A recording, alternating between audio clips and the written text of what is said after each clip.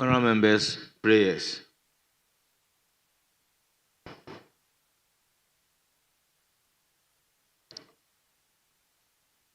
Almighty God, we humbly beseech thee to look with favor upon this Parliament of the Republic of Ghana. Grant that it may perform its high duty as in their sight. Give divine guidance to the President of the Republic.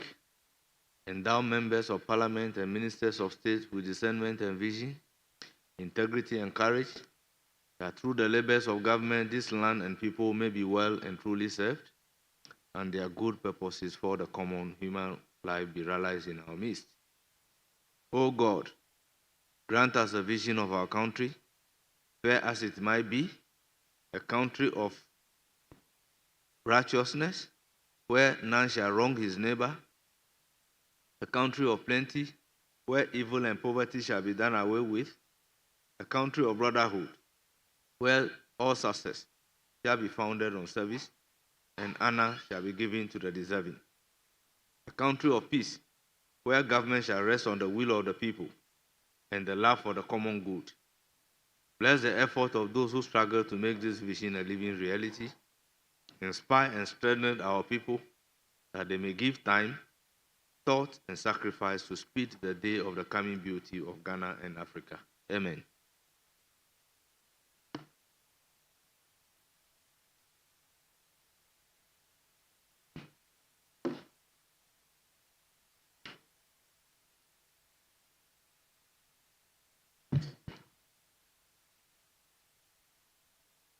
Honourable members, there will be no roll call,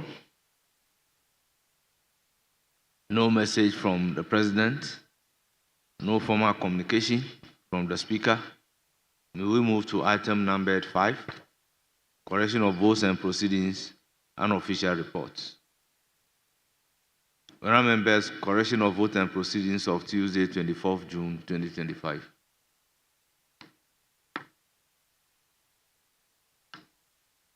Page 1. Page 2.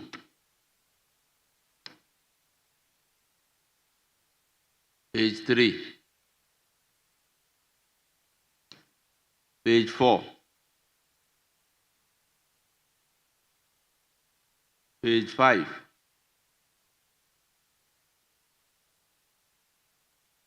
Page 6.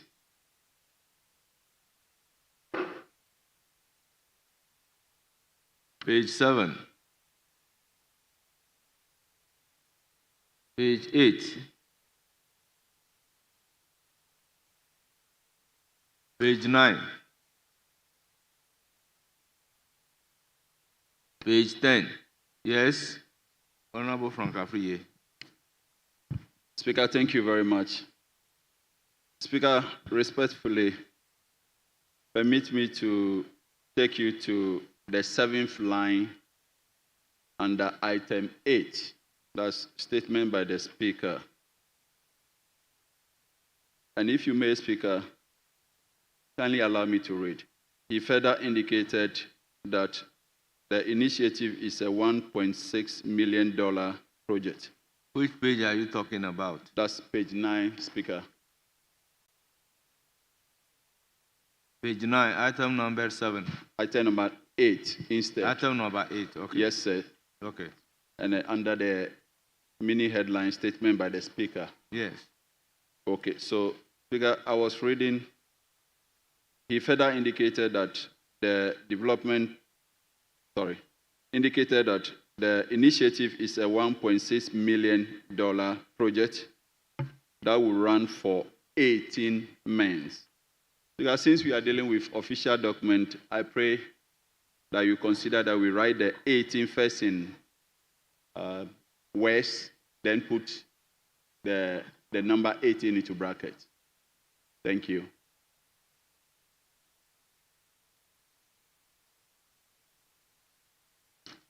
Table office, you may give it a consideration. Page 10.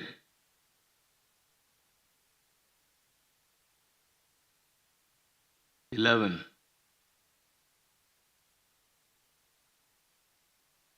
Yes, honourable member. Mr. Speaker, I was on my feet earlier. I couldn't catch your eye. Page 8, under 6, communications from the President. The last paragraph. The communication further indicated that His Excellency the Vice President shall perform the functions of the President during the absence of the President. I'm not too sure though, but I want to seek your direction on this. Whether this is how it was captured in the communication from the Presidency, or it is the table office that has captured it this way.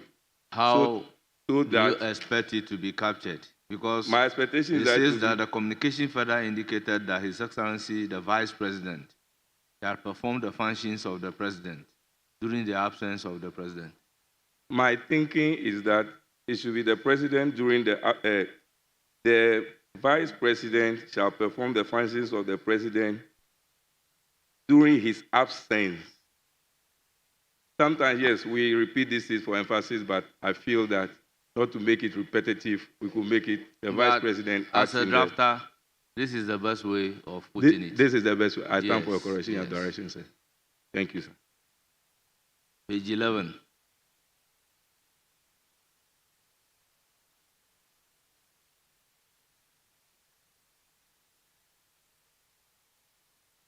Honourable Member, do you care to know why? In this issues, yes, Mr. Speaker. In this issue, we learn every day. There is a rule on using he or she, particularly when you want to write in a gender-sensitive manner. So to avoid using his, then you repeat. Thank you, that is gender neutral. Thank you, Mr. Speaker. You're welcome. Page 12.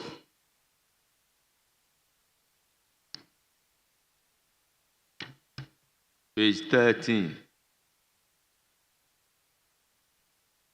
Page 14. Yes, Honorable Frank Afriye. Speaker, thank you so much. Just a minor observation. Speaker, if it pleases you, I suggest that page 14, item 19, the second paragraph, line 4, we insert off after Republic. Government of the Republic of Ghana. Yes. Thank you. Yes. Table office, take note. Page 15.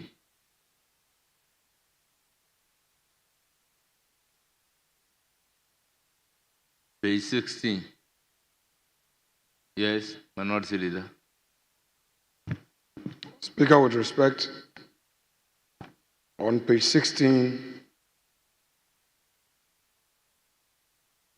we have the motion, we have the decision, and we have the urgent questions. An important item is missing. Mr. Speaker,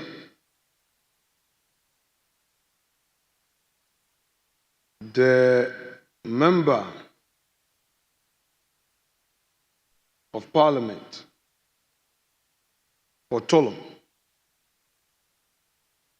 and first Deputy Whip, Honorable Habib Idrisu, raised a constitutional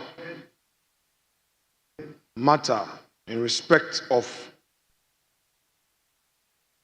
the decision of the House and anchored same on Article 104 of the Constitution. This was not ruled upon. It is my view that this being an important matter, our votes cannot skip same. Because, Mr. Speaker, today we have the media reporting a decision of this House. Although it was a majority decision, but the decision of this House is binding on the minority. It doesn't matter. So I'm used to the jurisprudence of this House. I'm not going to pursue a matter which is notoriously known to all of us. But an important matter that arose regarding the constitutionality of the numbers taking the decision The argument of Mr. Idrisu was not to the effect that the yes vote was being challenged, no. But he was raising a fundamental issue regarding the yes vote itself, that the yes vote did not have the required 138 as envisaged by the Constitution. And he raised it. We continue to learn in this chamber. I recall soon after the swearing in, Member of Parliament for Tolon and the first deputy whip of the minority is conspicuously missing in the votes. Mr. Speaker, this must find expression in the vote. It's a constitutional matter. I so submit, Mr. Speaker.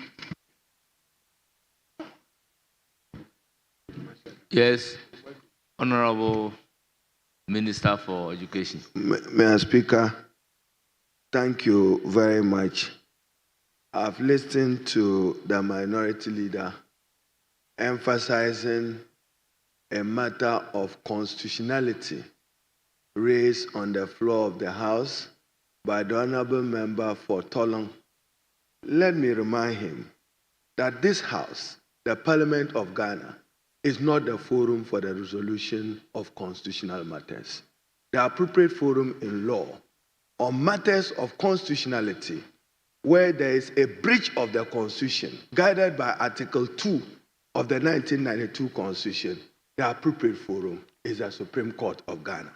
However, I note, Mr. Speaker, that you, the Speaker, presiding on any matter on the interpretation of our standing orders, the power is vested in you, Mr. Speaker, to interpret as you deem fit and appropriate in accordance with law, and not in a matter which is capricious, but more importantly, Mr. Speaker, on any matter of constitutional interpretation, the appropriate forum is not the Parliament of Ghana.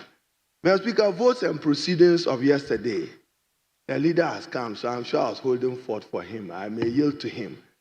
Tuesday, 24th June 2025, Mr. Speaker, attendance in the House, 229 members of Parliament. I agree with the Honourable Member for Tolong that in Article 104 and on the basis of the ruling of the Supreme Court in the Justice Abdullahi matter, Mr. Speaker, you have always guided us on this.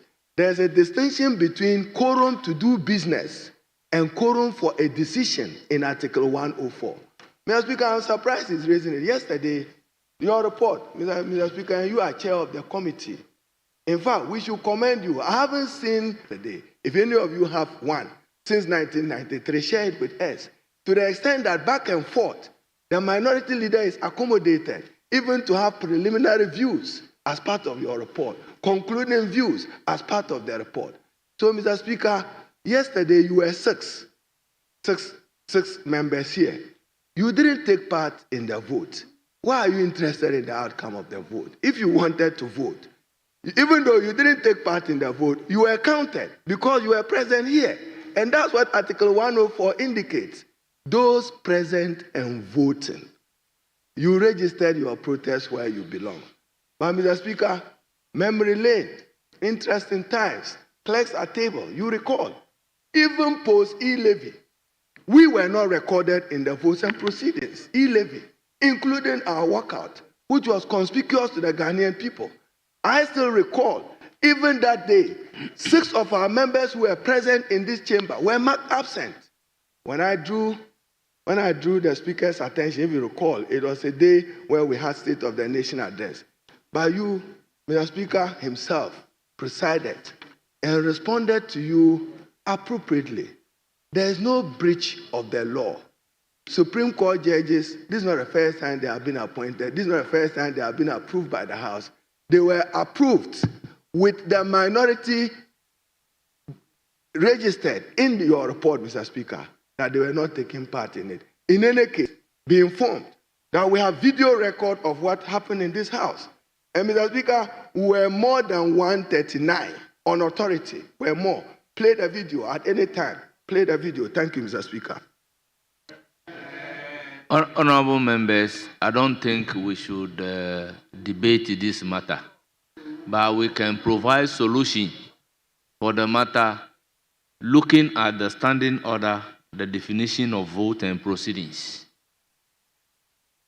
Honorable members, vote and proceedings means the daily publication of the minute of sitting of Parliament comprising the record of attendance of members and any decision of Parliament for each sitting day. I will then proceed to ask the minority leader what was the decision of this House on the issue raised by Honorable Habib to have been captured by the vote and proceedings. Mr. Speaker, thank you very much.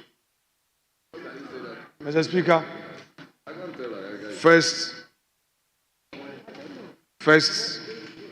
my respected colleague, Honorable Harun Idrisu, the Education Minister, in responding to the issue I raised, in my very humble view, veered off and decided to introduce certain matters, which I believe that for a purpose of records, I need to respond to him. Mr. Speaker, one, I never said this parliament is a forum for constitutional interpretation. I never said that. Two, Honorable Minority Leader, with all due respect, Mr. Speaker, if I may indicated that I do not want to open debate Mr. Speaker, on this matter. That's why people were on their feet, but I didn't grant them the opportunity. So we resolved the matter by looking at the definition of vote and proceedings. Then I asked that what then was the decision of this House based on the issue raised by Habib to have been captured by the vote and proceedings. Mr. Speaker, with respect, this is a house of records. To the extent that I will respond to you, and I'm not debating, we are not debating, but to the extent that a submission is made, and I'm right here, the records must not capture that which is not factual. So that is why I'm saying I'm spending a minute to address the issue and deal with it. Please bear with me. Mr. Speaker, again, the preliminary views that were captured were not only mine that were captured. The majority leader's views were equally captured, just for the records. Mr. Speaker, now let me come to the issue you raised. You have read out vote and proceedings. And this is the reading. And you want my view. Mr. Speaker, at the risk of repeating what you've already read out, let me, for my own purpose, proceed to read same aloud. Votes and proceedings means the daily publication of the minutes of a sitting of Parliament comprising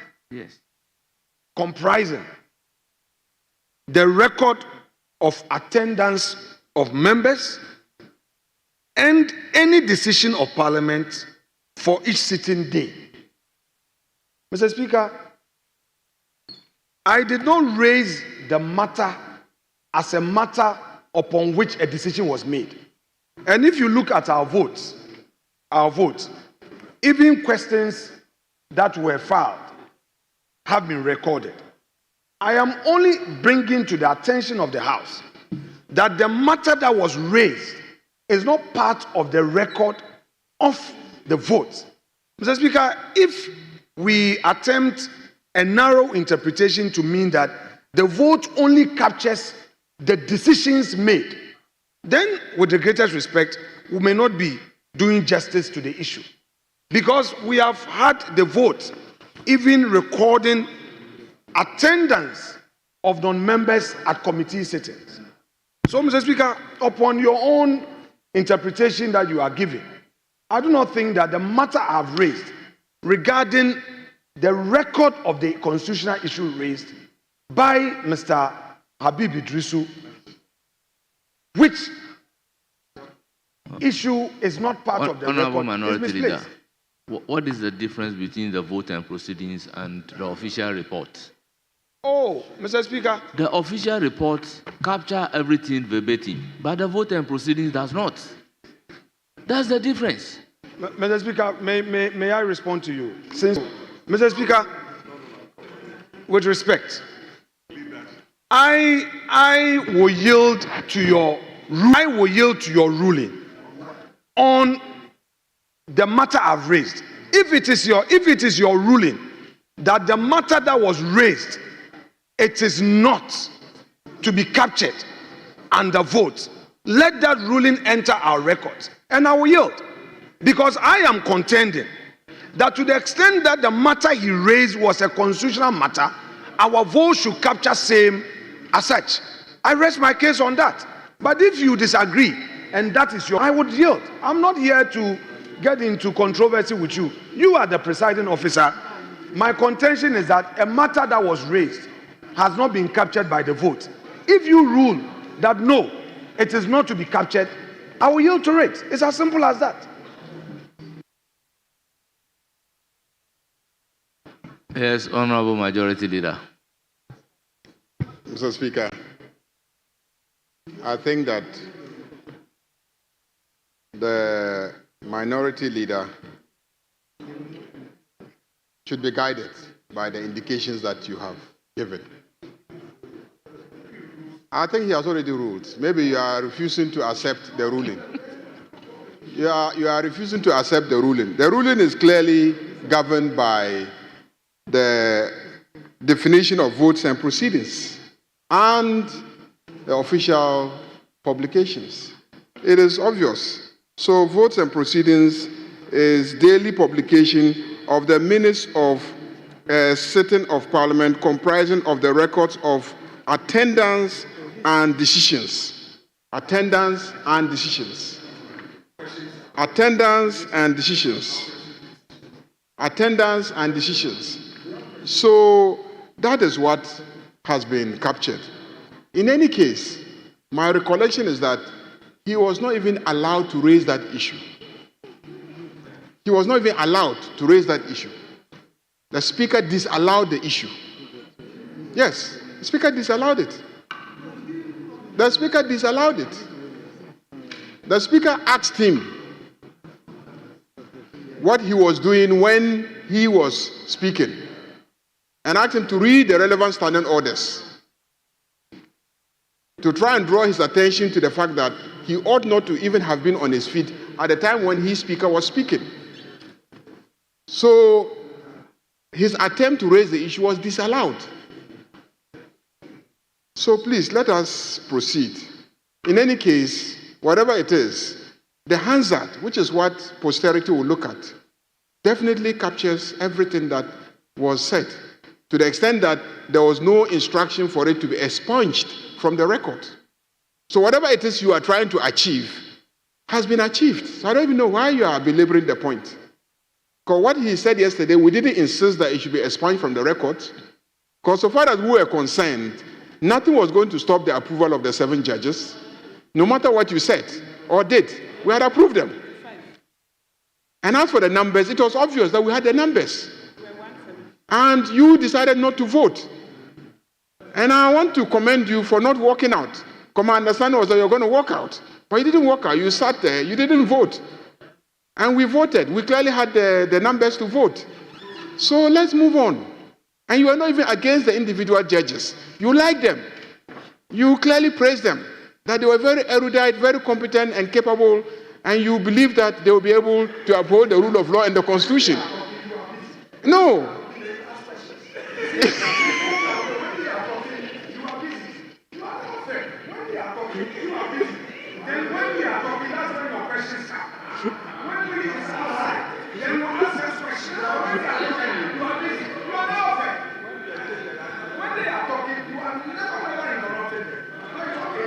Mr. Speaker, may we proceed? Yes. May we proceed with the business of the day? Please. I remember, let's make progress. Let's make progress.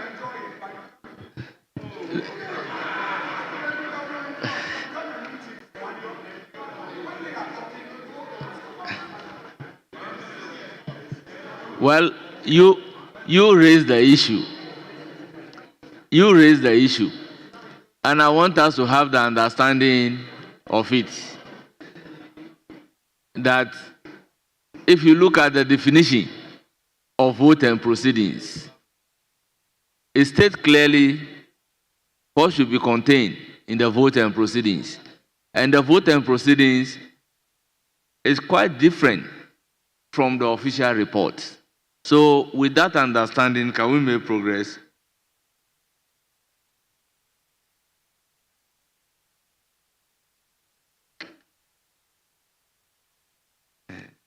Page 17.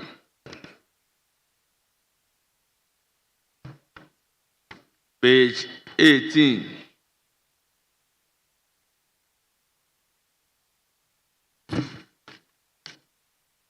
Page 19.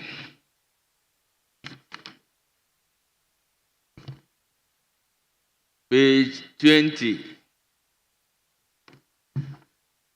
21. 22. 23.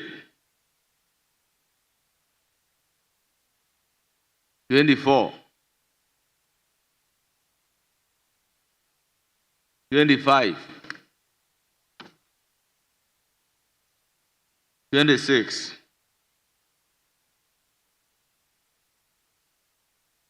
27.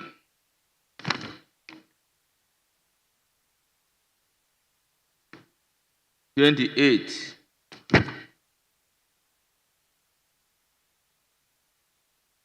29.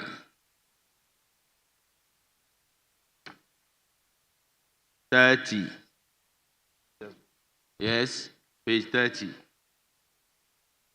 Thank you, Mr. Speaker, for the opportunity. Mr. Speaker, page 30, Roman numeral XIII. Mr. Prince Inkansa Chum, he is Director of Finance, not Director Audit for the Electricity Company of Ghana. Table of his cross-check.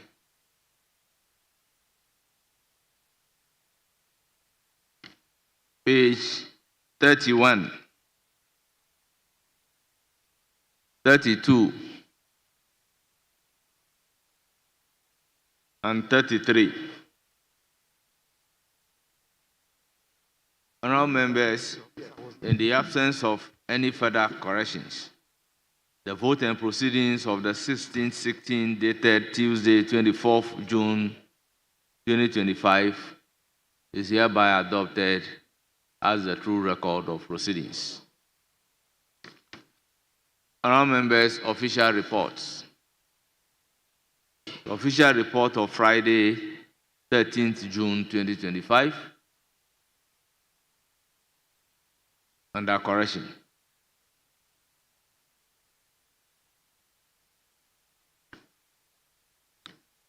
Honourable members, any correction?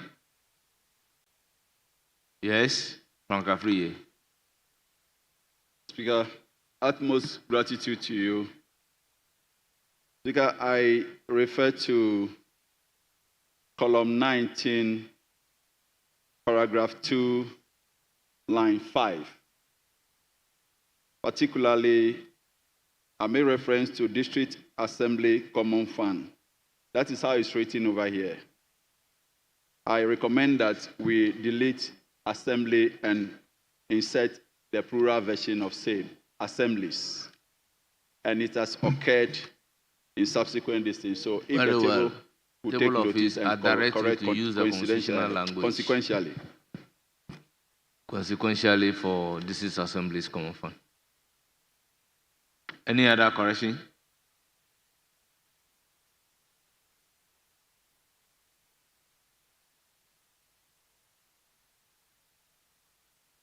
Honourable members, in the absence of any other corrections,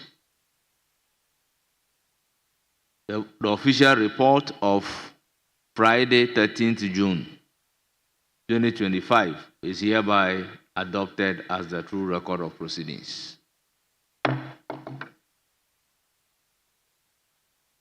Yes, majority leadership. Any indication?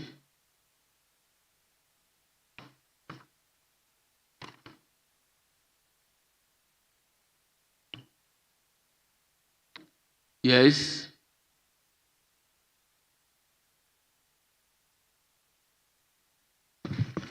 Thank you very much, Mr. Speaker. Mr. Speaker, the Honorable Henry is here to answer the urgent question.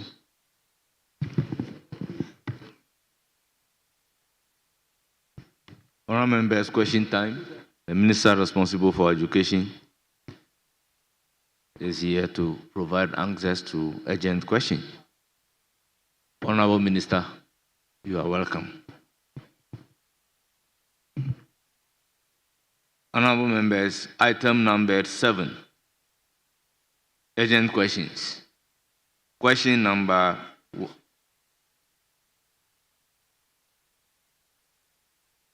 very well. Item number 6. Urgent question. Standing in the name of Mr. Samuel Atamius. Honourable member for Commander Edna Eguafo Ibrahim. You have the floor. Thank you very much, Mr. Speaker. Mr. Speaker, I would like to ask the Minister for Education why some teachers do not have staff ID numbers and have not been paid for several months. Yes, Honourable Minister, you have the floor.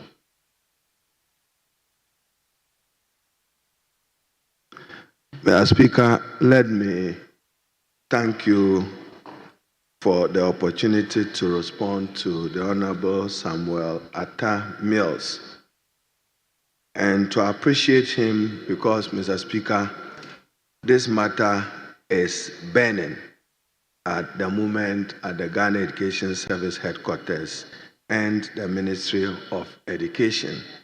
My understanding was that a group of students were a group of the recruited teachers under very different leaderships decided to picket at the GES headquarters and to assure the House that there was no manhandling of any of them.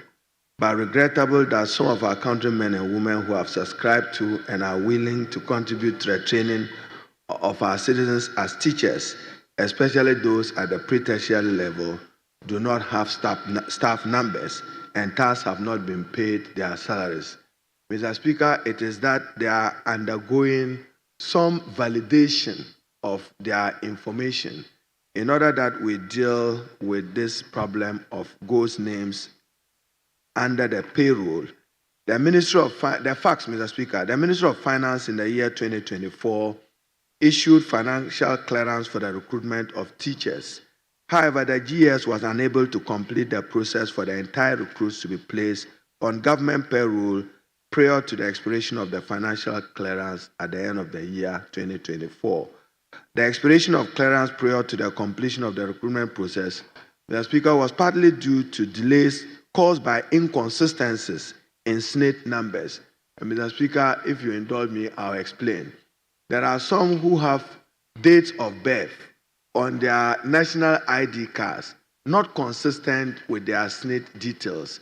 And that is important for us because we need to make a policy determination when the person may retire from the public service, and we are guided by the information that is shared with us.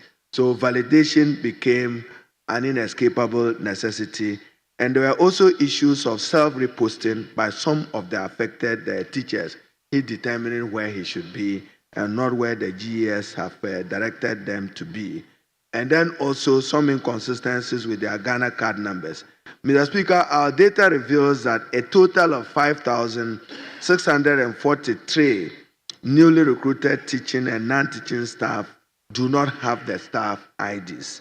The number consists of 582 teachers recruited from the colleges of education for the year 2024 who were unable to complete their salary input process before December 2024.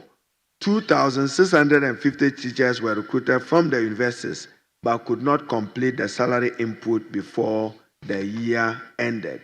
And 298 diploma teachers were recruited but could not complete the salary input process before the year ended December 2024. Mr. Speaker, additionally, 2,113 graduates were recruited and assigned staff IDs, but could not complete the salary input process before year ended. The data validation is very critical, especially with the phenomenon of ghost names on our payroll. The GES has completed the data validation and is only awaiting financial clearance from the Ministry of Finance so that they will be put on the payroll. As soon as that is done, Mr. Speaker, we will get them paid. I thank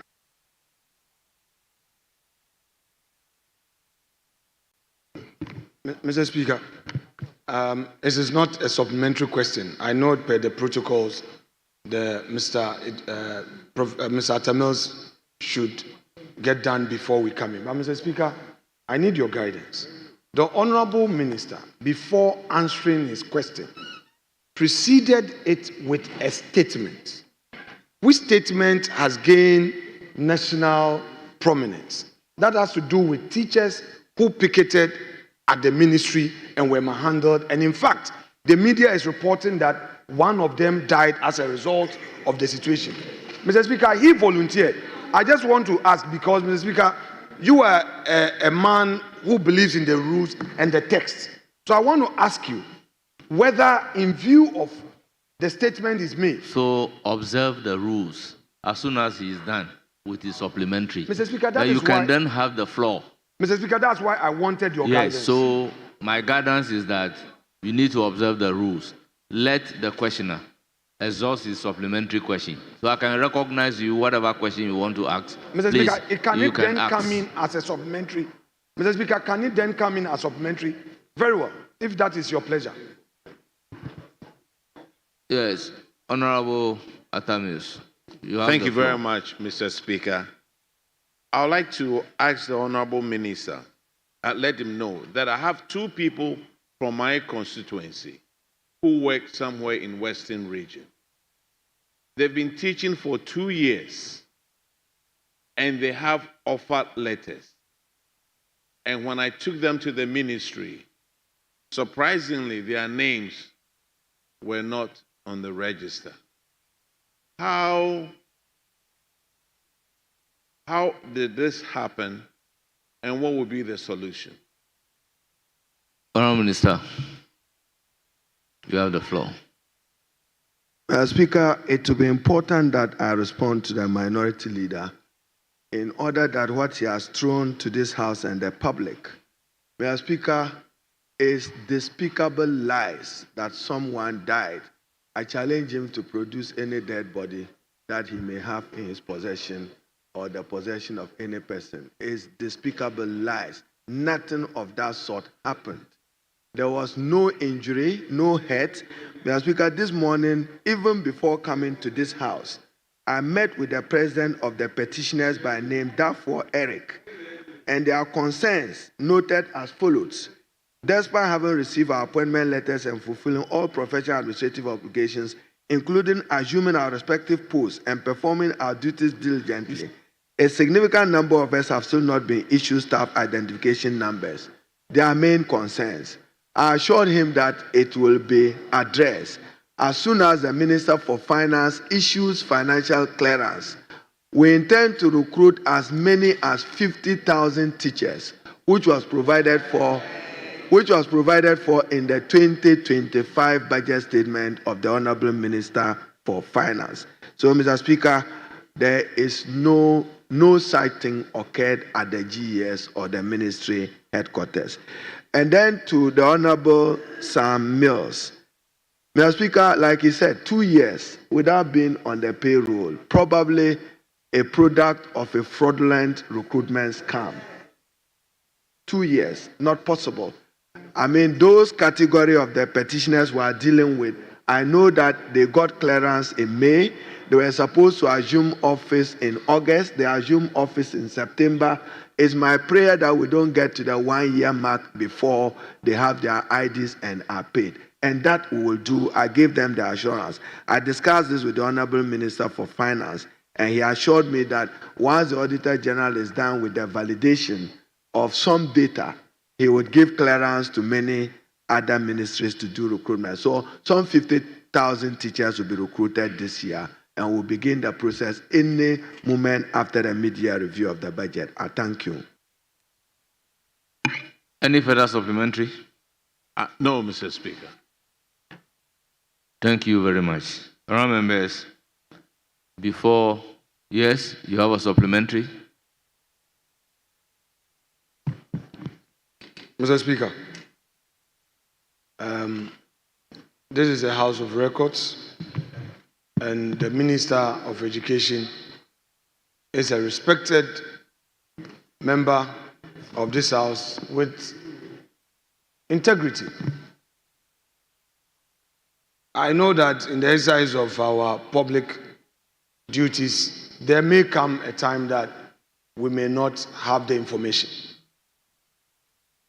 Mr. Speaker, the Minister, in an unrelated matter, decides to volunteer some information to us because he tells us that there was picketing at his ministry and no manhandling occurred, although it is being alleged. Mr. Speaker, we are here as the people's representatives, and we are to protect the rights of people. This is the only chamber where abuses can be discussed, none other. I would therefore be magnanimous on this matter by urging the respected Minister of Education to take this matter up, to validate or otherwise, to investigate it. Because, Mr. Speaker, those who were fighting, who were there to picket, were pursuing the economic rights. These are far right. You couldn't have possibly seen certain manhandling. But so, Honorable Minority Leader, Honorable Members, order. Honorable Minority Leader, I refer to Order 88-7. And with the indulgence of the House, if I may read, a member in asking question shall not address the House, B, raise any argument, or C, offer an opinion. I will plead with you to operate within the rules. Mr. Speaker, I shall comply. But because he raised the matter, I just wanted to give a background to encourage a smooth process of feedback to this House. But, Mr. Speaker, I'll go by it. Honorable Minister, it is your contention. Not contention. It is your position that there was picketing at your ministry by some aggrieved teachers. However, there is no such information to your knowledge that any manhandling occurred or some other untoward action taking place. Would you take it upon yourself to pursue this matter, to establish whether or not indeed a thing like that occurred, which is yet to come to your attention? Yes, Honorable Minister. Mr. Speaker, I thank you very much. And proactively, Mr. Speaker, as I reported, timely, I was just arriving at the Ministry of Education when I saw a police vehicle and some group of persons around the GES headquarters. I immediately even invited 3 policemen to my office through my aide, and I engaged them to appreciate what was happening. And Mr. Speaker, they drew my attention that there were those recruits who were unhappy about the fact that they have not been paid, having worked for the state for over 9 months. This morning, even before I came to this House, as I indicated, Mr. Speaker, I met with Dafoe Eric. I'll soon share this with the public. and we discussed this matter. He indicated to me that May was when they got the clearance, August was when they were supposed to start work, and then they commenced work in September. But naturally, by December 31st, the clearance which was issued by the MAPS, I only can work with a renewed clearance. That is what I'm waiting for, and let them be assured. And Mr. Speaker, as I've assured this House, 50,000 teachers would be recruited, and some 10,000 non-teaching staff will be recruited. Adequate provision was made for this in the 2025 budget. I thank you.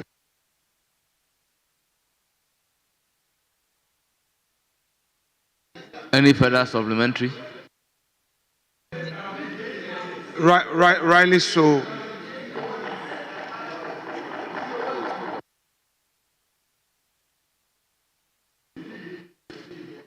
Rightly so, Mr. Speaker. Mr. Speaker, the Honorable Minister tells us that indeed he engaged some police officers upon seeing some teachers picketing at his ministry. He shared with us what engagement took place. May I know from the Honorable Minister whether soon thereafter he had any cause to engage the law enforcement team on site regarding the lawfulness or otherwise of the picketing group.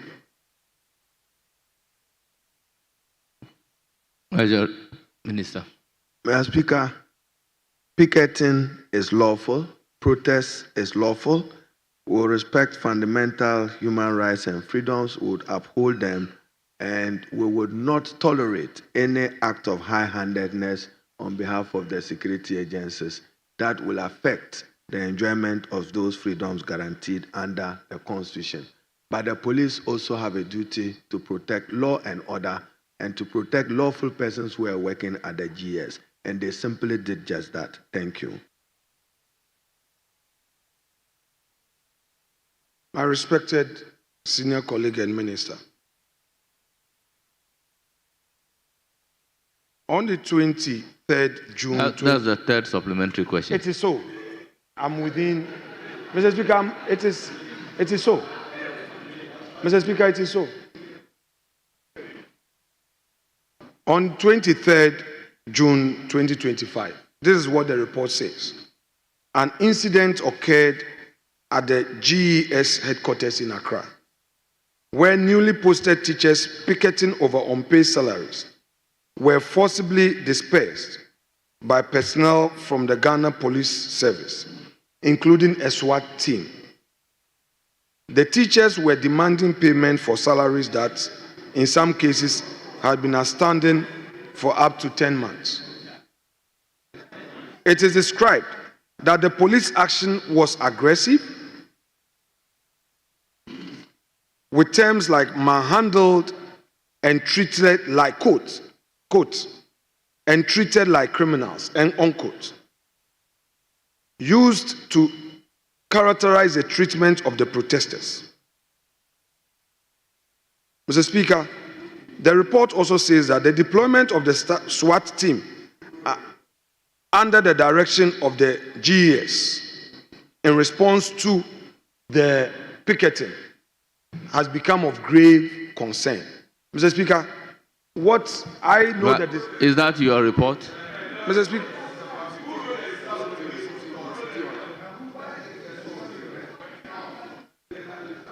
Then acknowledge the author. Who wrote it? The person is at the majority side.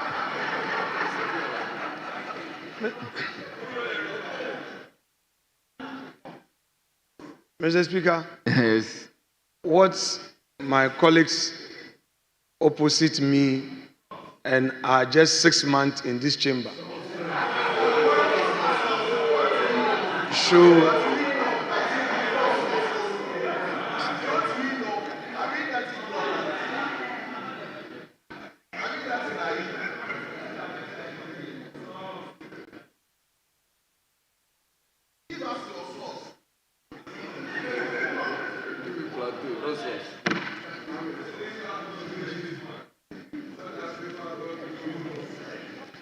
Honorable Minority Leader, just do the right thing by indicating the source of your information to the House.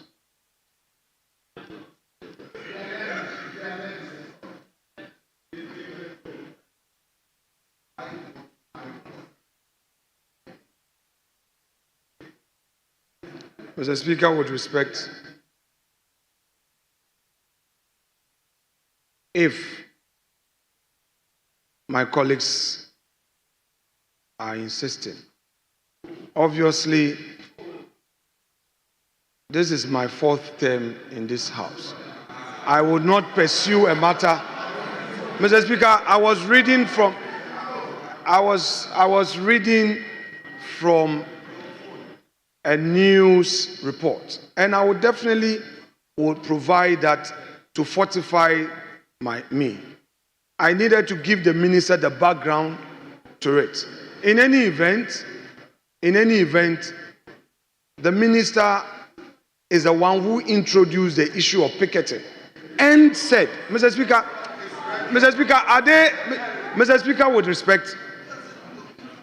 with respect, look there and reprimand. But you're looking here and pretending they won't learn.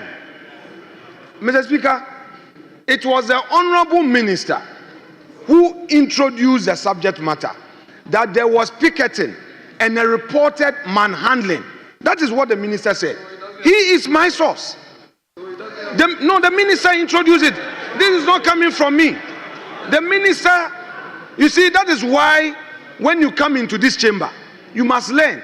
If you recall, I drew Mr. Speaker's attention that the minister has raised a preliminary issue preceding his answer. So I want his guidance. And he said, I should wait and deal with it as a supplementary.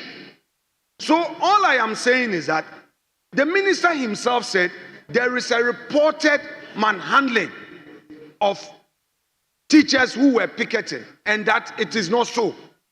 This was the minister's statement. It's not me. So if you are asking about the source of Honorable Minority Leader, we all saw you reading copiously from your phone. So we are interested in knowing the source of the document that you are reading. So it will be unfair to say that the source is the minister responsible for education. Mr. Speaker, bear with me. If you patiently follow what I'm saying. I have the patience. Mr. Speaker, with respect, our minister, when he introduced the subject and said there is a reported manhandling of those who picketed, he didn't say, give us the source. He gave us the information. And that is why I drew your attention first. But don't worry, if you want me to read from here, I'll read for you. But you are already reading. I wasn't done. I didn't finish, Mr. Speaker.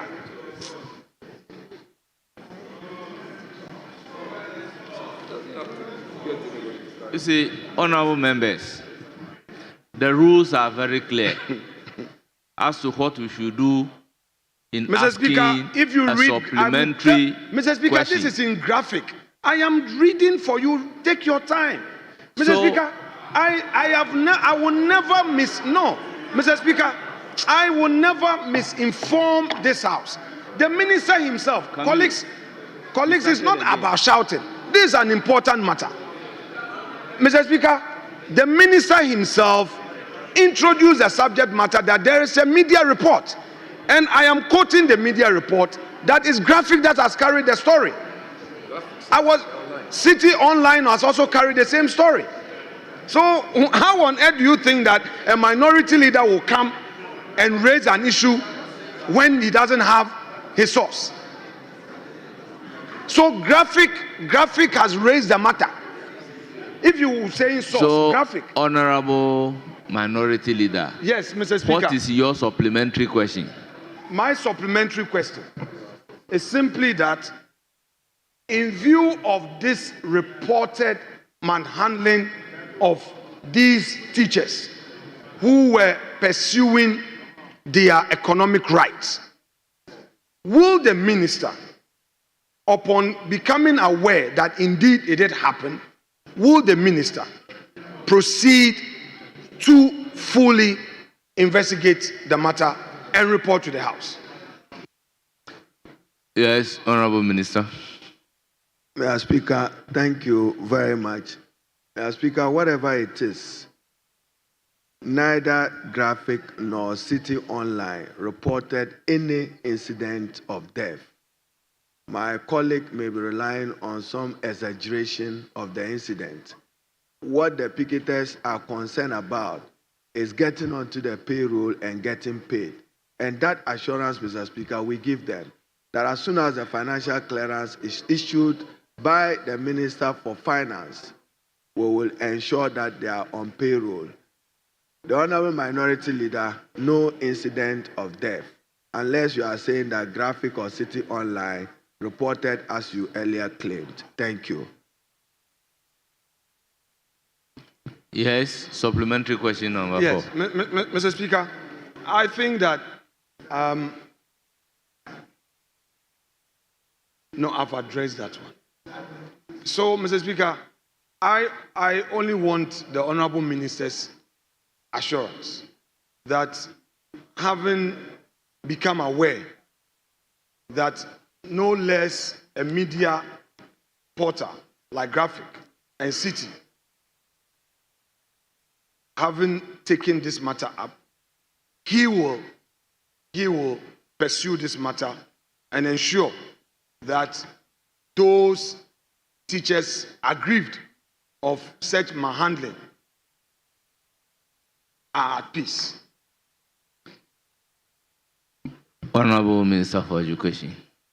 Mr. Speaker, there is no matter to investigate. The matter to deal with is to assure them that they will be on payroll, have their staff ID. Mr. Speaker, I'm happy to note that the teachers of Ghana would be happy. The President Mahama, have directed that normally the concern of teachers is how they get elevated or promoted from deputy director to director. Accordingly, the President have directed that any person who qualifies to be director be given his salary, premium, and entitlement, even where there is no vacancy of an office, in order that we don't hold deputy directors for 10, 15 years without promotion. So the matter of concern is getting them staff IDs and getting them paid. That will pursue assiduously once the Minister for Finance issued the clearance. I thank you. Do you have supplementary question number 5? Mr. Speaker, you can pursue your sarcasm, and I take, because, Mr. Speaker, I am seated. I don't think, Mr. Speaker, I don't think that the posture this afternoon is most appropriate to the leader of the minority. Mr. Speaker, don't do this. We know some of these things. There are young men here. If you choose to use certain posture to disrespect me, one day it will come back and haunt you. It's not appropriate. If I have supplementary, I'll tell you. So once I'm seated and my mic is off, it is not for you to ask, do you have supplementary number 5? Honorable Minority Leader. What we are doing here is for the good of democracy, Mr. Speaker. So, Mr. Speaker, if you want to pursue the path of sarcasm, so be it. It's up to you. But I will do my job. I know how difficult this job is. I will do it. Receive all the insults. I will do it. Honorable Minority Leader, I take a great exception to that. We can all look at Order 89.3, which reads, any other member may be allowed to ask not more than 2 supplementary questions, except that the majority and minority leader or co-leaders may each ask not more than 5 supplementary questions on the substantive question. Therefore, if I am humbly asking, do you have a supplementary question number 5? That doesn't mean I'm being sarcastic. I'm rather operating within the rules, because the rules allow you to ask a supplementary question up to supplementary question number 5.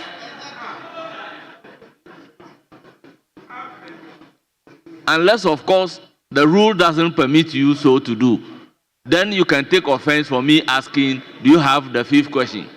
But within the rules, you can ask up to question numbered 5. And that is what exactly I am asking. I'm guided by the rules.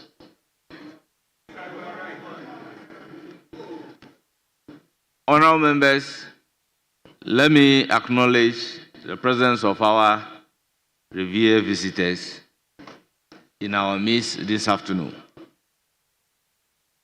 We have Presbyterian Church of Ghana, Bethel Congregation, led by Reverend Richard Amponsa Mafo, Minister in Charge.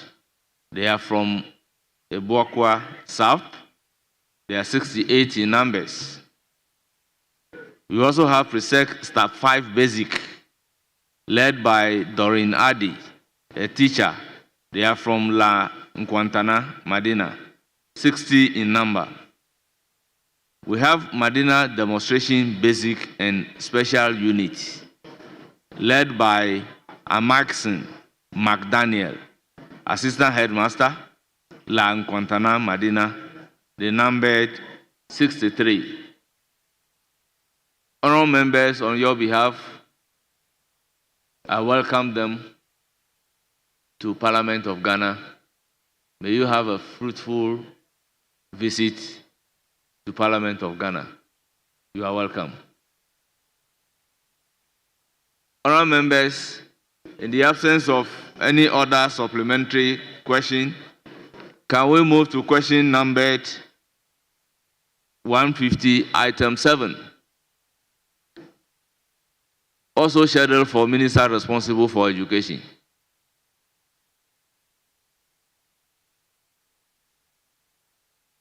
Honorable members, the question is standing in the name of Honorable Jerry Ahmed Shaib, Member of Parliament for Wejagbawe.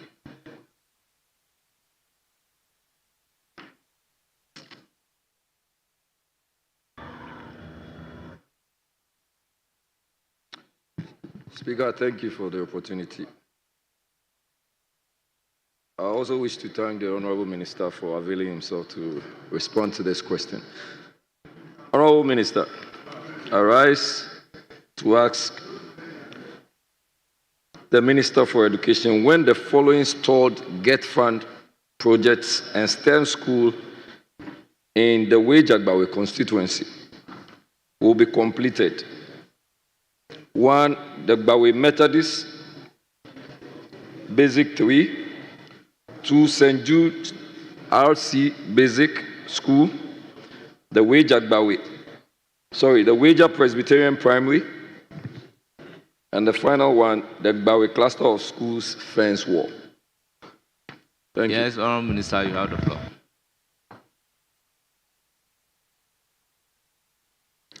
Mr. Speaker, thank you very much.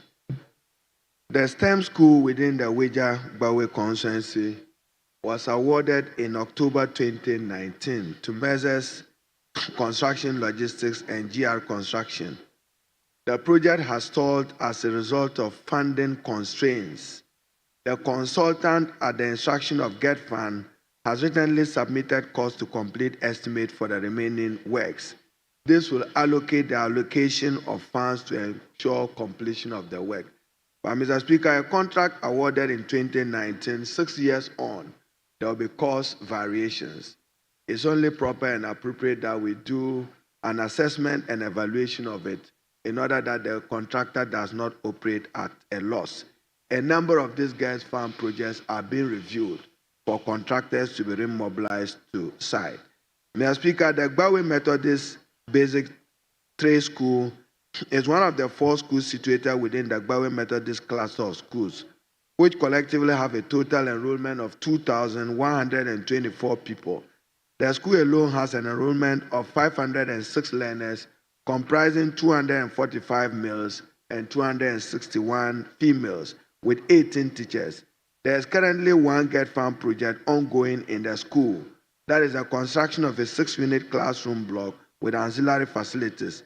The project was awarded to Measures Imani Enterprise Limited and is currently 40% at completion rate. The school is currently operating in an old structure which does not support effective teaching and learning. Mr. Speaker, subject to the availability of funds, government will consider a new community day school for the Gbawe community. Mr. Speaker, in respect of St. Jude RC Basic School, one of the public basic schools serving the fast-growing Wager community, the school currently has a total enrollment of 577 people, made up of 275 boys, 302 girls. The school has one Get Farm project ongoing, construction of one-story 6-unit classroom block comprising 3 classrooms on the ground floor and 3 on the upper floor. The project was awarded to Messrs. Dosmond OV Limited in 2019 and is currently at roofing stage. The project has stalled due to financial constraints. And Mr. Speaker, as I have indicated, many of the contractors, there is no incentive to complete the work as they may be operating at a loss. Mr. Speaker, in respect of 2 schools on the Wager Presbyterian Primary School compound, with a total student population of 701, made up of 392 males, 399 females, the school has a 6-unit classroom project being funded by the Get Fund. Project was awarded far back 2016. Project has stalled due to funding challenges.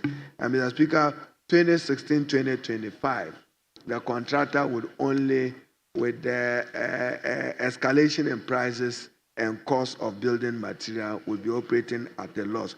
We are doing an evaluation of it, and Mr. Speaker, we would re-award some of it, but contractors who have proven worthy, save for the cost overrun, will be considered. Mr. Speaker, the Gbawe cluster of schools compound hosts 7 basic schools with a combined enrollment of 4,112 people, made up of 2,000 males and 2,105 females. That's why I'm assuring the honorable member that we will prime you for a community day school akin to what was built in Kwabenya, subject to the availability of funds, in order that we would provide expanded access to both primary and secondary education. I thank you, Mr. Speaker. Any supplementary question? That's so, Mr. Speaker. Mr. Speaker, the Honorable Minister indicated that subject to availability of funds, has it got any indication as to when we are receiving funds to have this project fast-tracked? Thank you. Yes, Honorable Minister.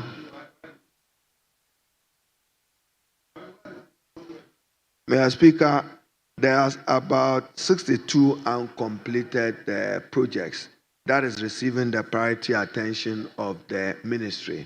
22 of them work will commence this year and would get them mobilized after the mid-year review of the budget. Mr. Speaker, I'm making a case for the Education Ministry to benefit from the present big push in order that we can expand infrastructure and get some uncompleted projects completed under the big push. In addition, as soon as the Get Fund gets additional resources, I'll be happy to come back to the House for us to prioritize some of this initiative. Thank you. Any further supplementary? That is so, Speaker. I also heard the Minister indicate that 62 are currently receiving attention. I want to know specifically if these projects I've mentioned, especially the STEM school, is part of the 62.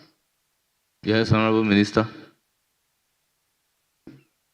Speaker, about 10 STEM schools are being prioritized. The future of quality education is on science, mathematics, engineering. That is the STEM. And we've noted that around the country, we have 5,000 schools which are still under trees. National requirement for junior high school, about 800 school infrastructure is required.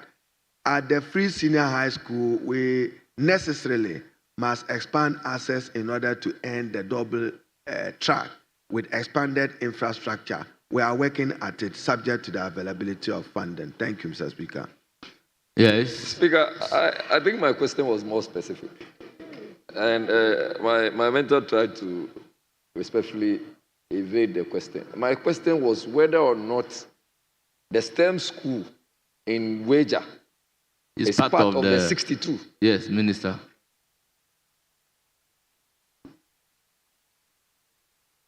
Speaker, the honorable member is also part of leadership, and I have taken judicial notice of that. But be assured that, as I indicated, Bawe may even benefit from a new community daycare school. If you have a school which absorbs a population of 4,000, that's very encouraging. And for us is to expand access to education. This year, Mr. Speaker, the budget is largely correctional, as is aware, but I'm aware that into the 2026 formula of the GET Fund, many of these projects will receive priority attention. I've already drawn the attention of the administrator of the GET Fund, even to honor members' entitlement under the fund for your education-related project. It's receiving Mr. Paul Ajay's priority attention. I thank you. Speaker, I'm grateful. Yeah, thank you very much. Honourable Member, this is a constituency-specific issue. Can we move on to question number 176? Standing in the name of Alhaji Nuruddin Muhammad Mumuni.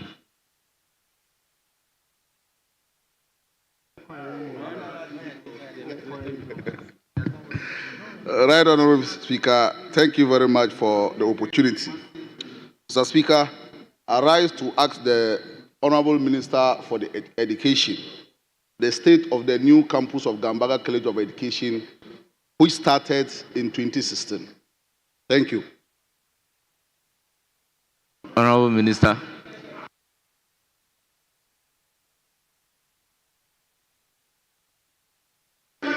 Honourable members, order. Order, order.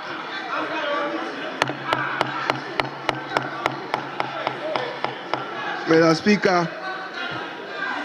Yes, Honourable Minister. Honourable members, order. Mr. Speaker. Mr. Speaker, I should thank the Honourable Member, His Royal Majesty the Nairi Nabwagu Mahami Abdullahi Sherga, Overlord of Mamprogo Traditional Area, East Mamprogo Municipal Assembly, and the people of Mamprogo spearheaded the establishment of the Gambaga College of Education as a community college of education in 2012. The college is located in Gambaga in the East Mamprogo Municipality of the Northeast region. Mr. Speaker, this weekend, I was in Gambaga with the Honourable Member. How I wish he encouraged me for us to visit it. So maybe one of these days we should go back to Gambaga and I'll look at it. Mr. Speaker, in 2015, the government absorbed the college as part of the 46 public colleges of education. The college has trained and deployed about 1,726 certified professional teachers who are in the classroom across the country. Mr. Speaker, currently the college has a student enrollment of 1,212 with a staff strength of 98, comprising 38 lecturers and 69 teaching staff. The college runs 3 Bachelor of Education degree programs, namely early grade education, primary education, and junior high school education. As part of the government effort to enhance infrastructure in the college acquired a new site for development as its main campus. Accordingly, government in 2016 awarded several contracts to support the development of the new campus. The construction of a multi-purpose hall was awarded to Messrs. Corbis Khan Company Limited. No work was done on the project. Similarly, the construction of the 3-story administration block awarded to Messrs. Julisam Company Limited. Work did not commence on this far back 2016. The contract for external works and drainage system was awarded to Messrs. Madabu Company Limited with only 2% of work done so far. A model school block awarded to Messrs. Vepo Company Limited is only 12% complete. additional 4-story hostel block being undertaken by Measures Al Rauf Company is at 16% completion. Mr. Speaker, these projects are part of the several uncompleted GET Fund projects. And Mr. Speaker, 2016 to 2025, that is why it's an onerous responsibility for succeeding governments to continue projects initiated by the previous government in accordance with Article 35(7) of the Constitution. Be assured that the Gambaga Teacher Training College will receive government priority attention. I thank you. Honourable Member, any supplementary question? Thank you very much, Mr. Speaker. Honourable Minister, I want to find out from you, can you give some timelines that we should expect? Mr. Speaker, Mr. Speaker, Mr. Speaker, Mr. Speaker.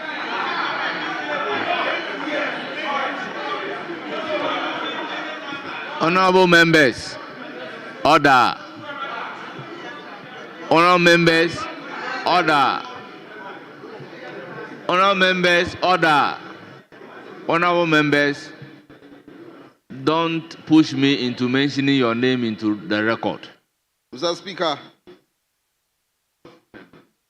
thank you very much. I'm surprised my senior brother, Honorable Suhini, is leading the charge. Honorable member, you have asked the question.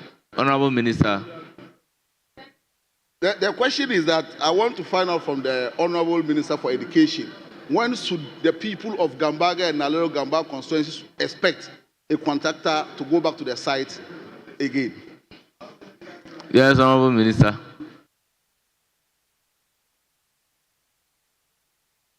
Mr. Speaker, he knows what the Gambaga Training College means for me and the government of Ghana. It will receive the priority attention of the minister. As soon as I'm successful in my bid to get additional financing from the Big Push, some allocation will be made for the completion of those projects that have since been abandoned since 2016. Any further question? Thank you very much, Mr. Speaker. Honorable Minister, we know Gambaga College of Education is the only college in the entire Northeast region. If you look at the current campus that they operate from, the previous government, that is the Dr. Bagumian Nana Akufo-Addo-led government, added some facilities, including dormitory blocks and classroom blocks, and also fencing the entire current campus and an IT center. Honorable member, still, what is your question? Mr. Speaker, I'm laying a foundation to ask my question. Be guided by the rules. Thank you very much, Mr. Speaker. The current school still face some accommodation challenges, both classroom and dormitory accommodation. Is there any plans to add some accommodation, both dormitory and classroom accommodation, to the current campus? Yes, Honorable Minister. Mr. Speaker, the Honorable Member knows very well that the school remains in the state it was left in 2016 after the exit of the John Dramani Mahama first 4-year term administration. No significant work or additional contract was awarded for the expansion of the Gambaga Teacher Training College. We note with satisfaction that some 1,700 teachers have benefited from their training. How I wish we could scale that up, even to multiply that by 2. That can only be achieved with expanded infrastructure. So be assured, you couldn't, we'll do it for you. Thank you, Mr. Speaker. Your supplementary question number 3. I'm left with one supplementary, but the second That's why I said your supplementary question number 3. The second supplementary, my senior brother didn't get the question correct. I'm talking of the current place that the school Honorable is operating member, from. on the hand side, let me read the rules again. Order 88.7. A member in asking questions shall not address the House, raise any argument, or offer an opinion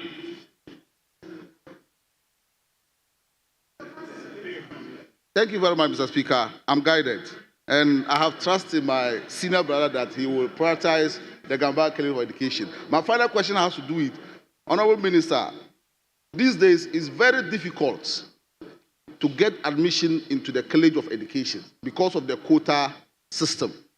I want to find out from you, is there any plans to take out the quota system or increase the quota system of these colleges of education for them to do more intake?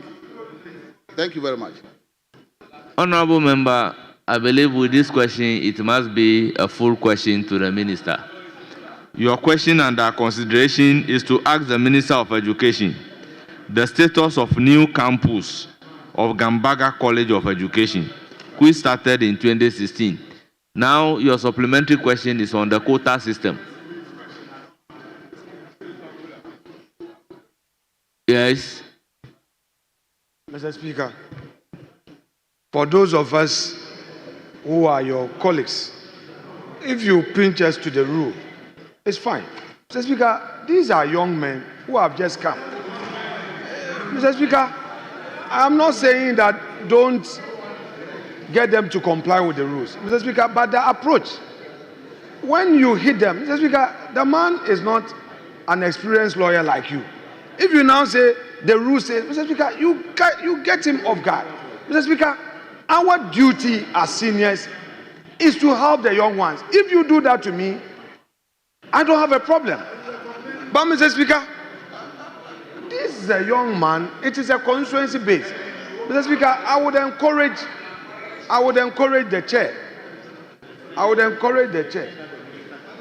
That, Mr. Speaker, please, these are your children that I want you one day to say that you contributed to their grooming. Yes, the minister can answer the question. He is here. Honorable Harry Drus, I don't know what he cannot do. The only thing he cannot do is to create a human being. But he is prepared to give some answers. So, Mr. Speaker, I am only encouraging you. I'm not saying you are out of order. You are within the rules. Whatever you are saying is within the rules. But I am pleading that these young ones, some have specialized in making noise. We must encourage them. We must encourage them with some milk instead of being fed with hard kinky or wache. Mr. Speaker, I'm pleading. If what I've said finds favor with you, so be it. But if you think that you won't yield to my humble call, Honorable Minority Leader, I can't say much. I'm guiding them accordingly. Yeah, but help them. It is for a stated reason that Order 89.1 concluded by saying that supplementary questions shall not introduce a matter not included in the original question. Honorable members, the essence is not to take the minister by surprise. Now you have brought a minister here to answer questions based on Gambaga College of Education. Now you are asking him about the quota system. If you want to ask a question on the quota system, let it be a question to the minister to enable the minister prepare his answers and deliver it on the floor. So the essence is not to take the minister by surprise. That is why I'm adventing your mind to your question and the rules.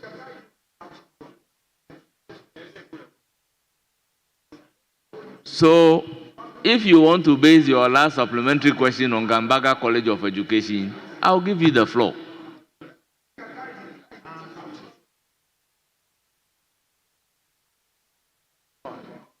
Yes, Honorable Kwame Anyimedochi. Right, Honorable Speaker. Thank you, Mr. Speaker. Mr. Speaker, as was said by the minority leader, I did not know what the Honorable Minister for Education cannot answer. The plea, Mr. Speaker, is that, yes, you are 100% right. But if, to the extent that the Honorable Minister is prepared to answer, Mr. Speaker, I pray that he be allowed to answer that. And then the young man could be cautioned not to repeat this the next time. But I'm sure this is something that is of interest to us all, and the minister has it as a fingertips. Honorable Nyimelo Entry, the difficulty I have is to set a bad precedent. I cannot base it on the ability of the minister to respond to a question contrary to the rules to set a standard. What if another minister comes and that minister is not able to respond to a question of this nature? So standard rules must be applicable to all the ministers. Thank you very much. This is also a constituency-specific question. Can we move to question number 177? Mr. Speaker, I'm not. Yes, you have one more Mr. question. Speaker, you ruled the last one. Very well. And You want to after ask that, another question? Even after that, someone can also ask another supplementary question. No, I said this That's is why- a constituency-specific question that you have asked. Yes, so sometimes for constituency-specific questions, we limit it to the questioner. This is not a general question.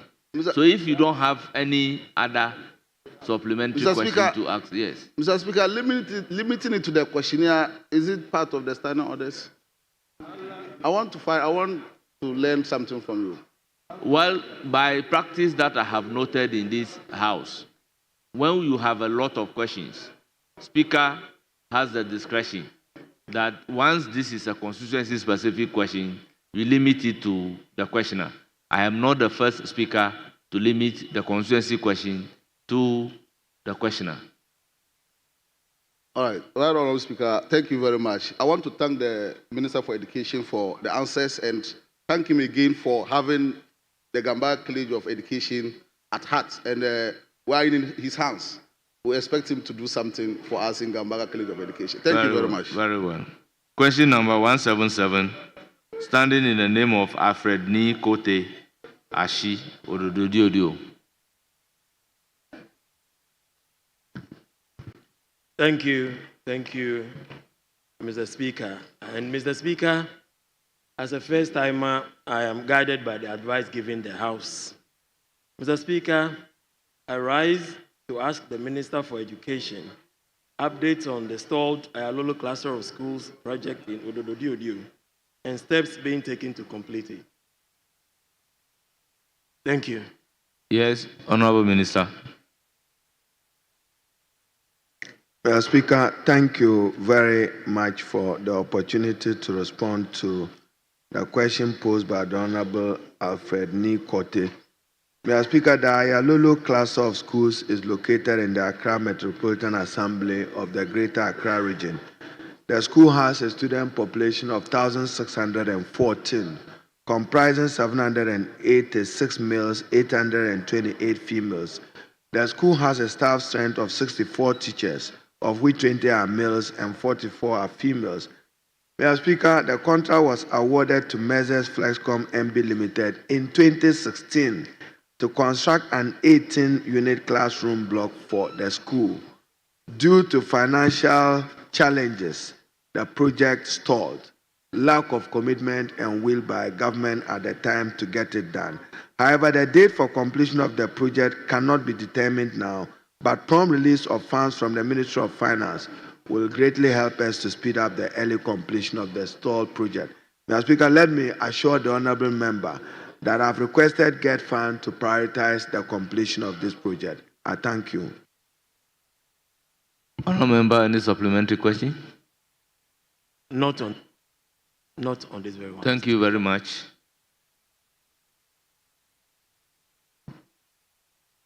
Honourable members, this is also a constituency-specific question. I'm exercising my discretion under Order 89 not to allow a supplementary question. We then move to question numbered 178. Also standing in the name of Mr. Alfred Ni Kote Ashi Odododiodio. constituency. Thank you once again, Mr. Speaker. Mr. Speaker, I rise once again to ask the Minister for Education update on the Richard Akwe Memorial School facility in Odododiodio, given concerns regarding the structural integrity and of the facility and its potential safety risks. Thank you.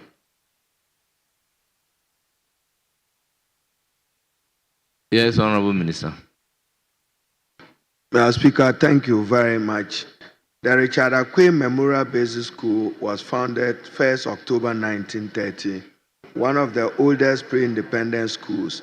The school currently has a student population of 1,171 with a staff strength of 26 teachers. The school can boast of 20 classrooms, a library, and a staff room. A 3-classroom project was started on 31st January 2020 by Measures Sparta Cranes and Engineers and yet to be fully completed. Mr. Speaker, many of them, as I've indicated, cause variation, cause escalation, a disincentive to contractors going back to site to get it completed. It's one of the projects government will prioritize through the GET Fund. Thank you. Any supplementary question? No, Mr. Speaker, I am grateful to the Minister for Education, and I'm very hopeful that soon we'll see work done. Thank you very much. Honourable members, this brings us to the end of questions slated for the Minister responsible for Education. On behalf of the House, I want to thank the Minister for attending upon the House and answering the questions. Honourable Minister, thank you very much. You are discharged. Yes, Majority Leader.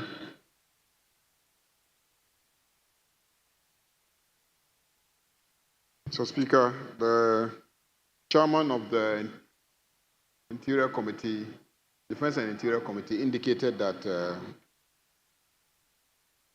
the report itemized as 9C is ready. So if we could vary the order of business, because the Minister for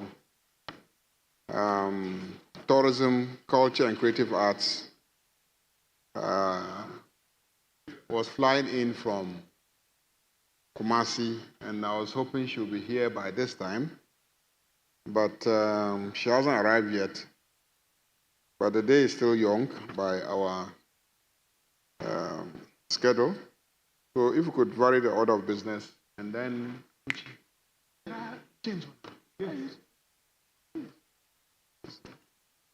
so with your indulgence, we could lay that. After that, we'll also lay item 9D. Item 9D. The chairman of the Subsidiary Legislation Committee is here, so he can also lay that. So, Mr. Speaker, if you will grant our application. Honourable Leader, the application is to vary the order of business. Speaker, we are not opposed to it. Very well. Honourable members, we vary the order of business. At commencement of public business, item number 9, presentation of papers. 9C. 9CI.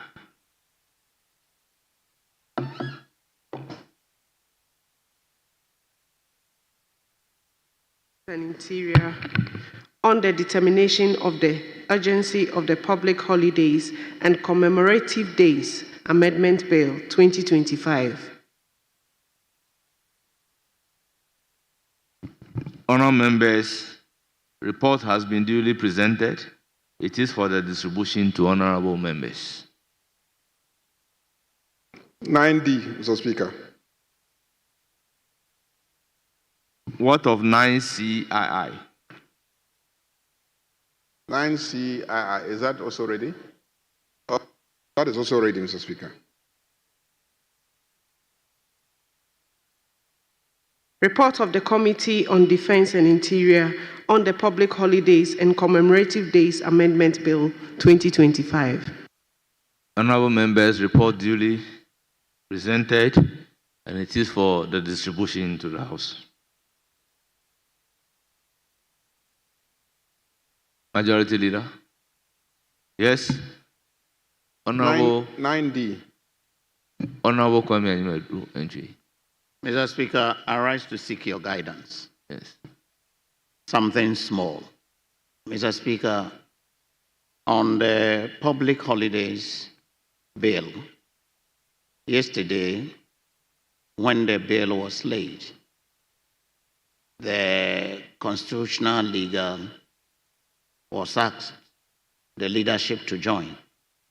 All I want to find out is that at what time am I, as a ranking member, supposed to have a look, a glimpse of the report? Is it after it is laid and circulated, or I must have a look at the report before laying? Mr. Speaker, I seek your guidance. I have called the chairman of the Defense Committee, Mr. Speaker, more than 10 times this morning, just to have a copy of this report and look at it. And I haven't seen a copy of the report. All I hear is that the report is being late. And I don't think this is right. Honorable members, the rules are clear as to how committees' reports are to be generated and presented to the House. So, Chairman of the committee, this is an issue being raised by. So, what is your response? Oh, Mr. Speaker, with all due deference to my good friend, my senior at the bar, and the ranking member for Constitutional and Legal, I explained to him that this morning, as the chairman of the Defense and Interior Committee, I led my committee to pay a familiarization visit to the Ghana Prison Service at their headquarters. And when I returned at about 2, there were some minor corrections that needed to be done. In fact, the chairman of Constitutional Legal actually followed up, and together we went to our secretariat and did the minor corrections. The chairman did that on your behalf. Mr. Speaker, after the corrections, you know, normally what they do is they will carry the report to the printing room, print sufficient copies, bring same to table, and when it is now laid, then the distribution is done. So I want to apologize to my friend. It's never my intention to keep this report away from him. In any case, it's a 3-page, report. Everything we discussed last night is captured in the report, and he would bear me out when he goes through the report. Thank you, Mr. Speaker. Yes, Honorable Anyimadu. Mr. Speaker, there's a proverb in our dialect that says that if your nail is that strong, they break it. The man has already apologized. Whereas am I taking it? But it shouldn't happen again, especially when I am chasing you for the report. I even asked if he had a soft copy.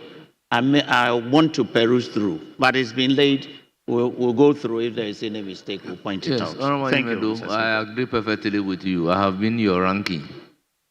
I know sometimes these things are hurting. Yes. Item numbered 9B.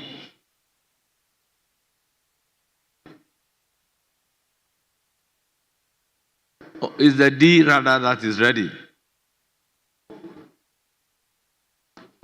Are we taking 9D instead?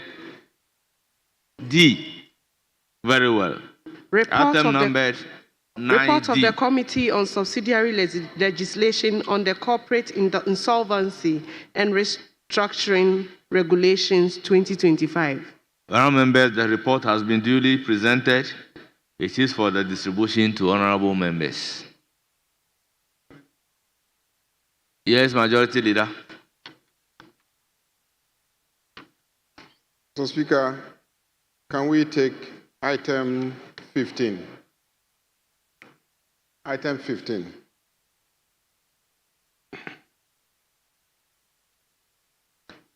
But Mr. Speaker, Yes. Mr. Speaker, Yes, Majority Leader.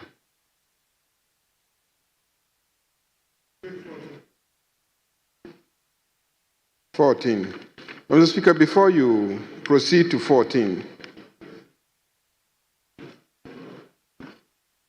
yes, before 15. we proceed to 14, which is 14 actually is what I want us to take. But before we proceed to 14, Mr. Speaker, let us look at our standing orders. Order 160. Order 160 says that where the committee determines, 1603, where the committee determines that the bill is of an urgent nature, the committee shall inform the House by a report. Shall inform the House by a report. Shall inform the House by a report. Mr. Speaker, if it is just for the information of the House, if it is just for the information of the House, a committee having concluded that it is an urgent bill, if it is just for the information of the House, how is it that it has to be a motion taken by the House? Because it will place the committee in a situation where they have concluded, and yet this House will vote against the motion. If the House votes against the motion, then we will be undermining the authority that our standing order vests in the committee. So, in my opinion, it is for the committee to inform the House that they have concluded that it is an urgent bill.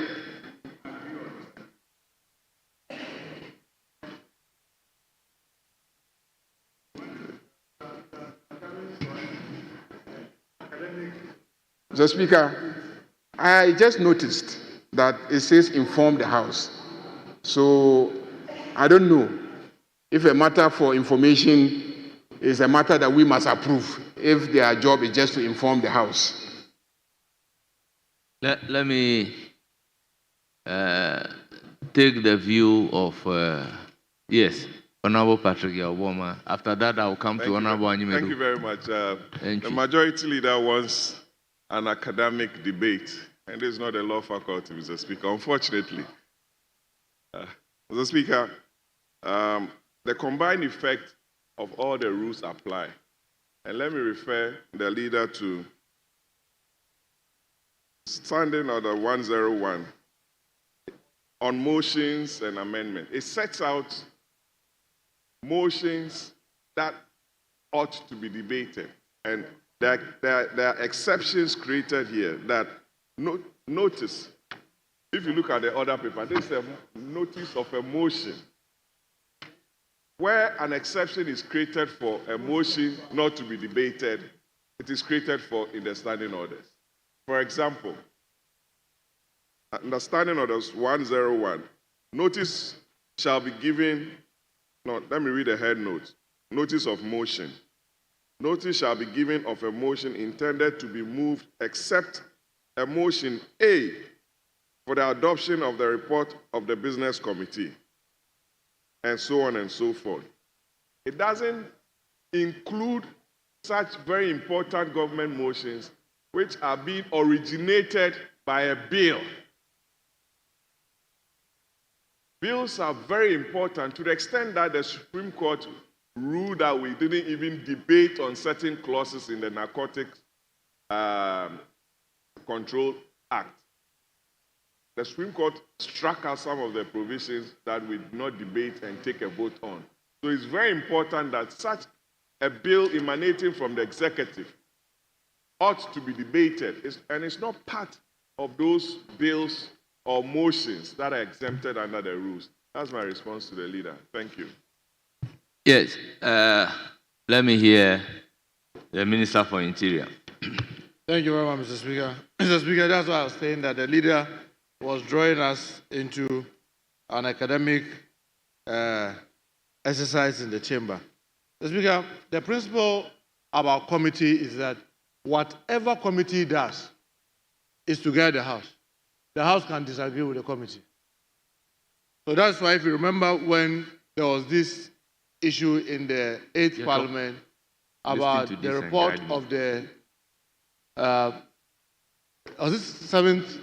No, on the 8th Parliament, the report of the committee. Oh, on how did I just go blank? On discipline. No, privileges. Sorry, thank you. Report of the committee on privileges, where there was this argument that once the committee decides, it should remain there. We argue strongly that whatever any committee of this House does, it is just for a guide. It is for the House to either agree or disagree. So even though, Mr. Speaker, I'm the proponent of this bill, and would have loved that to move it with fast and speed, so that once committee agrees, let's know, even table for possibility of being rejected. But the principle of the House is that any decision of a committee is just a guide. It is for the House to take a decision whether to agree with the committee or to disagree with it. So if you look at Article 106(13) of the Constitution, it is what has been reproduced into what do you call it, 160 of our standing orders, I think 162 verbatim. But it does not preclude the processes of the House.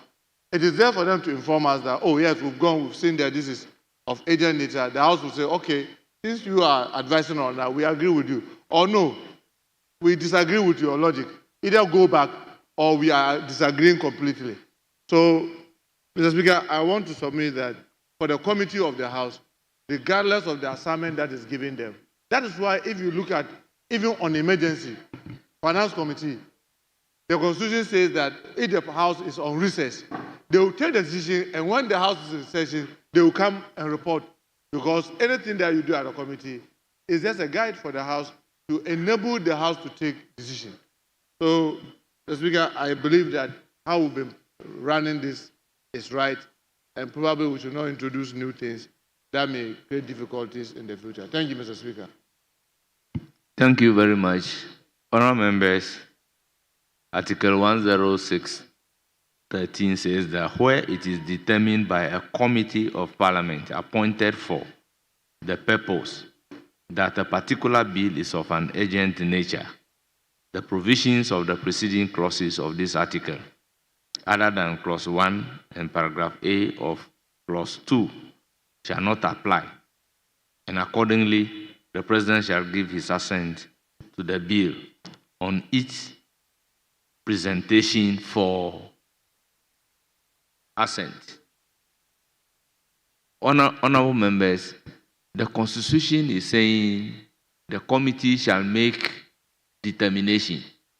Now, the issue that we have to resolve is whether or not the determination of the committee should be subjected to a parliamentary approval. So once the Constitution empowers the committee to make a determination, can this House do otherwise? That is the issue that we'll have to address. Now, a textualist may look at it and say that the committee's determination is okay. But does the committee determination bind the entire House? Why is the committee giving information to the House? For the House to do what with the information given by the committee? Yeah, Majority Leader, you have a stake on it, but let me pick the thought of Honorable Patrick Yabuama. Speaker, I was going through the votes, and I believe that yesterday the Honorable Interior Minister was in the House, and he presented a paper on behalf of government. And I don't know if you were the one presiding. I think it was Right Honorable Speaker. He said, I'm referring this urgent matter to the joint committees of Interior and Defense, including the leadership of the Constitutional Legal, to go and sit on the matter and report. That presupposes that the House, the plenary, has the final say. And this is not the first time an urgent matter has been brought to the floor for a debate. So it's very important that we stick to the known rules and procedures of approving urgent matters by government. So the committee is a committee of the House. I do not have a problem with that. Yes. Previously, what we've been doing is that once the committee makes determination, the report of the agency and the committee's report are put together, and then the bill is slated for second reading. That's what we've been doing previously. But now, the report on the determination of the agency is separated from the main committee's report on the bill.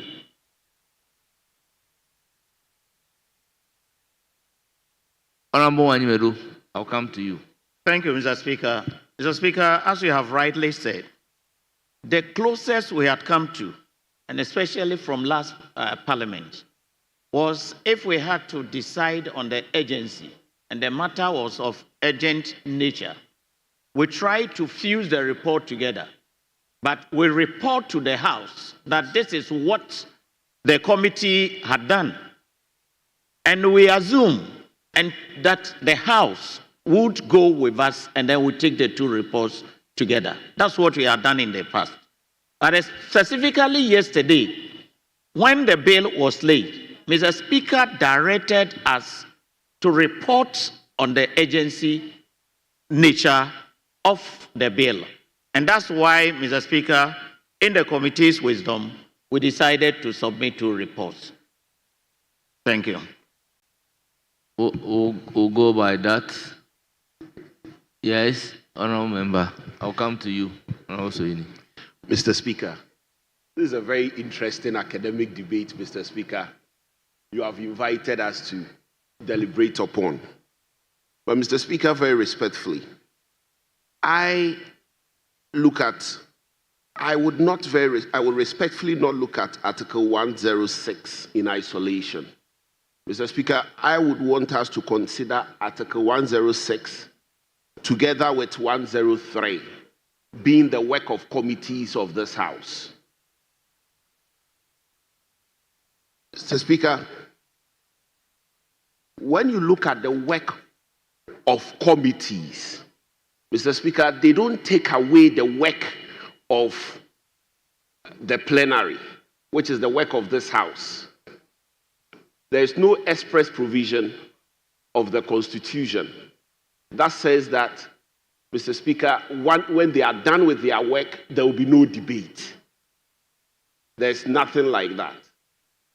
Mr. Speaker, to the extent that when you look at the Constitution in terms of lawmaking, when the committee is done with this work, together with the standing orders, they are referred to the House for a debate. Mr. Speaker, in that regard, it may well seem that the information which is being given to us is for the purposes of debate, for us to approve of whatever work the committee, whatever bill is before us. Mr. Speaker, when you look at Article 106, 106, Mr. Speaker, you will discover that the essence, 106, the essence of the subject matter which is being discussed of is to suspend certain protocols that would ordinarily precede ordinary bills which are introduced to the House. But that does not include debate. And so, very respectfully, in the absence of an express provision of the Constitution, which takes away our power to debate on bills before same being approved, Mr. Speaker, it may be very respectfully unconstitutional to say that simply because a committee has deliberated upon it and presented its report for report to the House, it is only for information and not for debate.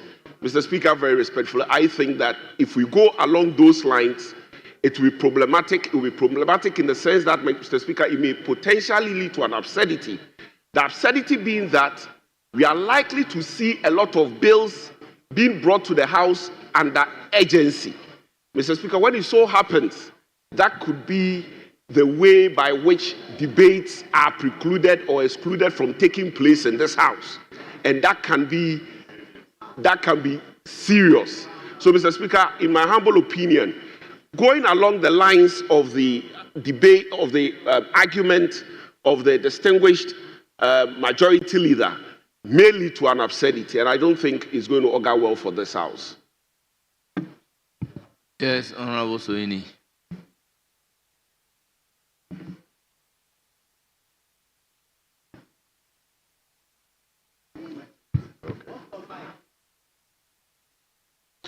Thank you very much, Mr. Speaker, for the opportunity to contribute to this interesting intellectual discussion that the majority leader has deliberately introduced as we consider the reports of the committees.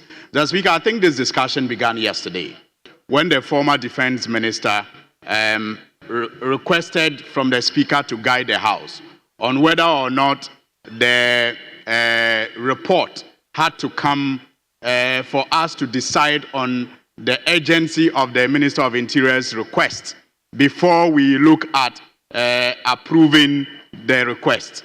Mr. Speaker, if you recall, yesterday after the former defense minister's intervention, I sought to get guidance from Mr. Speaker because, like Honorable said earlier, in the past, what has been the practice is that committees come with one report in which they state the urgency of the request and then go ahead to give or recommend approval for the matter that is requested by the minister in question. But yesterday, Mr. Speaker was clear. He directed that the committee should decide on the urgency first and submit to the House for consideration before they go and look at whether or not the House will approve the request of government. So, Mr. Speaker, I think that the question of what to do with the first consideration when it is reported, it's quite dicey. If you look at Article 106.6 of the 1992 Constitution, Mr. Speaker, it relates to bills. But for the purpose of this conversation, I think it is relevant for me to make reference to that. It says the report of the committee, that's 166, together with the explanatory memorandum to the bill, shall form the basis for a full debate on the bill for its passage, with or without with or without amendments or its rejection by Parliament. So 106.6 relates to a bill, but it also talks about a report of a committee. And it directs what be done when a committee presents a report, and that you debate, and then you don't make amendments to it, but you take a decision. And so it is in that same light that, Mr. Speaker, I will argue that the report is not just for information's sake, it is for a decision to be made on the recommendation of the committee. Mr. Speaker, however, going through the standing orders, I noticed under 114 that there is a way that perhaps a committee can come through the Speaker and the urgency will be decided by the Speaker. And once that urgency is decided by the Speaker, the committee may just have to go and submit a report. Mr. Speaker, it says under 1143 that in determining whether a matter should have urgent consideration, the Speaker shall consider A, B, C. And Mr. Speaker, with your permission, if there's time, I'll read A, B, C. If there's no time, then I'll leave it to you to guide us as to whether my thinking is right. That we can come under this Article 114 for the Speaker to determine the agency for us before even a committee goes to consider the request of a minister. Thank you very much. Very well. Majority Leader, I think we should end the debate and continue some other day. So you may probably have to start from the motion numbered 14. Other than that, there will be another argument as to whether the bill being introduced under certificate of agency that the rule says it may be taken through all stages in one day. We need to move a procedural motion. That is another conversation. Yeah, Mr. Speaker, I think I just drew attention to a language that we have for the past over 2 decades taken for granted. Because if you read Article 106(13), it is clear where it is determined by a committee of Parliament appointed for the purpose that a particular bill is of an urgent nature, the provisions of the preceding clauses shall apply. So, Mr. Speaker, it's obvious that the Constitution intends that the determination is made by a committee. And you know also that our standing orders make provision for committees to take decisions by voting, Order 284. So you vote at the committee level to take a decision whether it is urgent. And if the vote passes at the committee level, then you now come and report to the House that it is an urgent bill, and the House has no capacity to say that it is not an urgent bill. But Mr. Speaker, I think that we've been practicing this for a while now, and so let us move. I'm getting the indication from you that we should proceed to take the report and continue. If we take the report, then of course, items 16 and 18 will no longer apply, because once we take the report and make a determination that it is an urgent bill, then all the motions requiring abridgment of time no longer become necessary, because the substantive provisions no longer apply in the passage of this bill. Very well. That is why I said that is another consideration. So we are going by what you said, Animal, unless you want to depart from your earlier decision. Yes. What the majority leader said, since you would want us to be academic, Mr. Speaker, if you look at our rules, 160, and I wouldn't say the specific, let's go to 1605. And with your permission, where the committee determines that the bill is not of an urgent nature, the committee shall report that determination to the House, and the relevant provisions of the Constitution and these orders shall apply. What shall apply? It means that when we report at the House and a decision is taken that this is not of urgent nature, then we have the bill would have to go back to be gazetted. So this House needs to take a decision on it, either for or against it. And that's why we've made the report, an earlier report, on the agency of there. So I pray that we take that report first. Honorable Minority Leader. Mr. Speaker, this is a House of Records. The Leader of the House has made a statement, and he says that where a committee takes a decision, the subject matter of an urgent referral, same is binding upon the plenary. Mr. Speaker, just this jurisprudence, with all due respect, is rather very difficult to see a legal elasticity. Mr. Speaker, how can a committee of parliament oust the jurisdiction, the mandate of plenary of parliament? It is never, ever in the contemplation of the laws governing parliament. And it can never be in the contemplation of any law governing any serious parliament anywhere in the world that committee would have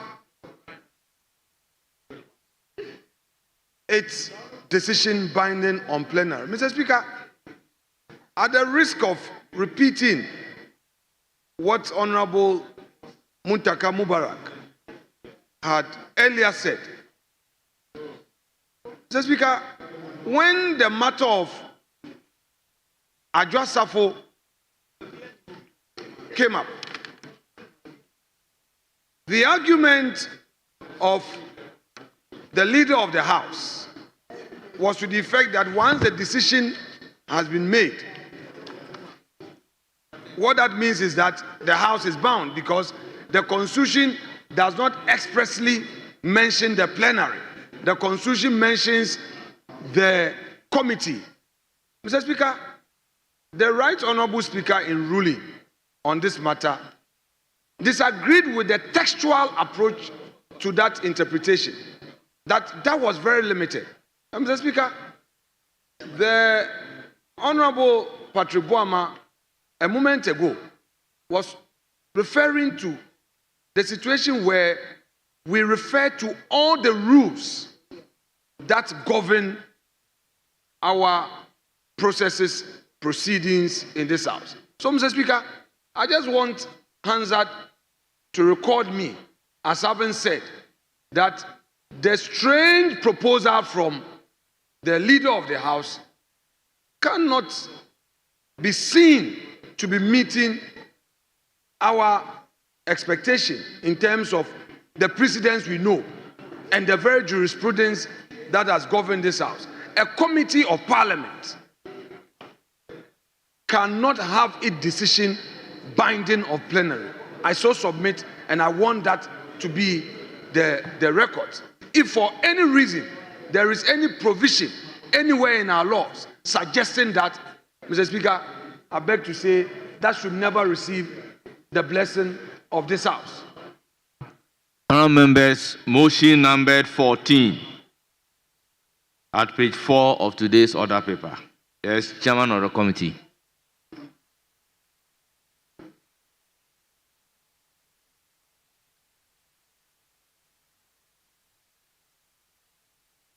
Chairman of the committee, you may move motion numbered 14.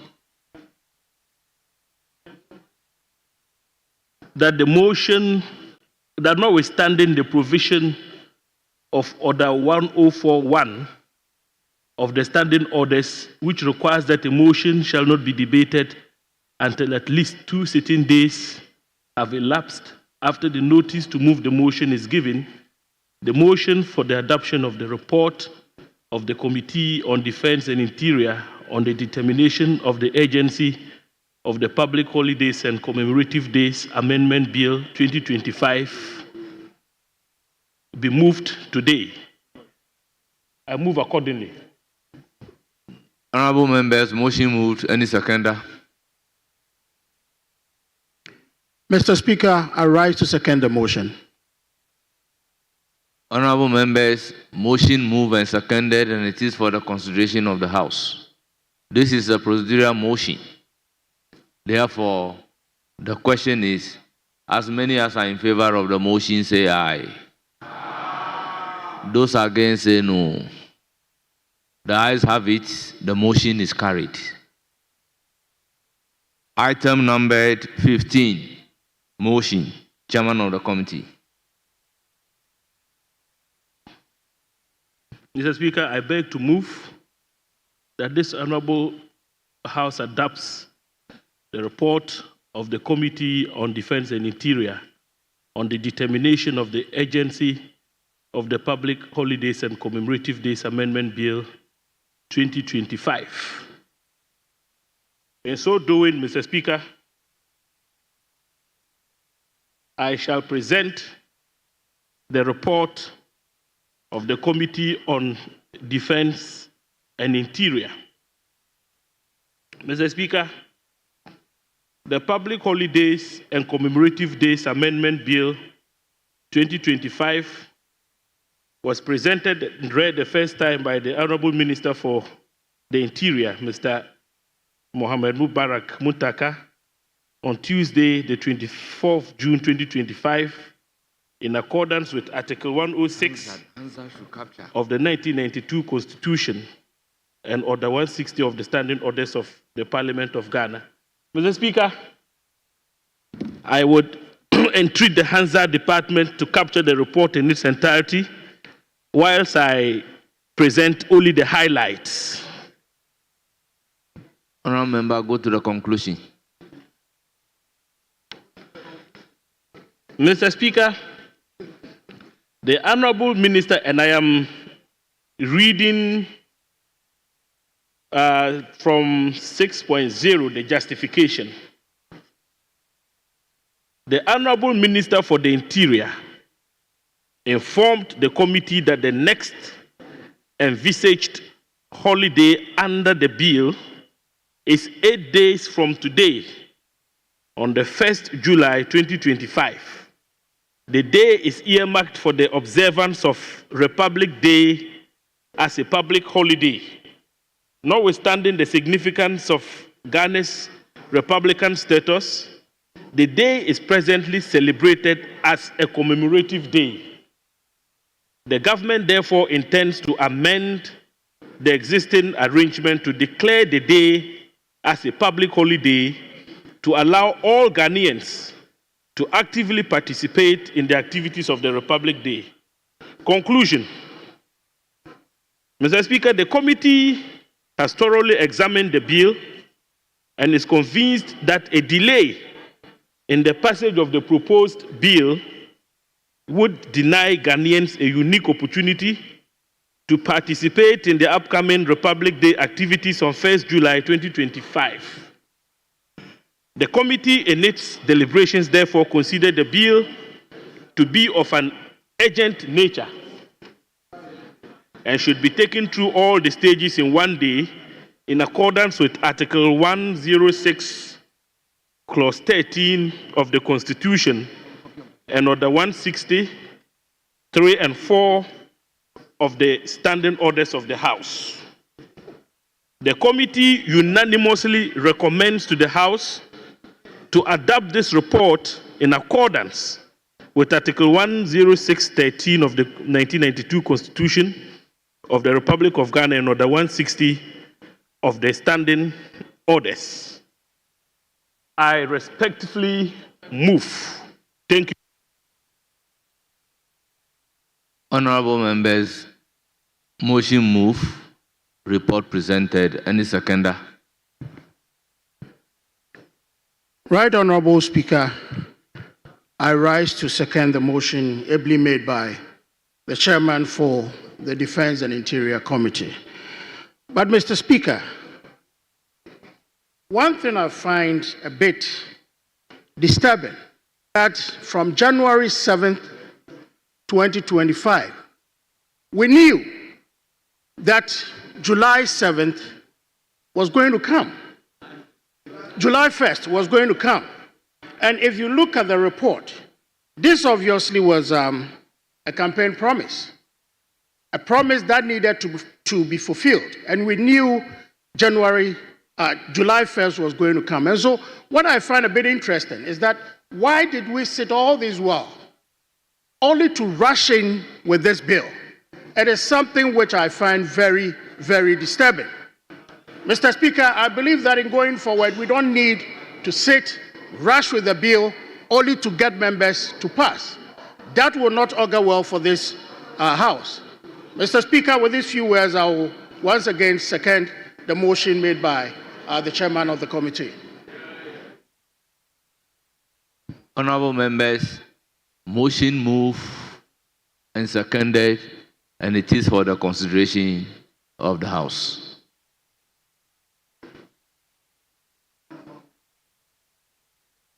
Yes, Honorable Minority Leader.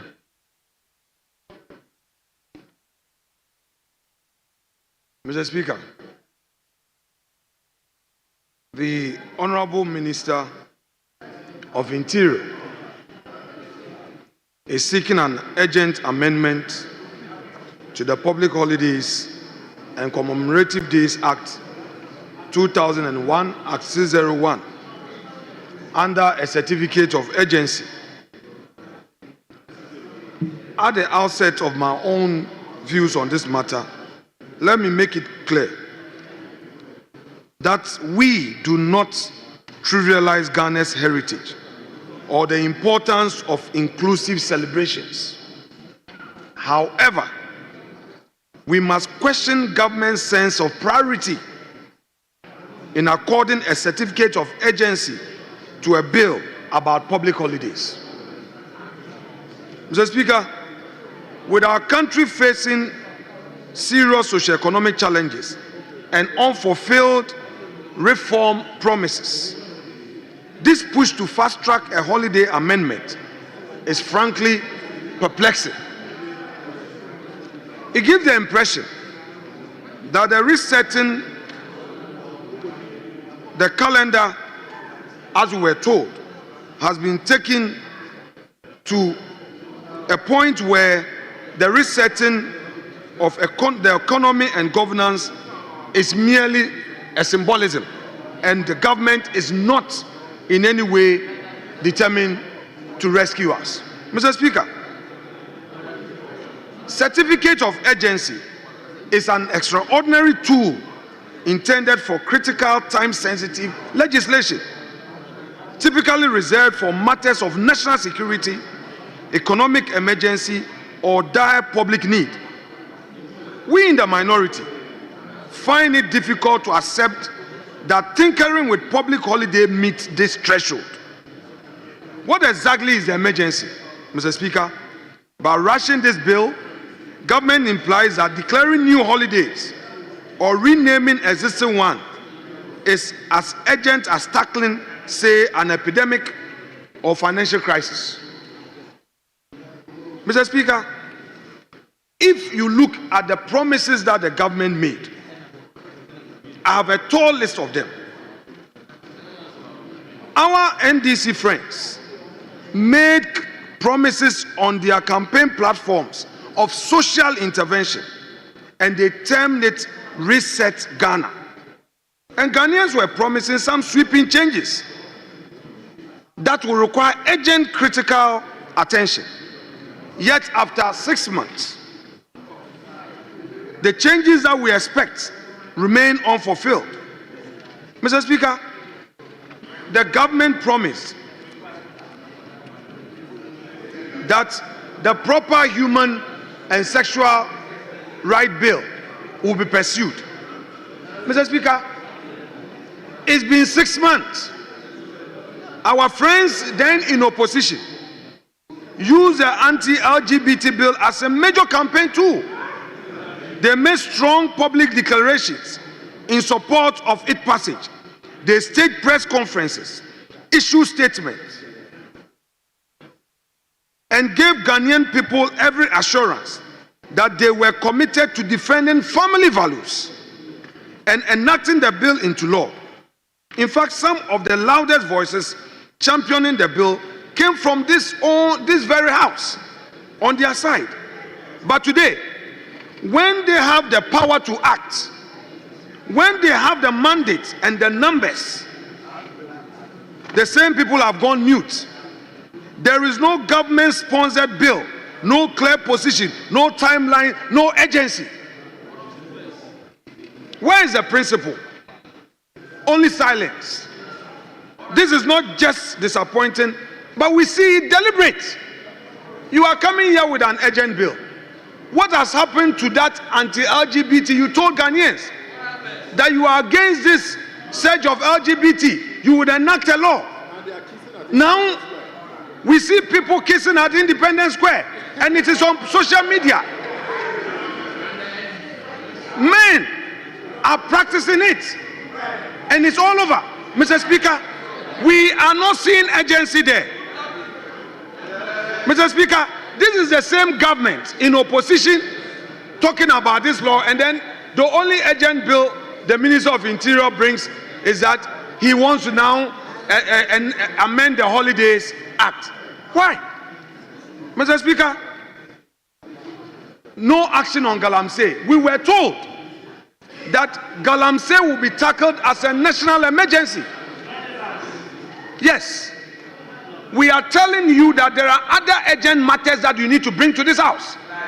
Mr. Speaker, equally disturbing is government's failure to act decisively against illegal mining. The Galamsey menace that is ravaging our beloved country. In opposition, the NDC promised ruthless war against Galamsey. They campaign on protecting the environment, ending illegal mining, and even suggested they will introduce new laws. A possible Galamsey ban bill, they spoke about it. Or at least revoke policies that enable mining in protected areas. Ghanaians took them by their word, but in power, these promises have proven to be mere rhetoric. To date, the government has not introduced any comprehensive legislation to outlaw or severely restrict illegal mining. There is no Galamsey ban bill before this house. Despite the crisis of poisoned rivers and destroyed forests, Mr. Speaker, even more egregiously, the government has refused to repeal the law. There's no repeal. The legislative instrument 2462, which they promised to repeal, has still not come to this house. Mr. Speaker, so I am questioning whether or not government is acting in good faith. What is so urgent about this bill? Mr. Speaker, I'll give you another one.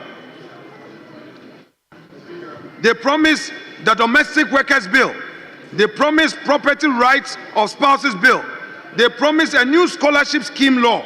Mr. Speaker, all of these have not featured. Honorable Minority Leader. Yes, please. Let me recognize Majority Leader. Very well, Mr. Speaker. Very well. Mr. Speaker, it is tried rule in this House, very, very basic rule, that a member shall not be reading in the chamber. It is clear, it is in our rules, that a member shall not be reading copiously. Even first-timers know this rule. But since yesterday, I have observed the minority leader that he has been reading copiously from written notes. Where it is coming from, I don't know. And the extent to which he is glued to what he is reading tells you that it may not have been written by himself. Mr. Speaker, the minority leader must depart from this act. We are to debate. If you have objections to the urgency of the bill, debate it. But don't be reading a statement on the floor of this House. I'm not even going to talk about relevance. I'm just saying that you should stick to the basic rules, that you should debate and not be reading copiously in this chamber. I mean, at his level as the minority leader, that he comes here and he's always reading copiously. Mr. Speaker, he should comply with the rules of this House. Honorable Minority Leader, are you reading or referring to your notes?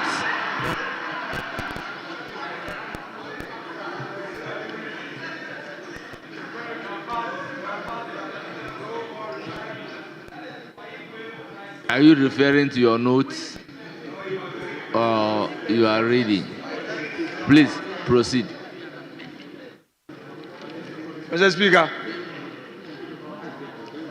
I won't attempt to respond to my very respected senior and leader of the House. But what I have to say is very simple. In all the serious democracies that I know, members are encouraged to prepare and keep to the substance. It is only in our jurisdiction, please colleagues pay attention. If you go to the United Kingdom, I've been there, he's traveled there. If you go to the US, if you go to India, check. You must prepare, because these extempore submissions we make, sometimes you go into Hansard and you realize that your thoughts are entangling here and there. So, Mr. Speaker, our rule did not say don't come with your prepared notes. The rule cannot be interpreted to suit the majority leader. When he knew I was on a firm ground, he used this to come and shake. But I will not be shaken by these things. Mr. Speaker, I'll proceed. I know, Mr. Speaker, I've been in that seat before. So, Mr. Speaker, the government promised to review import taxes and provide auto industry support. Mr. Speaker, the government promised to review these taxes, reduce taxes on industrial and agricultural input within 90 days, and specifically to scrap the ban on importing salvage vehicles that has hurt local artisans, Aswami Market, Atuswami Magazine, and Kokompe. Honorable What has the Minority government Leader. done about it? Mr. Speaker. Honorable Minority Leader. Yes, Mr. Speaker. May I respectfully urge upon you to base it on the subject matter before us. That's exactly what I'm doing. That is determining the agency. Mr. Speaker, I'm giving you a yes. Mr. Speaker, let me lay the foundation. It is my contention that the government bringing this bill and the certificate of agency is being brought in bad faith, and it is selective in terms of its priorities. And I'm giving reasons why I hold that view. That is why I'm saying that they've made promises on other bills they consider urgent. And I am wondering why those have not been prioritized. Like the anti-galamsey one, they've not brought it. Why this one? Well, so, I'm just urging upon you to chart a righteous course. Very well, that's what I'm doing. Mr. Speaker, they promised the conflict of interest and anti-corruption bill. They've not brought it. They said that was very urgent. Today they are in power and they have not brought it. The NDC's own manifesto promised, quote, to introduce conflict of interest legislation as part of restoring good governance. Mr. Speaker, where is that bill? If they really mean to reset the country, why have they not introduced it? Why have they gone quiet on it? Mr. Speaker, the interstate succession amendment law, they also promised that they will treat it as an urgent bill. Today, we have spousal rights issues, the long-awaited reform that they promised. They have not brought any legislation, and then all of a sudden, as if matters have suddenly arisen. As if matters have suddenly arisen. The Minister of Interior comes here to say that we should consider this holiday amendment bill and the certificate of urgency. So the government is not prioritizing their own promise of 1 job, 3 shifts, 24-hour economy. They have not brought the bill to this house. Where is the bill on 24-hour economy? The president in his SONA promised that the finance minister will introduce it during the budget hearing. When he submitted the budget statement, this was conspicuously missing. Till date, we don't have the 24-hour economy bill. Where is it? That is a bill that would have created jobs as you promised. 1 job, 3 shifts. Many of our youths are not getting jobs. You have not prioritized it. And then you come here, you say, holiday, holiday, holiday. You are interested in holiday, holiday, holiday. The agency you consider is holiday, holiday, holiday. A government that does not prioritize job creation. A government that does not keep its promises. Contractors are not being paid. Releases are not being made to ministers. Ministers are here. They have not received their releases. That is not urgent. But holiday, holiday, holiday. You are not prioritizing releases to the various agencies under your ministry. The Minister of Interior has not come here with a bill to introduce reforms under the various agencies under his ministry. All he comes under certificate of agency, holiday, holiday, holiday.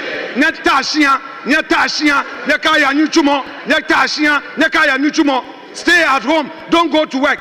This is the agency that the minister is considering. Mr. Speaker, without prejudice to the report that is before us, I have made my point.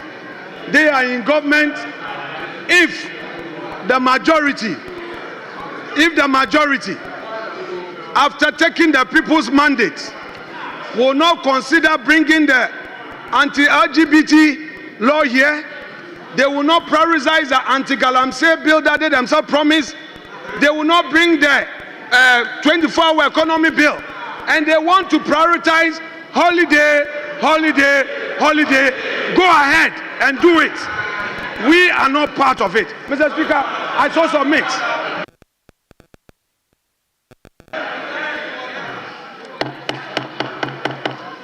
Yes, Majority Leader.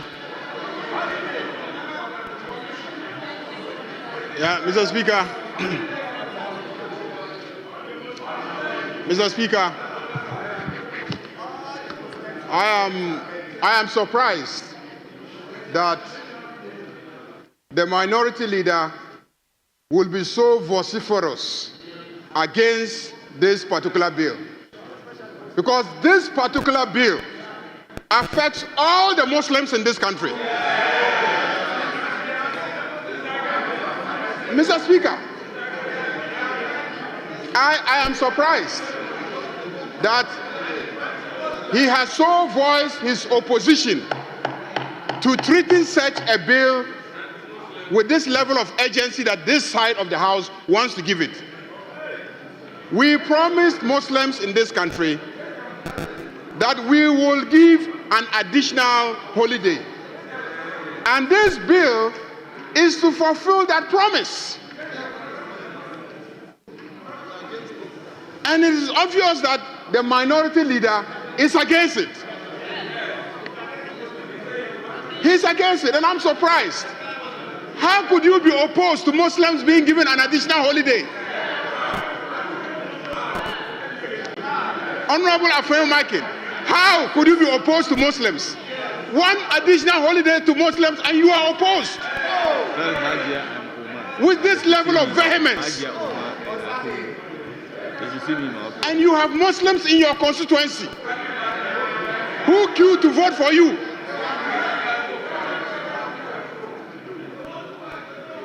Please,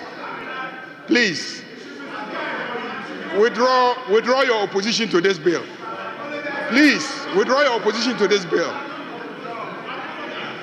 Withdraw your opposition to this bill. This bill is to fulfill the promise to Muslims, to give them an additional holiday.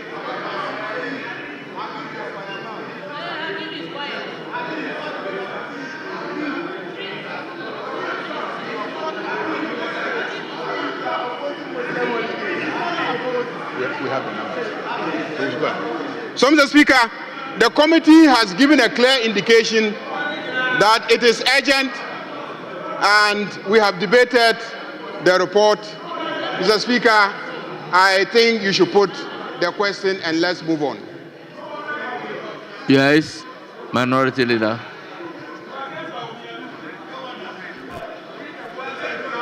Mr. Speaker,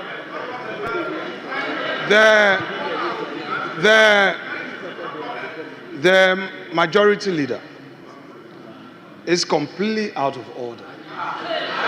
Mr. Speaker, Minority Leader. Mr. Speaker, Minority I Leader. stood on a point of order. Mr. Speaker, Yes. Mr. Yes. Speaker, please. Mr. But Speaker, you don't I have the stood right on a to point of rule order. anybody out Mr. of Speaker, I'm order. not ruling. Very well. I am premising my argument on that. Mr. Speaker, when the majority leader got up, he did not have a point of his own. What he sought to do was to invoke political mischief.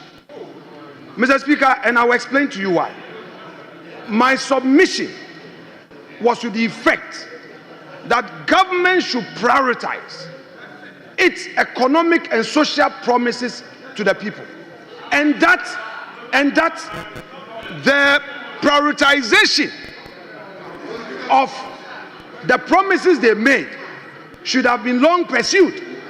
I again proceeded to argue that the issue of holiday has not suddenly arisen. He cannot therefore just get up to bring a bill. Mr. Speaker, the Interior Minister cannot just get up and bring a bill and say that we should consider it under certificate of urgency. What he is doing is in bad faith because there were other promises that they made. You have made Why those are they not points. keeping it? Mr. You Speaker, have he made stood up those on the points. point of order. You have He made stood those up points. on the point of order and you listen to him. No, but what is your point of order? Mr. Speaker, what was his point of order? Mr. Speaker, when it gets to me, Mr. Speaker, this is becoming one too many. When it gets to me, that is when your interjections come.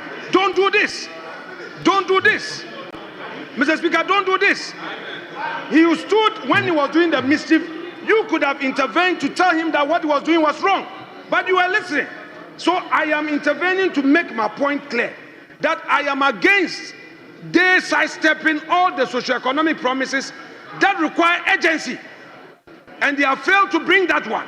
And they sat and came so late to claim that they are coming for certificate of urgency.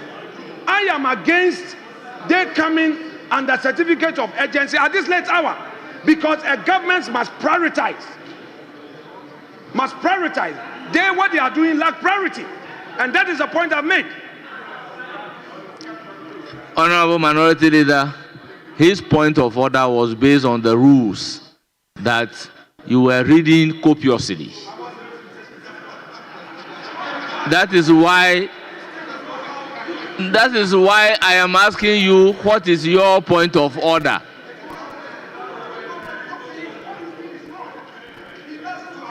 Honorable members, at the conclusion of the debate, the question therefore is, as many as are in favor of the motion say aye.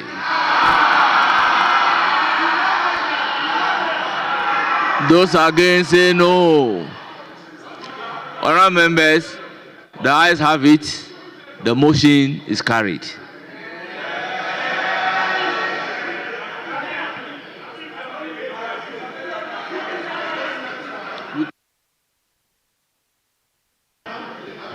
Honorable members, can we take the motion number 17?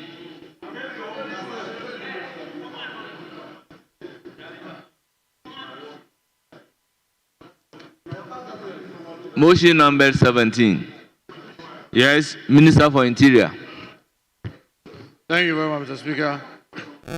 Mr. Speaker, I beg to move that the Public Holidays and Commemorative Days Amendment Bill 2025 be now read a second time. And Mr. Speaker, in doing this, I just want to say that we have looked at the number of holidays that we had, and we've gone through them.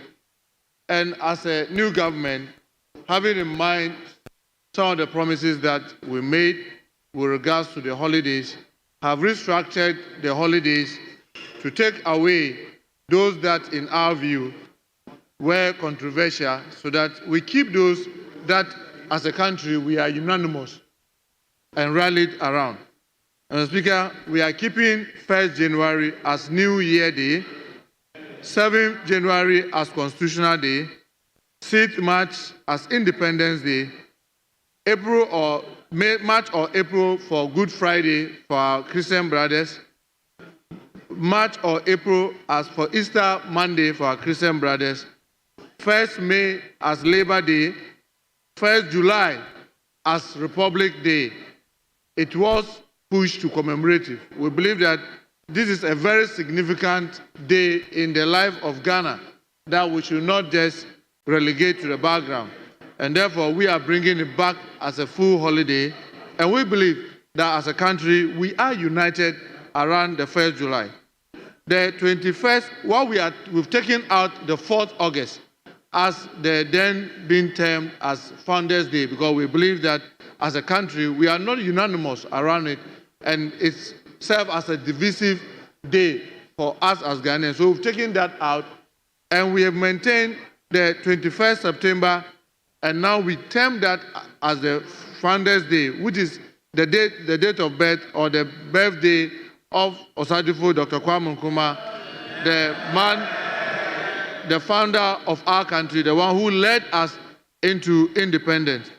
Mr. Speaker, there's no doubt in our country. Yes, we know that there's no way you can say you go to a fight and you say you carry the fight alone. You may have other commanders, other generals, but the main person who leads you usually will take the credit for all of you. Just as if there's a fall, the person will take the fall for all of you. So we believe that it is Ghanaians are unanimous around the 21st September, which is the birthday of Osadifo Dr. Kwame Nkrumah. Then we have 1st February for our farmers as Farmers Day. And then we have 1st Friday in December as Farmers Day. And then we have 25th December as Christmas Day for our Christian brothers. Then 26th December as Boxing Day for our Christian brothers and sisters. Then we have the date Eid al-Fitr, which is a lunar date. Sometimes it varies. So that is for our Muslim community. And then we have the Shark Day, which we are introducing. That's an additional day for our Muslim community, which is a day after the Eid al-Fitr. Then we have the Eid al-Adha, which is also lunar. And so, Mr. Speaker, when you add this, you will see that our number of holidays become 14. Mr. Speaker, we have looked at the practice around us. And Mr. Speaker, we will say that the number is still not excessive. We are still within our neighbors and the practice around the world. And some of the examples that we have, Mr. Speaker, are that many African countries have higher even number of holidays. And we have Madagascar and Uganda having 19 days for their holidays. They have 19 days in a year. We have Tanzania and Senegal having 18 days in a year. Morocco has 17. Burkina Faso, Egypt, Gambia, Malawi, Niger, and Zambia have 16. And then you have Angola, Ivory Coast, Guinea, Mauritius, Rwanda, and Tunisia having 15.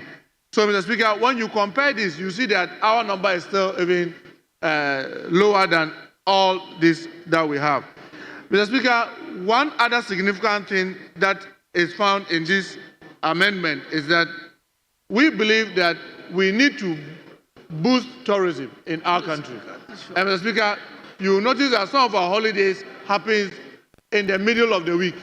So you have them Tuesday, Wednesday, Thursday. And usually when it happens that way, you see that the day before or the day after, workers take it for granted. Yes. And it lowers productivity.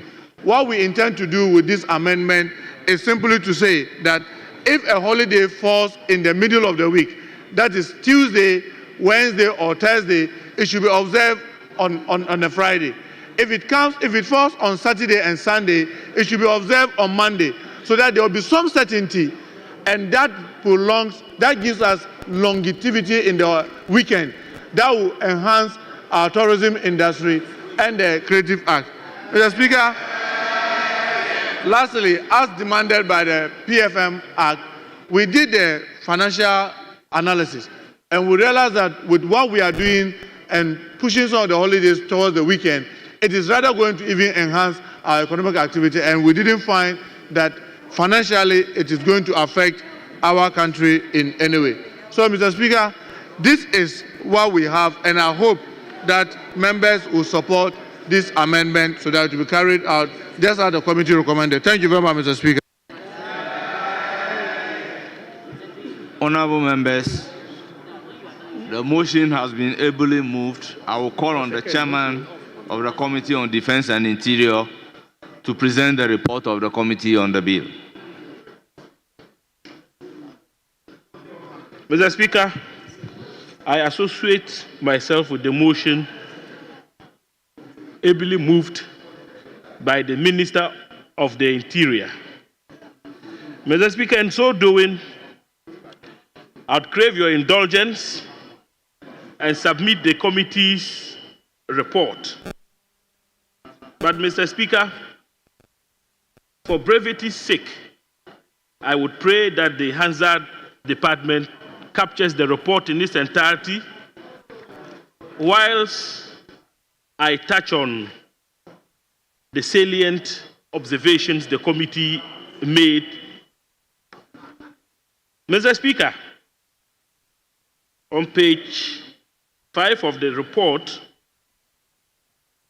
the committee observed that the proposed amendments, which seeks to empower the President to declare midweek holidays, except religious holidays, to be celebrated on the Monday or Friday, will enhance productivity, reduce disruptions to the work week, reduce absenteeism, and promote a better work-life balance.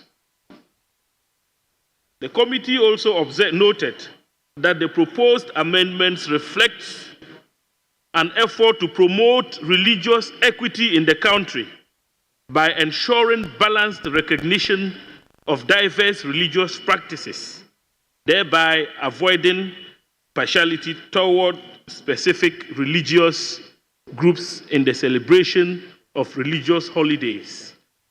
The introduction of the Shak Day as a public holiday will allow Muslims who travel to their home regions for the annual Eid celebrations to travel back to their various work regions. Mr. Speaker, the committee also noted that financial impact analysis had been carried out on the bill, and the results are favorable. In conclusion, Mr. Speaker, the committee has thoroughly examined the bill and is convinced that the proposed bill aims at ensuring that the existing framework for public holidays is fair and consistent with best practices. The committee therefore recommends to the House to adopt this report and pass the Public Holidays and Commemorative Days Amendment Bill 2025 in accordance with Article 106(13) of the 1992 Constitution of the Republic of Ghana and Order 160 of the Standing Orders of the House. I respectfully submit. Thank you.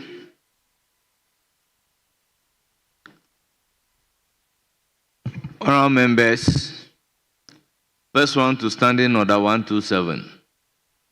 A full debate shall arise on the principles of the bill on the basis of the explanatory memorandum and the report of the committee.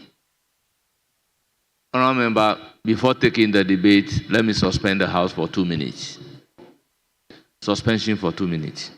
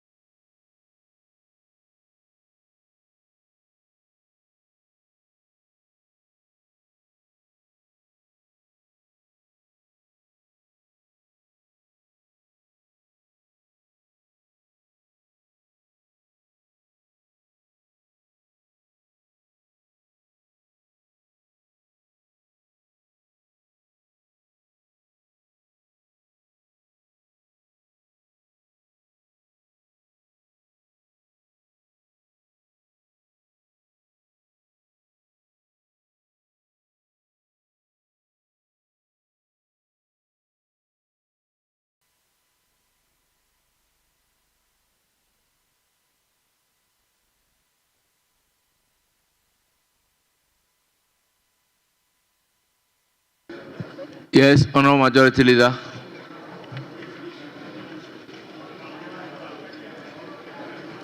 Mr. Speaker, I thought the motion to adopt the report should be seconded. Then we... No, at second reading. Oh, okay. This is second reading. Okay. So, honourable members, the floor is now open for debate. The understanding is we are taking 2-2. Minority leadership. Are we taking 2-2? Mr. Speaker, it's such an important bill. If we can get 4-4 on both sides. Mr. Speaker, it's an important bill. And then if we, Mr. Speaker, 4-4 should be enough so that members can be able, it's very important. Because you are proposing about 4 different holidays. And for that matter, at least, Mr. Speaker, with respect,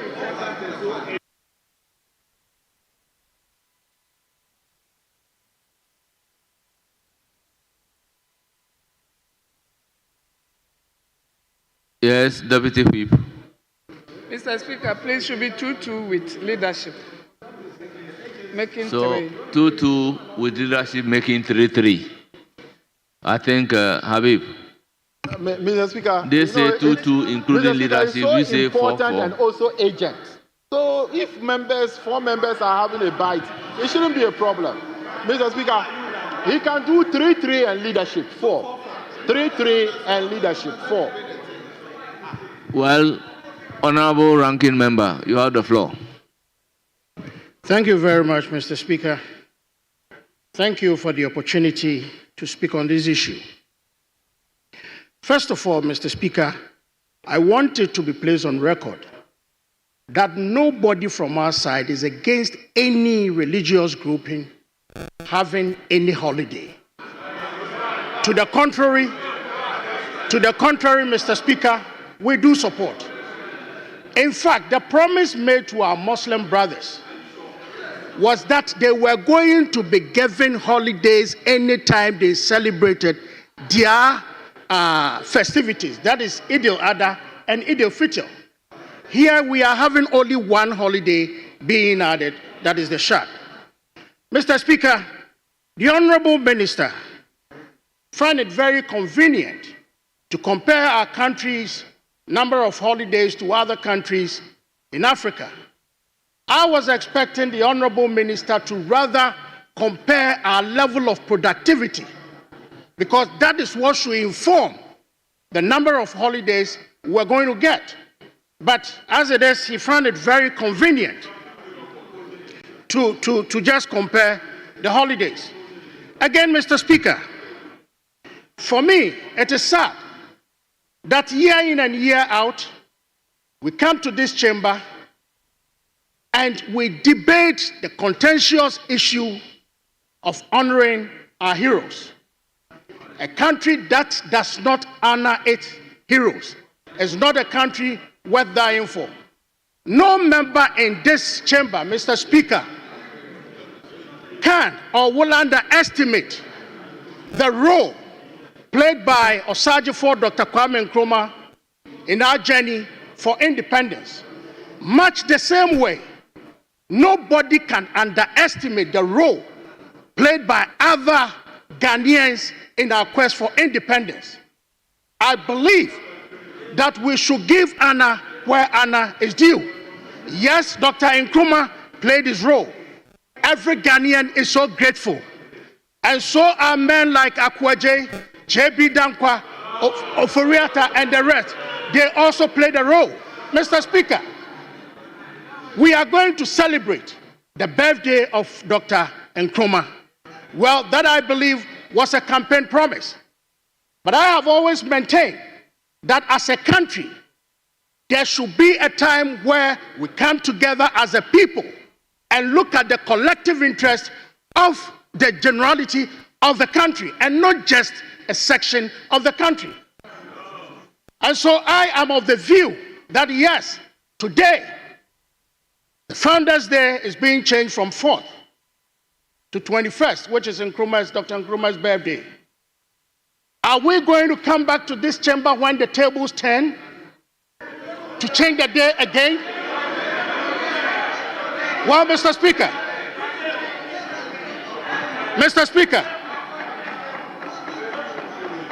we can be here today and shout all that we want, but let us have on record that as long as we remain as a nation, we will have to honor everybody that contributed in writing the history of this country. Mr. Speaker, a day will come when the history of this parliament will be written, or the history of parliament in Ghana will be written. There is no way anybody can take away the role played by the Honorable Right Speaker Abon Babin for having been the first speaker to sit in chair when the government that was in power was from the opposing side. Mr. Speaker, that will be a history. Nobody can change the history. Today, if members find it convenient to change the history of this country, a day will come that history will be rewritten again. Thank you very much, Mr. Speaker. Yes. Honorable Habib, you have the floor. We'll come to you. Thank you, Mr. Speaker.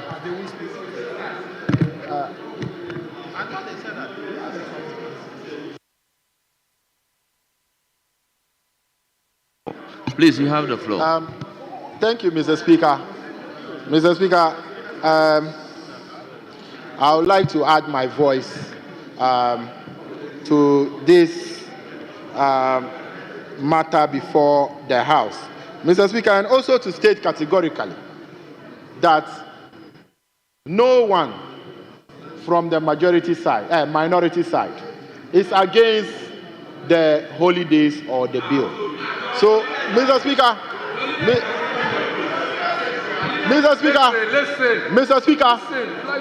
our leader argument against the agency of the bill does not mean he is against the bill itself.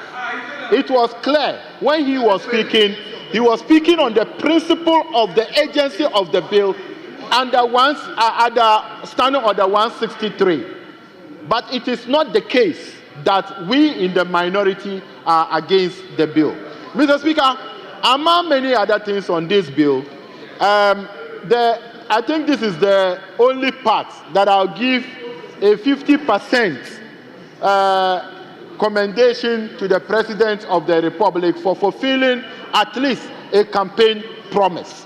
During the campaign, the President of the Republic, His Excellency President John Mahama, said they will add an additional day to the Eid. Mr. Speaker, we don't have one Eid. We have the Eid al-Fitr and we have the Eid al-Adha. But if you look at the bill that the Minister responsible for Interior presented to the House, it is only capturing another day in addition to the already existing day in the Eid al-Fitr. But none has been captured in the Eid al-Adha. Mr. Speaker, yes, the President and the government must be commended for adding an additional day to the Eid al-Fitr, and I think that it is something that I'll join my colleagues in Ghana and the Muslim community to say a very big thank you to the President for doing this. But it was incomplete as part of the promise that he said to Ghanaians. Mr. Speaker, when you look at the memorandum of the bill, there is an attachment that a cabinet from the Secretary of Cabinet, to the effect that they are only adding the one extra day to the Eid al-Fitr. It's not enough. When the Minister responsible for Interior is a Muslim and at Cabinet, the Minister responsible for Education, a Muslim and also at Cabinet, the Minister for Environment, Science and Technology is also a Cabinet Minister, and the Majority Leader, the first Muslim Majority Leader of this Parliament, that you know the importance of Eid al-Adha. Mr. Speaker, Eid al-Adha is so important to an extent that it is the climax of the fifth pillar of Islam, that is Hajj. The climax of it needs a lot of days. Mr. Speaker, this is the Eid that we slaughter either cows or whatever you can afford. Mr. Speaker, on that very day that you slaughter the cows, the next day you are, arranging things. Mr. Speaker, the Education Minister slaughtered a lot of cows and sheep during this year Eid al-Adha.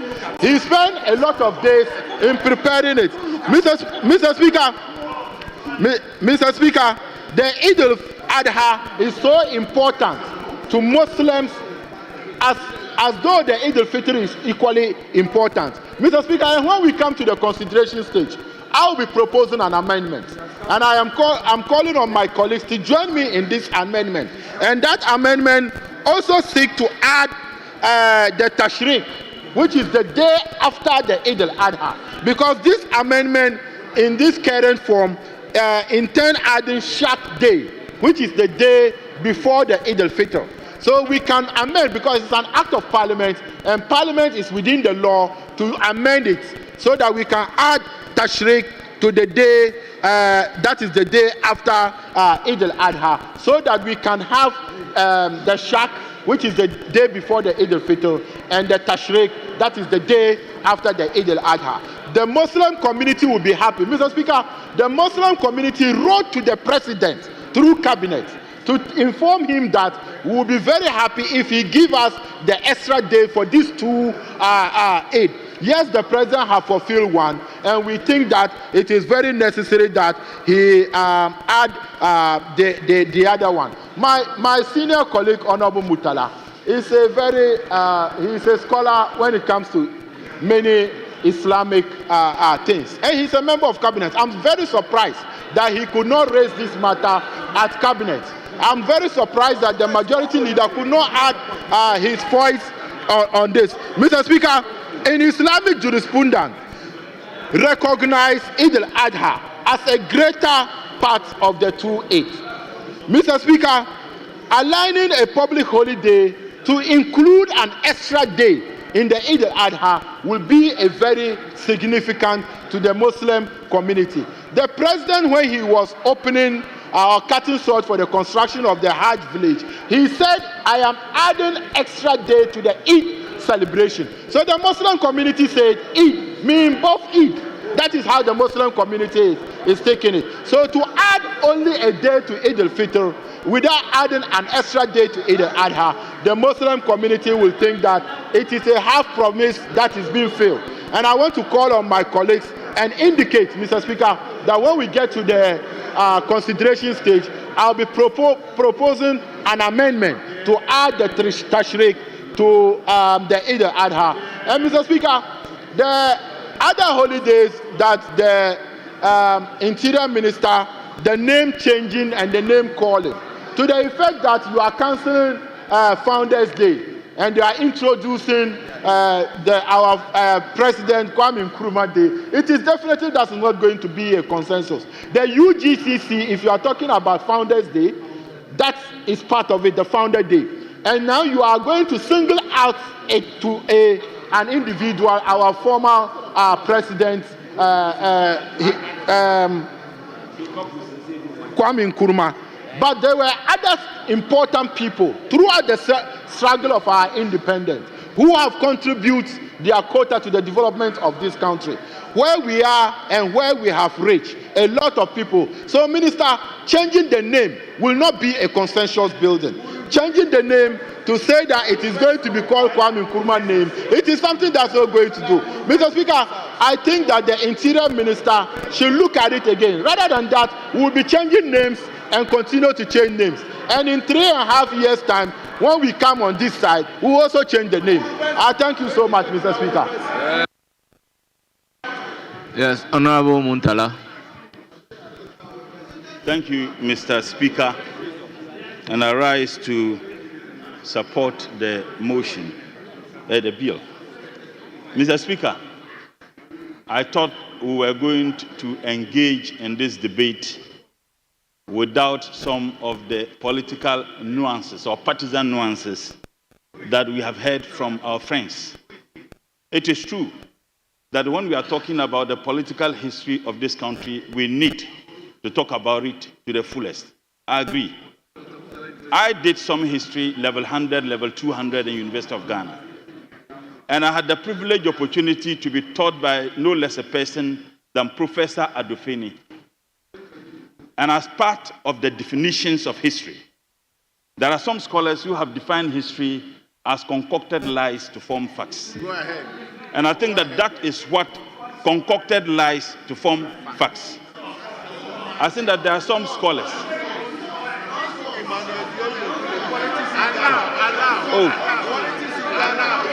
Let me be. Can I finish?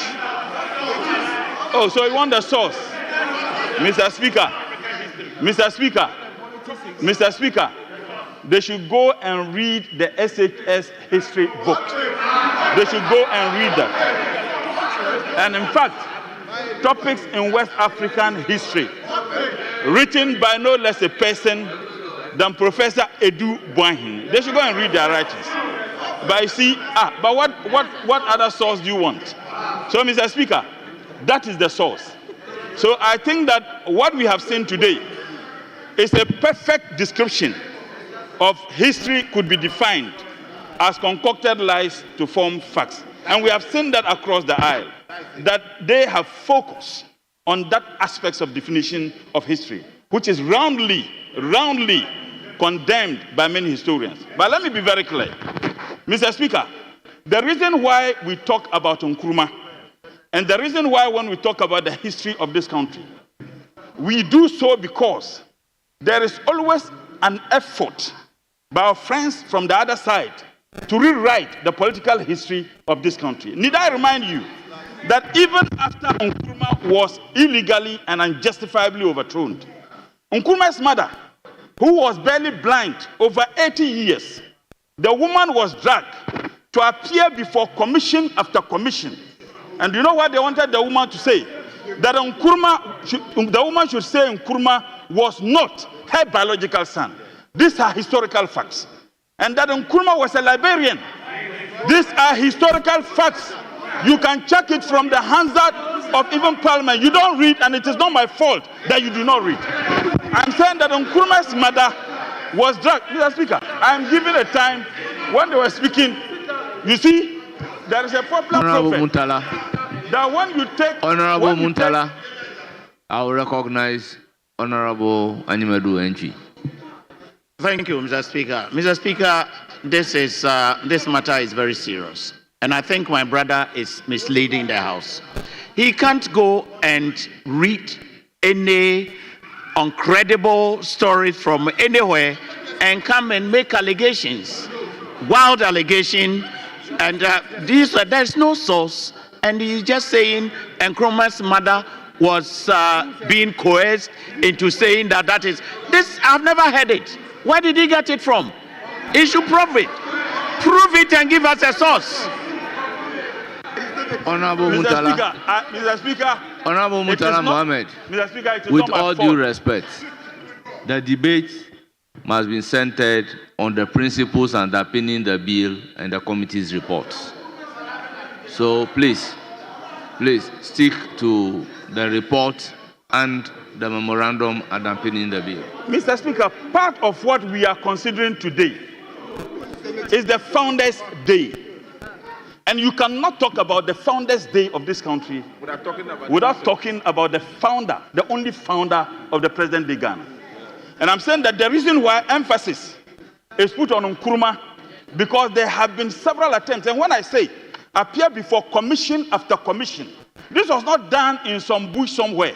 Commissions established by the NLC, that group of criminals who unjustifiably and criminally truncated democratic process. Anybody who truncates democratic processes is a criminal. I'm saying that he appeared before commission after Honorable members. Of course. Honorable Muntala. Look, the 1992 Honorable Muntala. Constitution. Honorable Muntala Mohammed. Please. All statements relating to criminal, accordingly, they are expunged from the record. Mr. Speaker, anybody who truncates, Mr. Speaker, anybody who truncates democratic process is a criminal. That is a fact. That is a fact. As a matter of fact, the 1992 Constitution, well, I'll make the points anyway. I will make the points anyway. Yes, Honorable Nitiwul. Are you on a point of order? Are you on point of order? Yes. Else I'll give you the floor to speak. What is your point of order? Mr. Speaker. What is your point of order? Thank you, Mr. Speaker. Mr. Speaker, arise on the point of order or based on your ruling the last time. Mr. Speaker, I want to state that my honorable colleague has the right to debate forcefully, but we should learn from history. Mr. Speaker, we regret the last time what happened. I think we are going back to that same thing again. Mr. Speaker. I was the same person. Mr. Speaker, I will urge, at least I've been in this house for 20-something years, I will urge that my colleague does not provoke people to say things that will bring pain to people in this house. It will not be good for people to say things or respond that will bring pain to people in this house. I beg you, please, I beg you, just stay away from it. It won't help anybody. Honorable, if people want to get up and say things, it will bring a lot of pain to this house. So I beg you, please, stay out of it. Yes, Honorable Muntala. Your statement referring to anybody as criminal, please withdraw. Well, Mr. Speaker, everything I said here. Honorable Muntala, kindly withdraw. Mr. Speaker, I withdraw. But let me make my points. Mr. Speaker, did I hear? Speaker, sit down.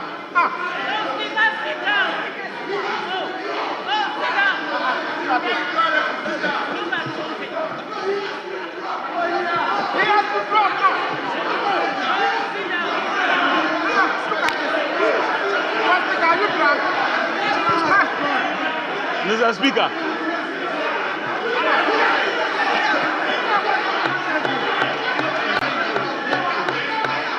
Well, are you supporting a military coup? Are you supporting a military coup? Is that what you're supporting? Supporting a military coup?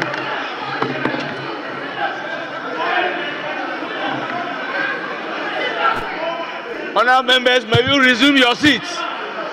Honorable members, may you resume your seats. Honorable members, may you kindly resume your seats.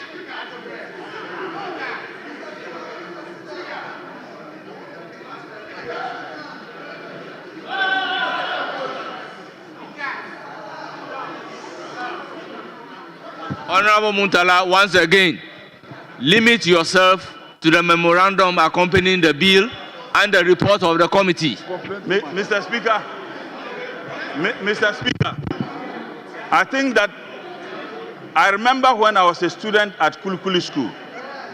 Thankfully, my senior brother, Honorable Harun Idrisu, attended Kulukuli School. On Eid Day, we were forced to go to school. It took the NDC, the National Democratic Party, the National Democratic Congress. Oh, well, I'm not a paragon of knowledge, unlike you. The National Democratic Congress, to ensure that there was social justice and equity in a country that is constitutionally described as a secular state, that the NDC gave us our first holiday, thanks to the NDC. As Muslims in this country. Because my brother was telling me, mentioning the number of Muslims at cabinet, I never knew that cabinet ministers are more influential than vice presidents. Tell him. We had a vice president who was a Muslim for 8 years. He didn't see the need. Now you are now mentioning our names. That Honorable Harun Idrisu, Honorable Mutaka, Honorable Mutala are Muslims at cabinet. We had a vice president. He didn't see the need. So it tells you the beauty of this country. It tells you how accommodating Ghanaians are. It tells you why we have become an oasis in turmoil. That if you go through social media, everybody points to Ghana and says that this is the country I would want to be. That you find in churches, programs, you find Muslims who are attending. You find in mosques, you find Christians who are attending, traditional worshippers. That makes us a state. But this idea of trying to bring about religious justifications and why you think that as Muslims we should have done that, I leave that to the Ghanaian public who are watching live across the globe. The NDC has always demonstrated that everybody in this country should be treated equally. And for us as NDC, this particular holiday which is given to us, for me, is a relief. Because I still remember as a little boy attending school, that the agony I went through to go to school on Eid Day when my colleagues were celebrating. We can only thank His Excellency President Mahama and thank the National Democratic Congress. And Right Honorable Speaker, that explains why, even though my grandfather was one of the founding fathers of the UP tradition, the more I read about the political history of this country, the more I gravitate towards the only political party that ensures social justice and equity, and that is the National Democratic Congress. Right Honorable Speaker, I would conclude by saying, yes, we need to talk about the history of this country, but history is properly told when you acknowledge both the positives and the negatives. Nkrumah is the founder. Nkrumah was a judge that Africa of the millennium, not African of 10 years, 100 years. And he was a judge by no less a group than the entire continent of Africa. BBC voted him. Who changed the Founders' Day in the first place? Who changed it? What the NDC and President Mahama is seeking to do is to correct the wrongs that were emotionally driven, wrongs that were not driven by social justice and proper conduct, which is expected of politicians. President Mahama is changing it. So the threat that what happens should the tables, change, when you do that, and hopefully, that will take a very, very long time. The people of this country, Right Honorable Speaker, the people of this country, Right Honorable Speaker. Mr. Speaker, I'm concluding. Mr. Speaker, we want to urge our friends, and I agree with Honorable Habib when he suggested that there could be addition because of the Eid al-Adha. I'll conclude with a famous proverb in Dagban, that you cannot sleep with an itching anus and do not expect to wake up with smelling fingers. They ensure that they slept with an itching anus. It is their baggage to carry. And that is why the frustration is found everywhere in the faces of my honorable good friends. Thank you, Mr. Speaker.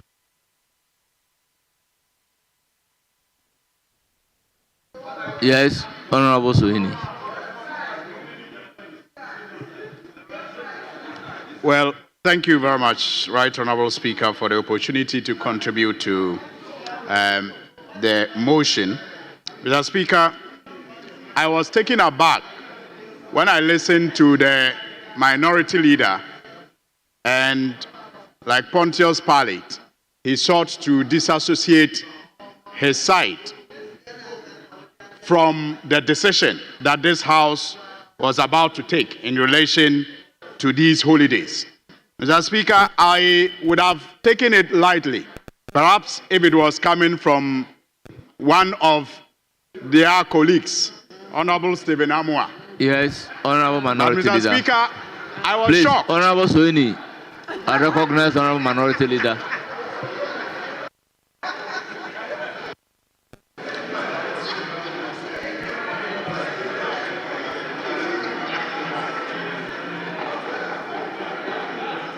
Yes, Honorable Minority Leader, you have the floor.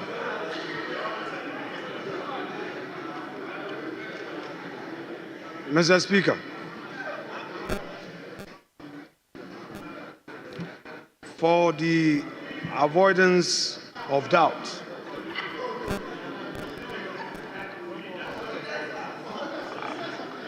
when I spoke, Honorable Stephen Amua, what is the problem? Honorable Stephen Amua, Honorable Stephen Amua, what is the problem?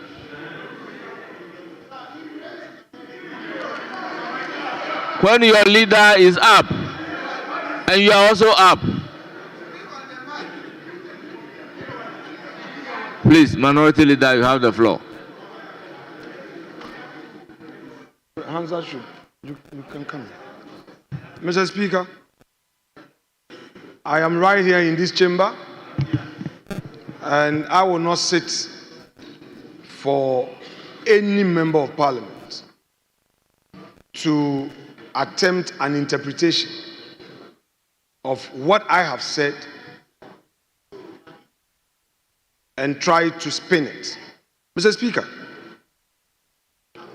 I rose at the point where the committee had presented a report for us to consider this bill through a certificate of urgency. Mr. Speaker, my argument was to the effect that nothing has suddenly arisen for the Minister of Interior to suddenly invite this House to proceed on that path.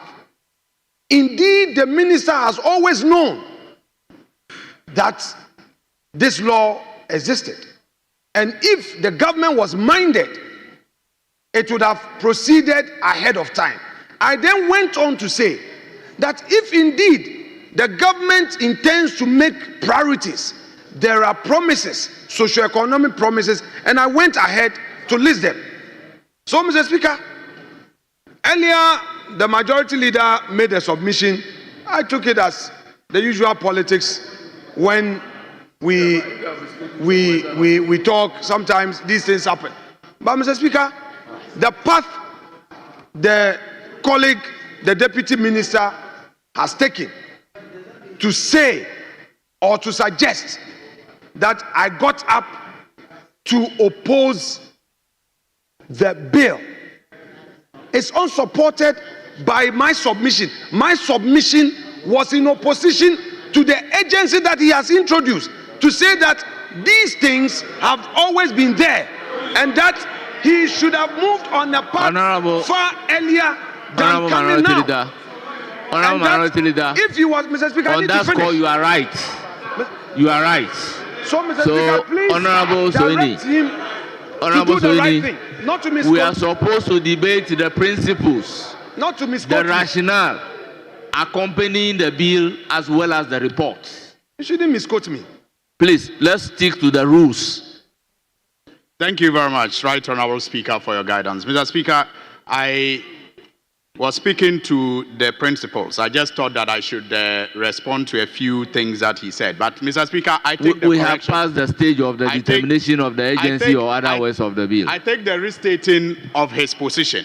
Mr. Speaker, I take the restating of his position and I'll debate it. I will not debate it further.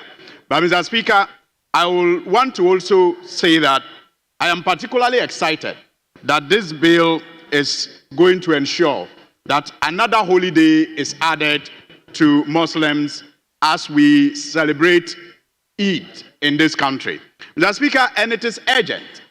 Why? Because only a couple of weeks ago, this nation had to celebrate Eid al-Adha.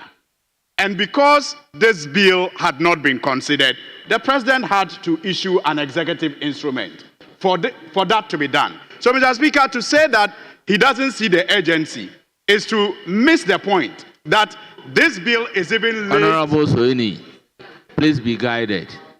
The earlier motion moved was to determine the urgency or otherwise. We put a question on that after the debate and the motion was carried out.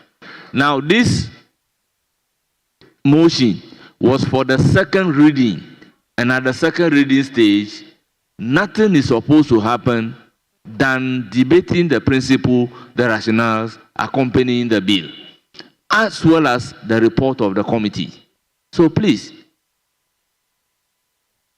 Thank you, Right Honorable Speaker. I'm guided. Mr. Speaker, so the point I need to make is that this is very important and this is coming at a very good time. Mr. Speaker, it will ensure that the next Eid celebration will not require the president to issue an executive instrument. Mr. Speaker, and it is also particularly important because we have had a situation in this country where in the past, it became politically correct for people to use religion for votes. Unfortunately, they were not able to meet this expectation of Muslims. And so, Mr. Speaker, I'm happy that once again Ghana is demonstrating that it does not matter what religion you worship. If you are chosen as a leader, you will act fairly towards all manner of people in this country. Because as we speak, we have a Christian president, we have a Christian vice president who at cabinet, together with some Muslim cabinet ministers, decided that this promise had to be fulfilled. And that for me is a plus in the feather of Ghana. That for me is a plus for our democracy. And that should go to the politicians who often campaign based on religious affiliations, so that they can understand that what we need in this country is leadership. And that leadership, when it is provided by even a Buddhist, that person will get the support of all Ghanaians. Mr. Speaker, however, I would have wished that this particular holiday, even as it is just one, be assigned to Eid al-Adha. And that is where perhaps, Mr. Speaker, I agree with the argument made earlier by the Deputy Whip of the minority, that if you look at the celebration of Eid al-Fitr and the celebration of Eid al-Adha, in my view personally, Mr. Speaker, I think that an additional holiday being added to Eid al-Adha will make more impact than Eid al-Fitr. And Mr. Speaker, this is a personal, observation. And it is my hope that subsequently, perhaps when an amendment is brought, or when it becomes necessary for a government to consider an additional holiday, we will assign it to Eid al-Adha. Mr. Speaker, I say so because, yes, both holidays are lunar guided. But Eid al-Adha, according to the religion of Islam, takes about 3 days to celebrate. So you have the day of prayer, and you also have the day of sacrifice. So, Mr. Speaker, if we have an additional holiday that is assigned to Eid al-Adha, it will cater for the day for sacrifice. I often liken this to the Christian celebration of Christmas and Boxing Day, where on Christmas Day, it is used to celebrate the birth of Christ. And on 26th, Boxing Day is used to share gifts. It is likened to Eid al-Adha in that manner, that on the prayer day, when it is guided by the lunar calendar, you go to the mosque to pray. The next day is often for sacrifice. And that is the day the animal that you sacrifice to share to God and to the neighbors is also done, like boxing. So, Mr. Speaker, it is my suggestion that in future, when we consider another holiday, or when it becomes necessary for us to amend this, we ensure that we add another holiday or we shift this holiday from Eid al-Fitr to Eid al-Adha. Mr. Speaker, I also wish to commend the government for resetting the celebration of Founders' Day to its original, status. Mr. Speaker, it is common knowledge that Dr. Kwame Nkrumah Osajefo has, over the years, proven all critics wrong and risen above all the damnation to be accepted globally and internationally as the founder of this nation. And so it is quite, disingenuous that we still have some people who want to undermine the name of Dr. Kwame Nkrumah. Clearly, in every team, it takes the team to achieve results, but there is always a leader. And that is why even the Ghana Black Stars, we will tell you about the Abedi Peles, will tell you about the Stephen Appiers. There will always be a captain of a team. And it is clear that in our history, Dr. Kwame Nkrumah was the captain and deserves that recognition. And when we talk about our founders, he must be the primus inter pares. Mr. Speaker, with these few words, I thank you very much and I call on my colleagues to support the passage of this bill so that we can enjoy these holidays to reflect on the future of this country and also to reflect on the work ahead for all of us to do in building this nation. Thank you very much. Thank you. Yes, Honorable Niti Wood. Thank you, Mr. Speaker. Mr. Speaker, I write to support... Honorable Stephen Amwa, why are you always up? Yes, Honorable Niti Wood, you have the floor. I thank you, Mr. Speaker. Mr. Speaker, I'm glad that this has passed so that his name doesn't get mentioned again. But, Mr. Speaker, I write to support the motion and also put on record, as the minority leader has already stated, that the agency of the bill is what this House spoke about. But the substance of the bill is good for everybody. But that is not to say that we will not raise critical issues for us to discuss as people of Ghana. Mr. Speaker, the first critical issue we want to ask is, we have had 4 republics, 4, in our nation's history. The longest running republic is the 4th republic. So, if you really want to celebrate a Republic Day, which one will you celebrate? The longest running and the most stable one is the 4th republic.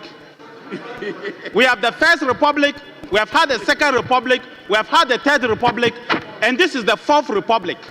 The longest running and the most stable has been the 4th republic. So if you really want to celebrate a Republic Day as a country, which one will we go for as people, regardless of the political differences we have? And so I think that the debate should not be about emotions, but the debate should be about what is good for the people of Ghana. Mr. Speaker, it is good to give our brothers, the Muslims, another holiday. It's very important. They would be able to tell us which one would be better. But like the minister himself is a Muslim, maybe he's looked at both the Eid al-Fitr and Eid al-Adha and thought that giving an additional holiday to Eid al-Fitr would have been better. There are some who believe that it would have been tidier to make Eid al-Adha another holiday instead of giving Eid al-Fitr 2 holidays. But in principle, Mr. Speaker, this side of the House, and I believe the entire House, supports that we should do that.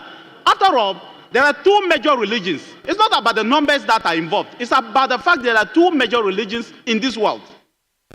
From our side of the divide, when I say our side of being human beings, if you go to China and you talk about Christian and Muslim, they will not say that they are major religions. If you go to India, they may not say them. But when you come to Africa, there are 2 major religions: Christianity and Muslim religion. They are the 2. Forget about the numbers. And so, no, there are 2. Mr. Speaker, we've moved beyond traditional religion. There are about some 5% of Ghanaians who are traditionalists. Nobody is discounting them, but the fact is that there are two major religions. Mr. Speaker, that is the reason why if we decide to give both religions holidays, nobody will argue about it. But it is about how, when, and what you use that holiday for. Thirdly, Mr. Speaker, I still want to go back to this issue of Kwame Nkrumah and the Founders' Day. People have always whipped up sentiments. And so in the analysis, they miss a lot of things. In many countries, especially Southern African countries, they celebrate the birthday of Kwame Nkrumah. And I think that is what Ghanaians should be looking at. That the person who led the independence and got the independence, there were many people who fought for the independence. But the person who ultimately was the one who stood and took the independence for this republic was Kwame Nkrumah. We all know that. And so many nations, including Ghana, should be celebrating him, and the birthday of Kwame Nkrumah should be made a holiday. Nobody's going to be against it. But Mr. Speaker, let nobody be deceived. Let nobody be deceived, Mr. Speaker, that the man who gave Kwame Nkrumah money to come down to Ghana didn't play a role.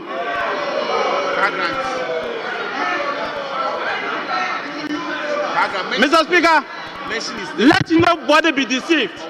That Kwame Nkrumah, who took money, Honorable Netiwul, yes, you are here when I admonish that at this particular level, the debate should be centered on the memorandum and thank the you, Mr. report Speaker. of the committee. I'll move away from there.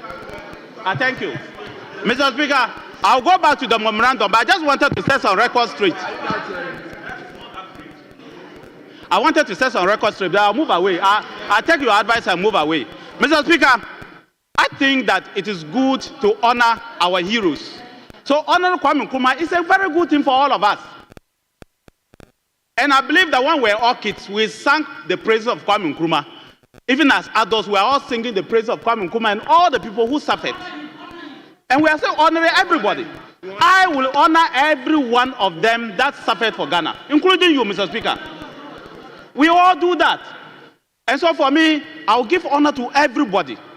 But we recognize that Kwame Nkrumah was the one who ultimately stood and we got the independence. So we'll celebrate him on his birthday. That I agree. I don't have a problem with that. Mr. Speaker, I will say also that it is important to use occasions like this to unite the nation. And it must start from this house. It seems any time we get the opportunity to debate our history, we turn out by creating problems for ourselves rather than uniting the nation. Maybe it is because of politics. Maybe not. But I can say that we should be very careful. We should be careful because today we are MPs, tomorrow we are not. Mr. Speaker, those who began in 92, I don't believe anyone is still here. In fact, those who began in 2000, only Collins Dada and one or two are around. Then we came and joined them along the way before 2004. Just a few people are around. So the life cycle of the service of a member of parliament is very short in Ghana. The little impact we want to make, we should make. And so I want to congratulate my friend, the Minister for the Interior, for bringing this bill to the House. But I also say to you that as you seek to give people more days to enjoy themselves as holy days, let's also find a way of using one of the days, like the commemorative day, to see what we can do as Ghanaians. Mr. Speaker, the worst thing anybody can do to himself, and the worst thing Ghana is doing to ourselves, is the fact that we are retrogressing from a nation into tribes. And that is the problem that Ghana, we are retrogressing from being a nation into tribes. And so people are more loyal to their tribes today than 10 years ago. People are more loyal to their tribes today than 20 years ago. In fact, Mr. Speaker, 1970s and 80s and 90s, people were more loyal to the nation Ghana than today. And I thought that as the nations grow, it should have been a change. And so use the occasions that we have, use the commemorative days that we have to see what we can do to be able to get Ghana as a country. Holidays are good, yes, but to what end? Holidays are good, but to what end? Trust me, by the time that the news gets out here, news will be talking about how people are fighting over whether Kwame Nkrumah is a founder or not. That's all people will be fighting about. That's what will go out. But then, the essence of the bill, the essence of why this bill came, and the reasons why this bill came, Mr. Speaker, will be lost on all of us. We will not be able to get exactly why this bill came, because at the end of the day, the memorandum to the bill spelled out the reasons why they need this bill, and why the minister chose to do two holidays for Eid al-Fitr instead of another one for Eid al-Adha. And I think that I'll look at the memorandum again, and then at the end of this particular debate, maybe one will come to the consideration stage. We'll see whether we'll propose amendments to this particular bill or not. And I hope that the minister would understand us when we begin to look at it and see whether there is a chance that we can propose amendments that will meet the majority. Because, like it or not, you have the numbers to do what you want. But I hope that you will listen to our wisdom as well, and then agree when the wisdom comes. But, Mr. Speaker, have we counted the number of holidays that we have in Ghana? 14. There are not many. So, Mr. Speaker, I still say that we should be careful as a state that we don't use history to devour ourselves. It's not necessary. Because if we want to debate about history, there are many things that people are missing, and people will get missing. You said we should move away from it, so I will not say. But I'll conclude by saying that people should go and find out who the ringleaders of the 1966 school were and where they came from. Where they came from and who they are tied to. Then you will understand what it is. I thank you, Mr. Speaker.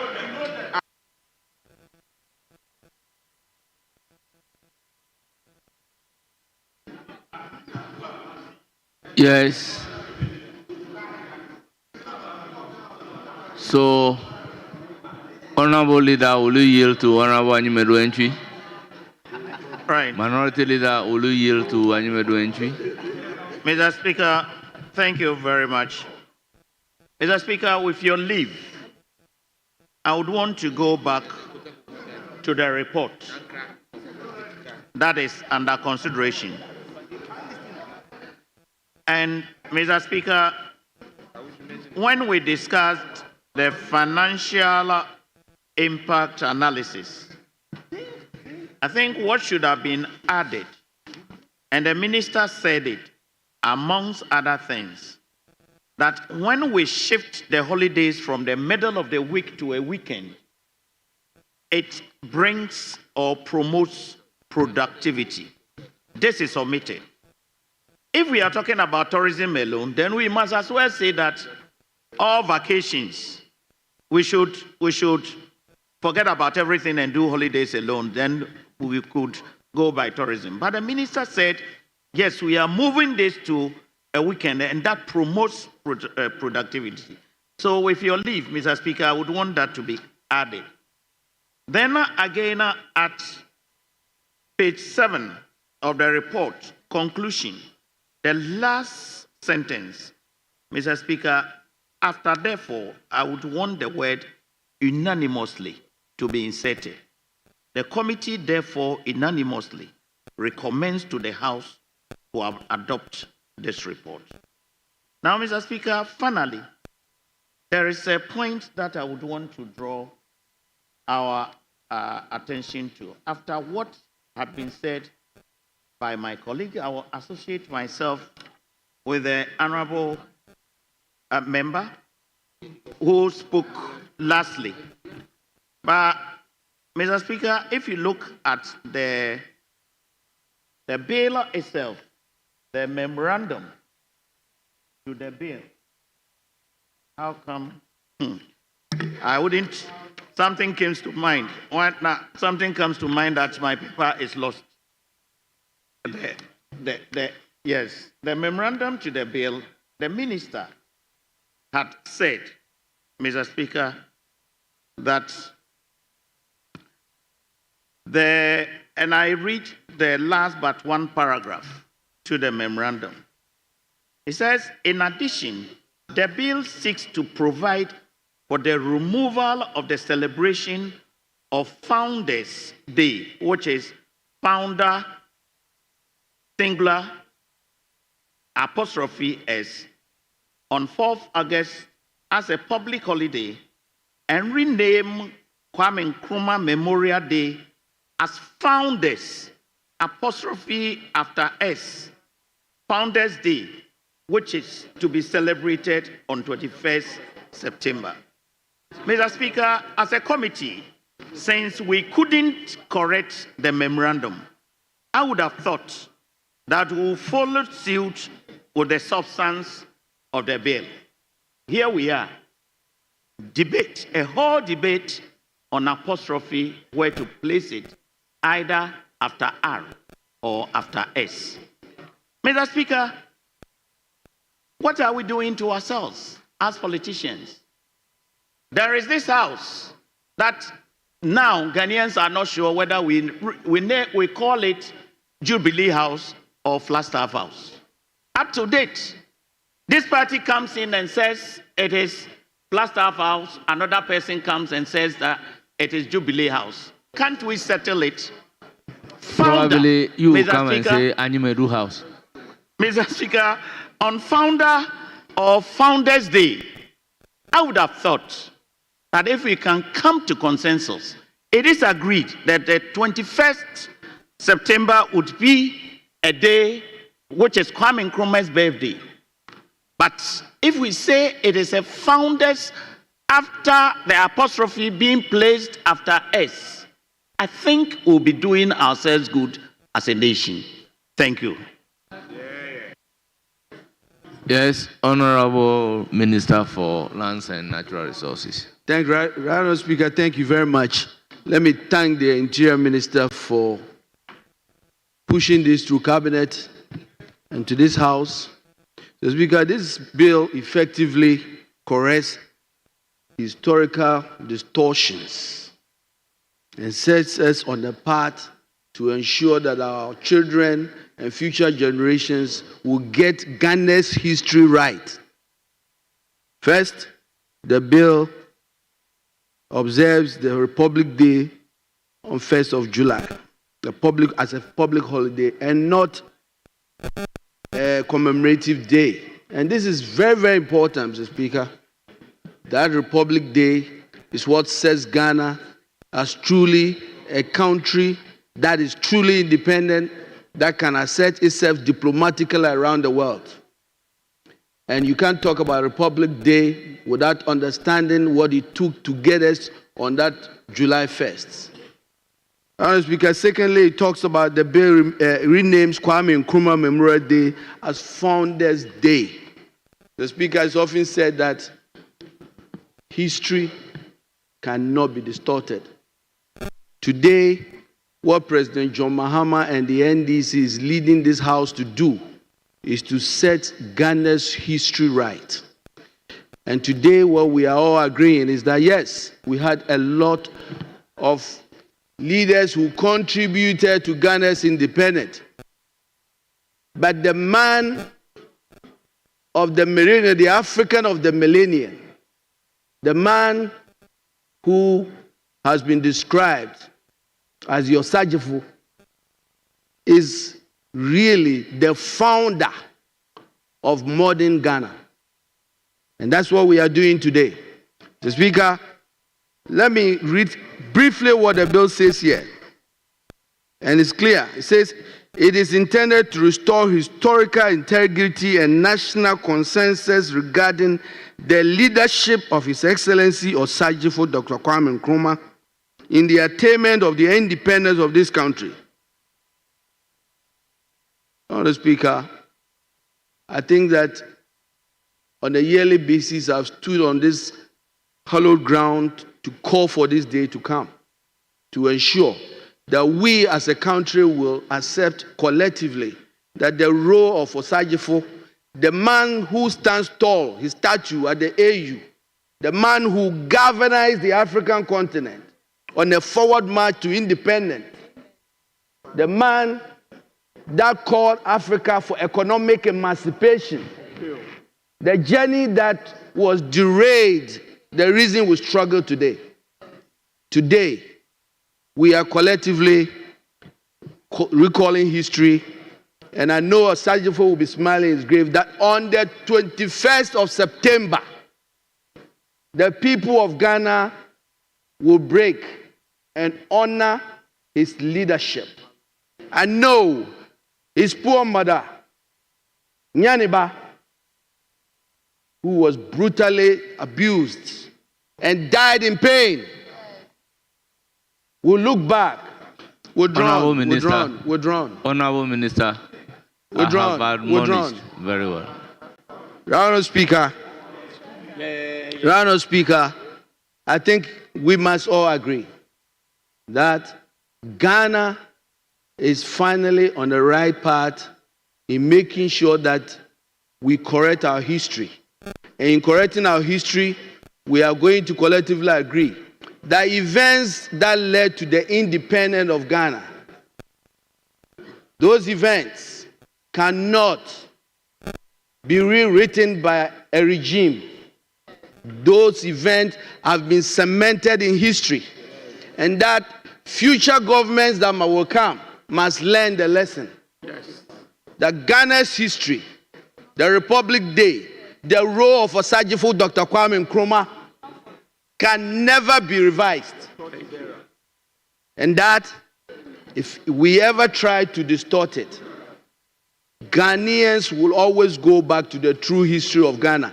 And today, we collectively honor Osajifo Dr. Kwame Nkrumah as the founder of the Republic of Ghana. I thank you. Yes, Honorable Minority Leader.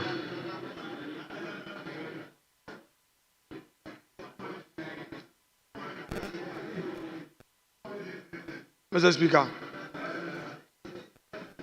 I thank you for the opportunity to add my voice to the debate on the floor. Mr. Speaker, there is everything good in honoring the heroes of a nation. So proposing a holiday to honor those who have served our country is right. However, Mr. Speaker, in this chamber, I believe what is probably dividing us in how we approach this decision to honor our heroes. I listened to the nostalgic and forceful submissions by my respected colleague Emmanuel Amakofibua of Elembele. And I agree with him with the very strong submissions he made about Nkrumah. And I want to adopt same as though they were mine. However, Mr. Speaker, I have some points of disagreement as to how selective sometimes we appear to be in identifying who our heroes are. Mr. Speaker, the independence that we talk about wasn't just a day's event. It was a process that was initiated by some nationalists way before the 1900s. My own great-grandfather, Nana Gate,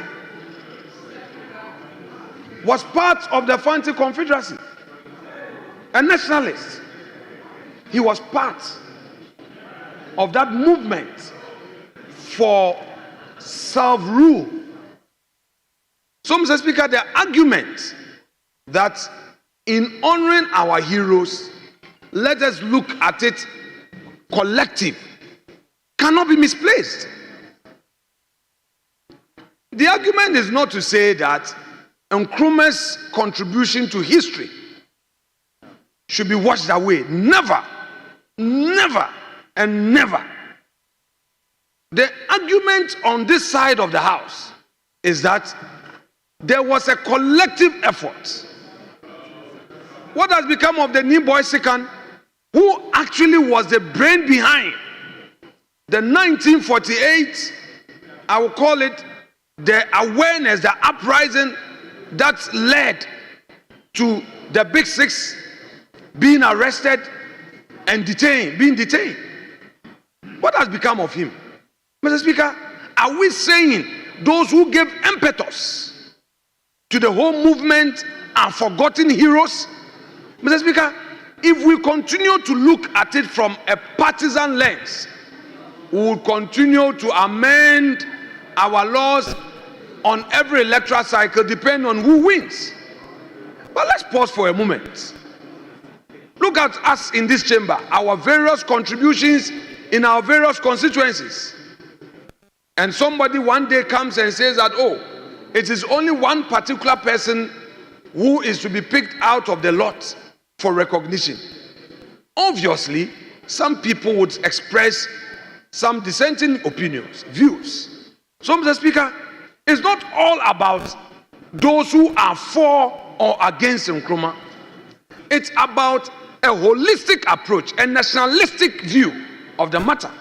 And I think that is where I mount my submissions. So, Honorable Leader, are you talking about Ni Kobna Boni or Yes, Ni Mr. Speaker, I've just been aided. And I thank the bench. Mr. Speaker, I thank the chair for that. I appreciate it. Mr. Speaker, I said diplomacy will be healthy for our relationship. Mr. Speaker, people don't know we are a family. They say we're always fighting. Mr. Speaker, the name is Ni Kwabna Boni. That's the correct name. He was a chief, was he? Yes, of Osu. Mr. Clark, I thank you for your industry. History will remember you. Well, Mr. Camilo, your prince, your crown prince, is saying that he supported the research. Mr. Speaker, Ni Kwabna Boni, that brave chief from Osu, and of course the records has it that he was also a businessman. He played a major role. In our various constituencies, we know what we did. And Mr. Speaker, not to single out our member of parliament for Asin North, we were in his constituency to campaign. Of course, not for him. Mr. Speaker, everywhere we went, every village, and I took note of that. It wasn't about him, but about what his father did many years ago. And people were mentioning his father's name. Mr. Speaker, such cannot be taken away from him, because that was the history his dad made by serving his people. In various communities in this country, we know the role that people have played. So, Mr. Speaker, on the score of recognition, I do not think that we should limit ourselves. We should acknowledge our founders as a collective. That is my view. Mr. Speaker, on the issue of celebrating our brothers who are of the Islamic faith, Mr. Speaker, as Honorable Nitiwu submitted, two main religions are being recognized by us as a nation. Although in Ghana we say we are largely Christians and Muslims, but I know that we are also deep-rooted in our tradition. And many Ghanaians still believe in the traditional religion, but that's for another day. Mr. Speaker, honoring them with a holiday will not be a thing that I will oppose. We have to honor. But Mr. Speaker, we would have to also pay attention to certain obligations imposed upon us by the Constitution. Mr. Speaker, if you read Article 24, it talks about economic rights. You talk about Article 25, educational rights. You talk about 27, Article 27, women's rights.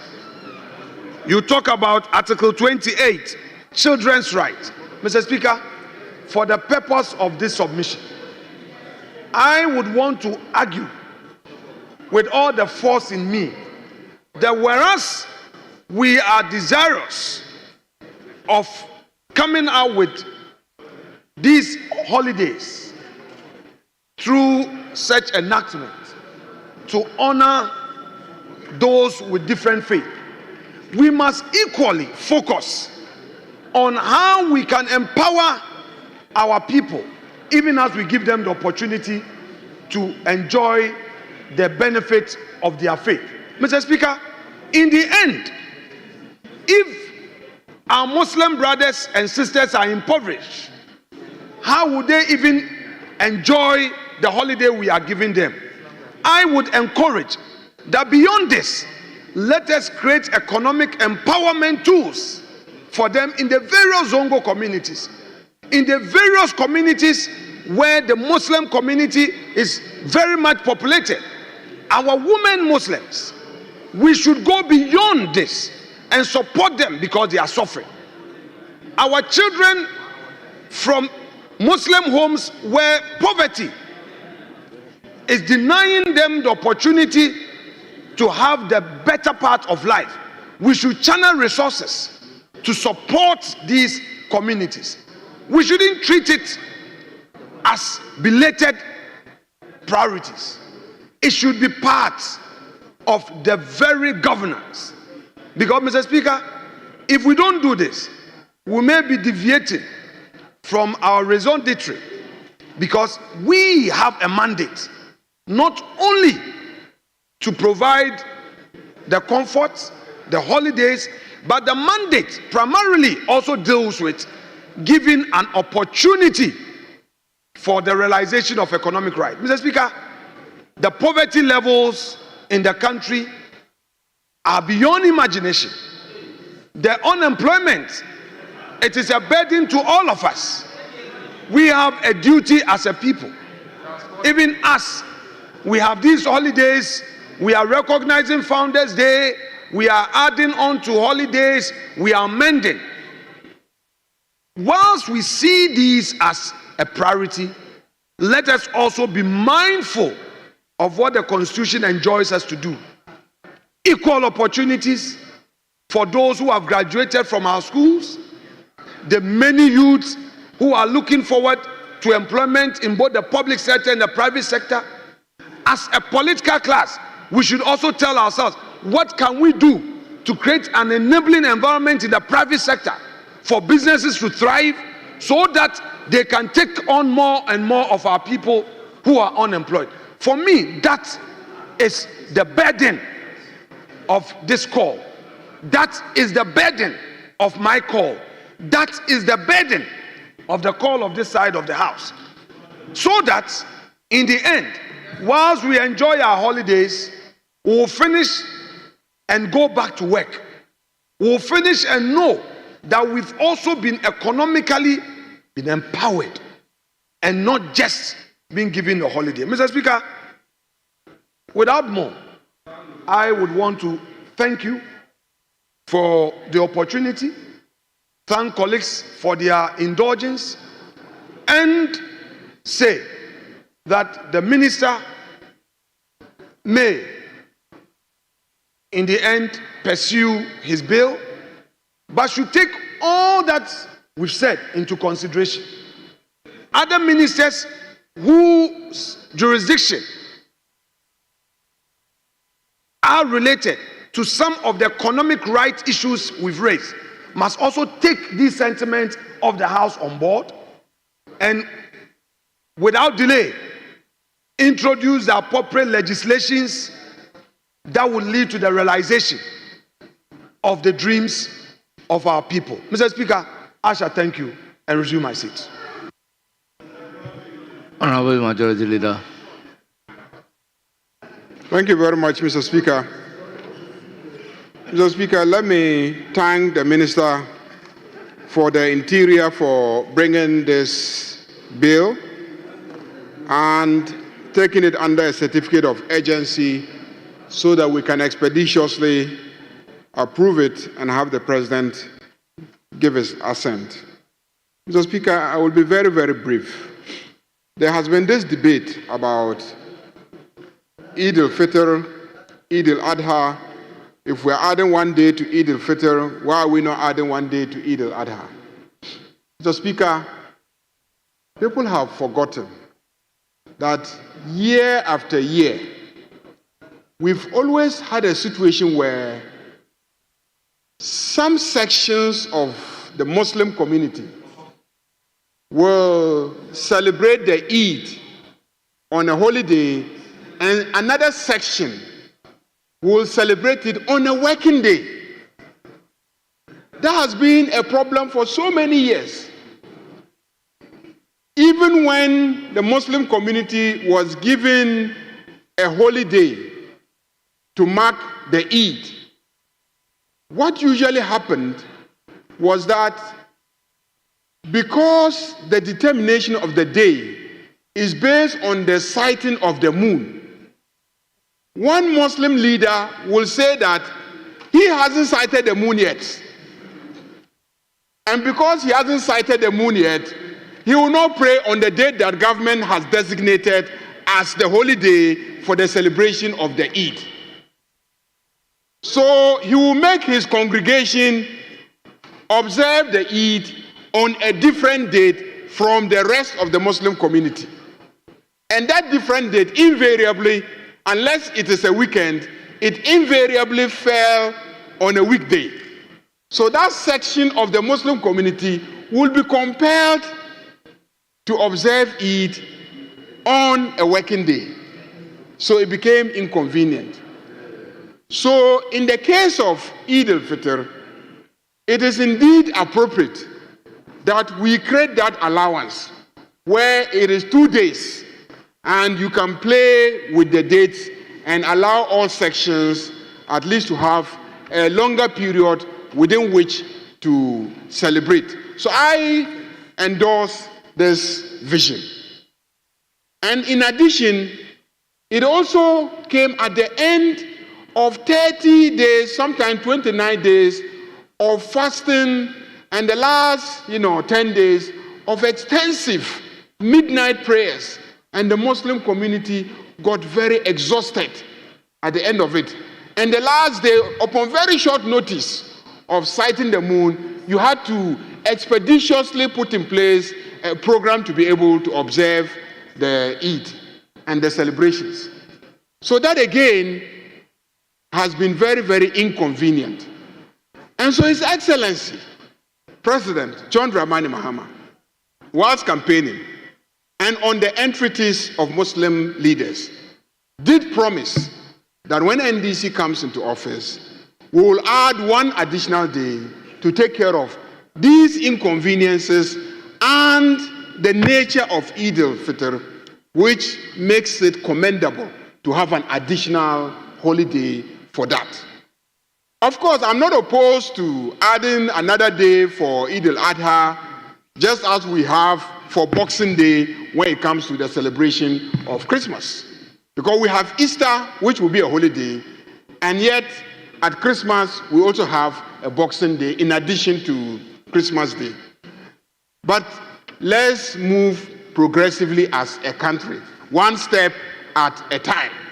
So I entreat members, we as Muslims have toyed with the idea of even amending it in this house to forcefully add a second day for Eid al-Adha, but we are holding back in order that we build national consensus on these matters. So I urge colleagues who have been coming to whisper to me and pleading that why don't we just do it once and for all, add another day, that these matters require building national consensus, extensive consultation among the major religious leaders. You don't just get up and impose a national holiday without consulting the Catholics without consulting the Presbyterians, without consulting the different sections of the Muslim community. You can't just sit in Parliament and just impose a day. So I urge colleagues, let's be restrained. Let's take what we have now, which is just one additional day for the Eid al-Fitr. The second principle informing this bill is the mismanagement of holidays. When a holiday occurs and it is a Thursday, automatically Ghanaians will appropriate the Friday and add it. And on the Wednesday, we'll do half day. Same way, if a holiday is supposed to be, let's say, a Wednesday, then it is a problem. So to give the president latitude to manage the country in such a way that we more efficiently manage our holidays, we are introducing a provision in our law that says that if a holiday has a day between it and the weekend, then the president has the discretion of, instead of allowing it to be midweek, to move it to the day before the weekend so that you can have a long weekend. So the long weekend enables efficiency. It gives people opportunity to actually go on a long vacation, travel, to meet families and etc. So it is this efficiency in the utilization of holidays that is necessitating the second set of provisions in the bill. The last one, of course, doesn't come without controversy. And I think that we're all free to engage in the political banter that I see happening in the chamber. No one can ever resolve that matter between us in this country. No one. No one can resolve that matter between us in this country. Because people will try as much as they can to extol the virtues of Dr. Osagyefo Kwame Nkrumah and define him as the founder of this country, the founder of the nation. Others who equally played a role will continue to make an effort to position themselves. Many of them are no longer there, but their children and grandchildren will put up a fight. That is perfectly understandable.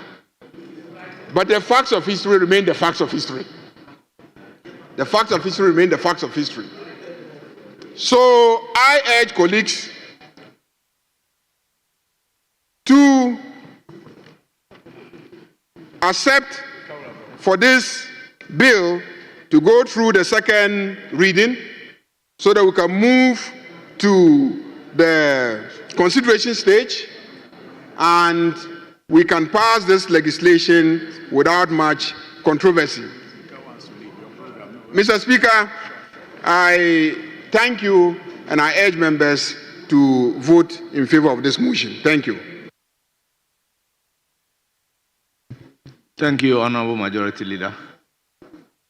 Honorable members, at the conclusion of the debate, the question is as many as are in favor of the motion say aye. Aye. Those against say no. Honorable members, the motion is carried. The public holidays and commemorative days Amendment Bill 2025 is duly read for the second time. An act to amend the Public Holidays and Commemorative Day Act 2001 at 601 to provide for Shark Day and the first day of July as statutory public holidays and for related matters.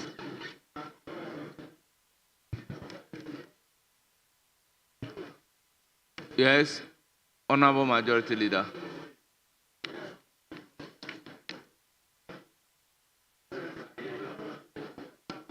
Do we take item number 19?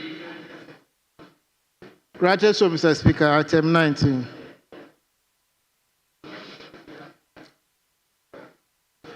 Honourable members, we now move to item 19 on the order paper at page 5. The Public Holidays and Commemorative Days Amendment Bill 2025 at consideration stage.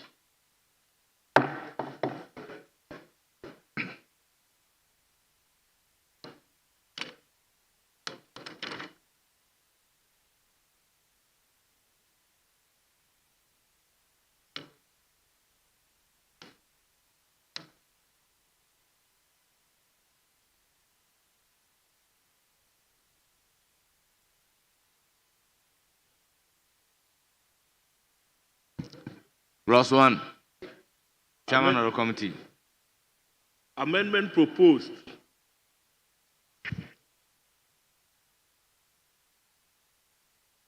Section 3 of Act 601 amended. Chairman of the committee.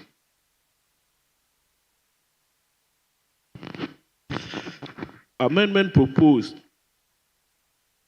Subclause 2. Delete and replace with 2.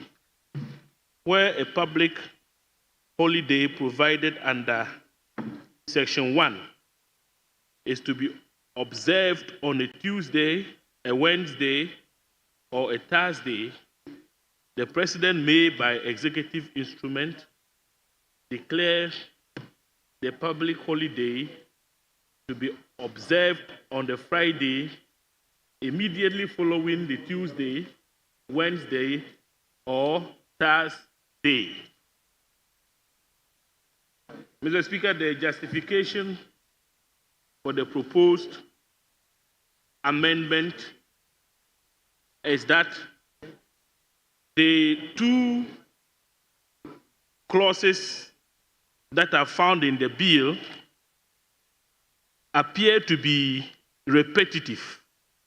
And so, after deliberations, the committee came to the conclusion that we delete 1 and simply replace the entire clause with clause 2.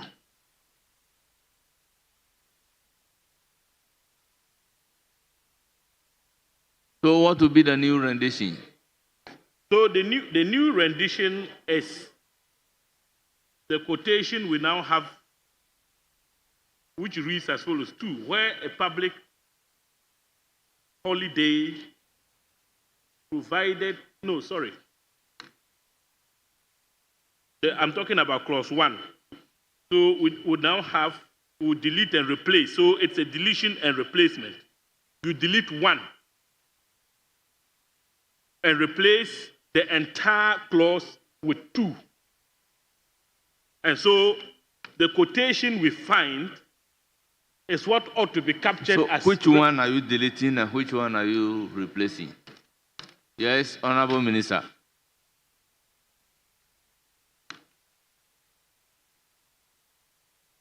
Thank you very much, Mr. Speaker. Mr. Speaker, what my chairman is trying to simply do is to say that in section 1 subclause 2, after the word "the," continue with Friday immediately following that Tuesday, Wednesday, or Thursday, and then delete the entire A and B, so that the new rendition will now be where a public holiday provided under section 1 is to be observed on a Tuesday, a Wednesday, or a Thursday, the President may, by executive instrument, declare the public holiday to be observed on the Friday immediately following that Tuesday, Wednesday, or Thursday, as the new rendition. And the simple reason, Mr. Speaker, is at the committee we agreed that these holidays should be earned before it is observed.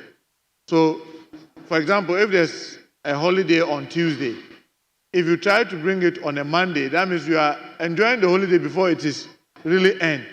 So you should rather enjoy it after the day. So the holiday is on Tuesday. You should enjoy it after that Tuesday comes to pass, so that we push it on Friday. So if it is also Saturday and Sunday, you should enjoy it on a Monday. So you should earn it first before you enjoy it. So that warranted that if that's the case, we delete both A and B in subsection 2, so that we then add after the day in line 3 of subsection 2, Friday immediately following that Tuesday, Wednesday, or Thursday. So that's the sense of the amendment. Thank you, Mr. Speaker. Yes, Honorable Nyimedu.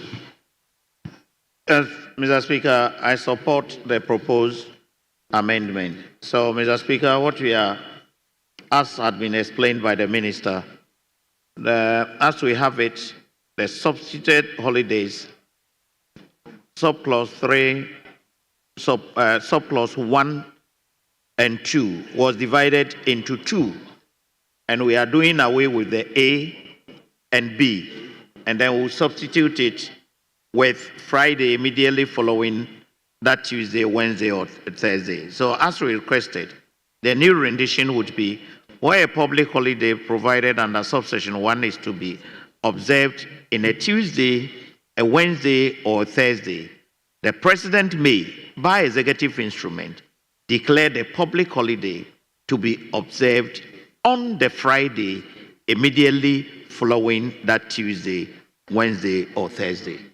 Thank you, Mr. Speaker. So, honorable members, the proposal is to delete clause 1, 2A and make B part of clause 2.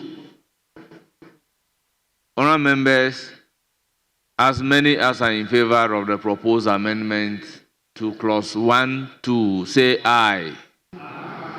Those against say no. The ayes have it. Clause 1, 2 as amended is ordered to stand part of the bill. Yes, clause 2. Section 7 of Act 601 amended. Chairman of the committee.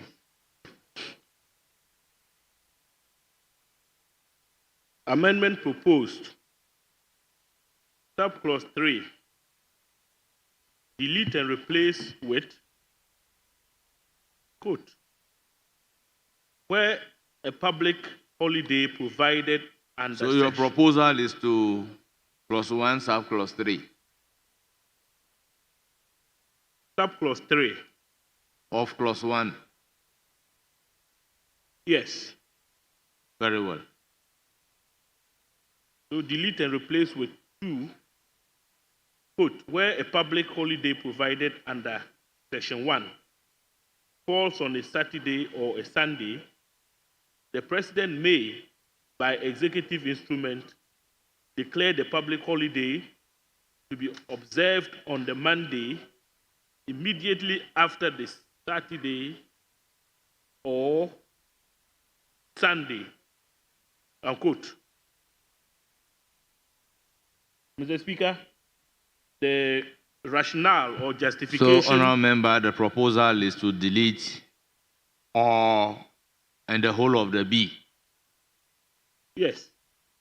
And then make the rest of the A part of the substantive clause 3. That is so. Very well. Yes, honorable Nyimedu. Mr. Speaker, I second the proposed amendment that has been made by the chairman.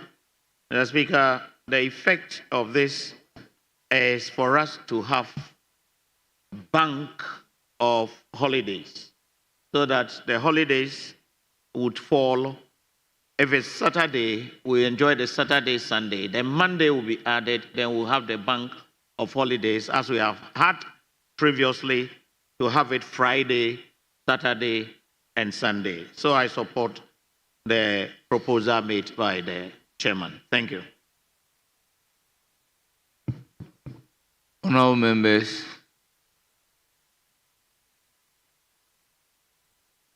the question therefore is, as many as are in favor of the amendment proposed to clause 1, subclause 3, say aye.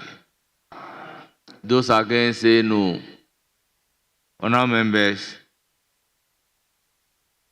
clause 1, 3, as amended, is ordered to stand part of the bill. Yes, Chairman of the committee. Clause 3, amendment proposed. Delete. Clause 3. Yes. Mr. Then let me Speaker. put a question on the whole clause 1. before. Honourable members, clause 1, as variously amended. The question is, those in favor say aye. Those against say no. Yes. I think the next amendment is part of the subclause, is another subclause. So if we can finish that and put that together. That is why I am asking whether it is No, clause 3 or...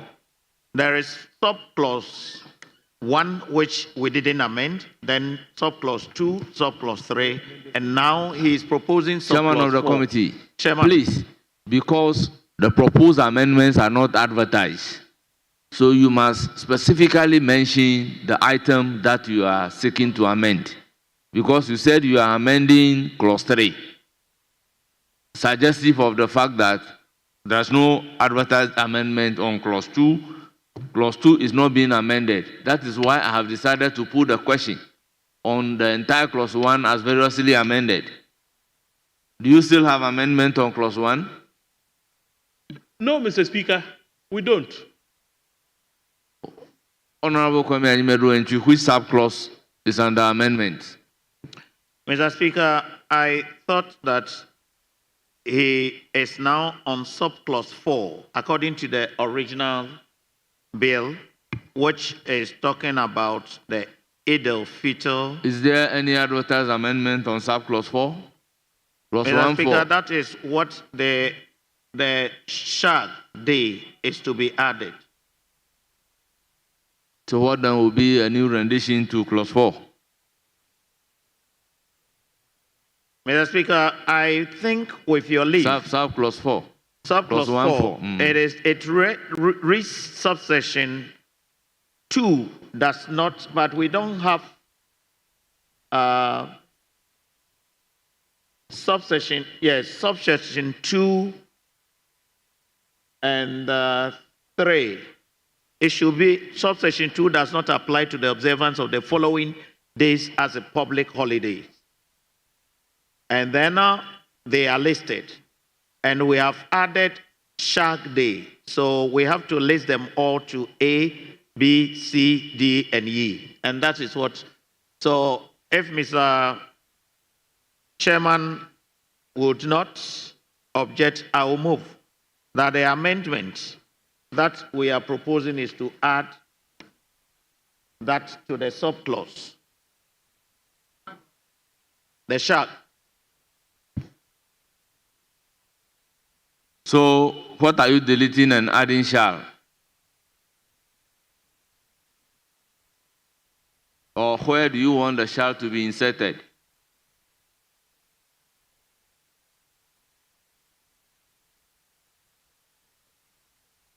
Mr. Speaker, let me find out from the minister, because a proposal was made that the shag is being introduced afresh. So I would have thought that looking at the original bill, we will now add on. So it should be a proposal to add the shag. But if that has been taken care of already, then I raise my case. Yes, Chairman of the committee. Mr. Speaker, if you read the clause 3, subclause 3, the public holidays envisaged do not include religious holidays. And that is what the clause 4 seeks to achieve. So you find that under clause 4A to E, all the festivals listed are religious festivals. You see, so an exception has therefore been so created. what is wrong with the rendition in clause 1.4? There is absolutely nothing wrong. That is why I am of the view, and I crave the indulgence of my colleague to allow the proposed amendment to stand as it is. Honorable Animedu, is your proposal is delete does and replace it with shall, so that the new rendition will be subsection 2 shall not apply to the observance of the following days as public holidays. Is that your proposal? Mr. Speaker, there's something that the committee had not considered that I even want to draw the minister's attention. Please, and let's finish with the clause 4. Mr. Speaker, to the extent that we have not introduced the shall day, and then we are bringing it in a proviso, I am not very careful because we haven't introduced it at all, and I thought we could find a way of introducing it before we can bring it to as an exception. But I was thinking through. Clause 1 of the bill contemplates public holidays. What clause 4, subclause 4, is seeking to do is that the subsection 2, which is introducing the public holidays, does not apply to the observance of the following days in a public holiday. Then Eid al-Fitr, Shak Day, Eid al-Adha, Christmas Day, Boxing Day.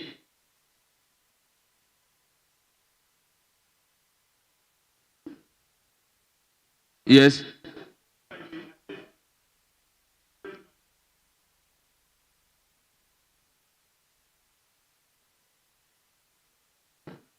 Which creates Shak Day as a public holiday is contained in the schedule. Yes.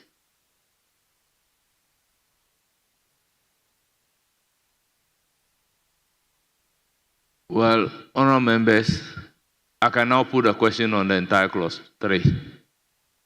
The question is, all those in favor of clause 1 as variously amended, say aye. Those against say no.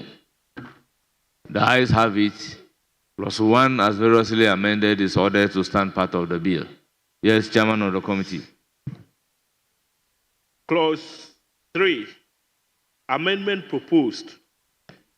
Delete, quote and unquote, farmers. Honourable member, if you don't have any advertised amendment on clause 2, let's take clause 2. So, Chairman, please on record, you don't have any advertised amendment to clause 2. That is so, Mr. Speaker. We do not have any advertised amendment on clause 2. Members, is any other member having a proposed amendment to clause 2 of the bill?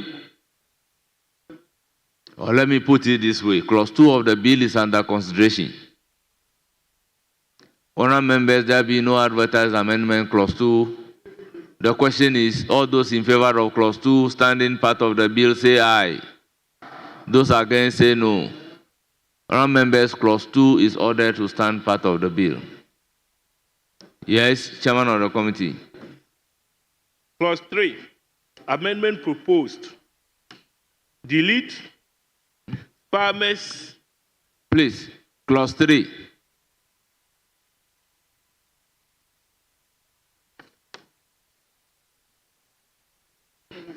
First schedule to Act 601 amended.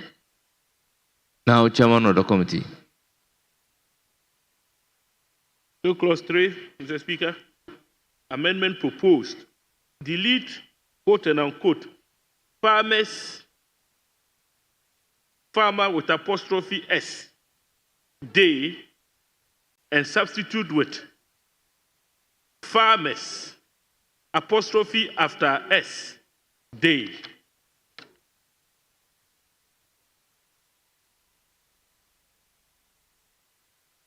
Chairman of the committee, can you point specifically at what you are amending in clause 3?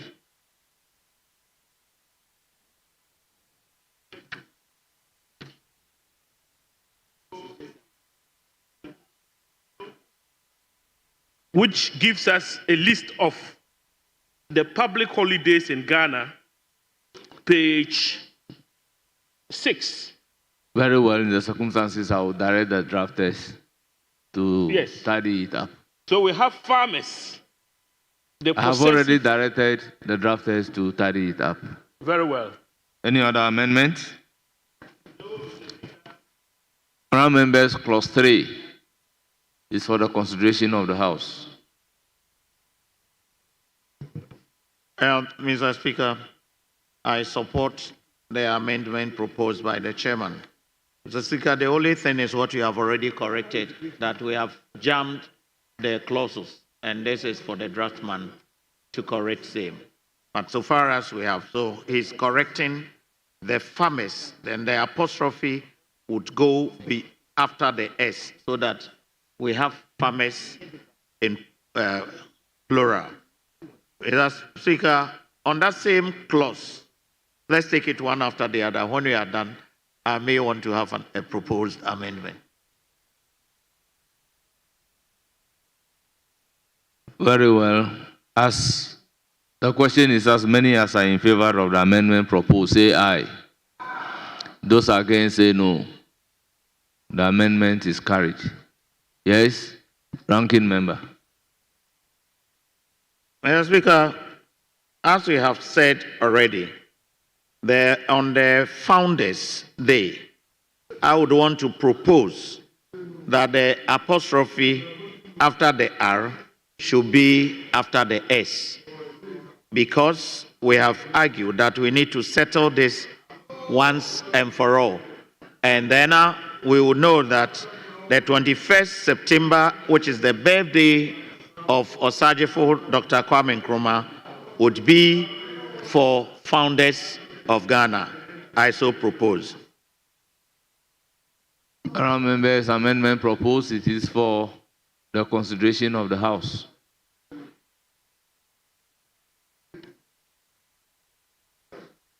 You put the question. Let us be captured on record. Yes, Chairman of the committee. Mr. Speaker, I think it's proper for us to be captured on record as opposed to the proposed amendment. Mr. Speaker, this is a matter that was thoroughly and exhaustively deliberated upon, whether founders should come with an apostrophe or not. Well, I will we have came to to the put conclusion that let there me, ought not to be an amendment. You are opposed to the amendment. Very well. That I'll have to put a question on the proposed amendment unless he wants to stand it down.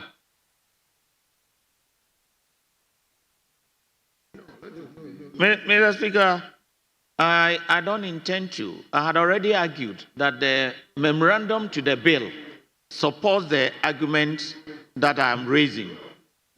Well, let me put a question on your amendment. All those in favor of the amendment proposed by Honorable Anyimedu say aye. Those against say no. The noes have it. The amendment is accordingly not carried.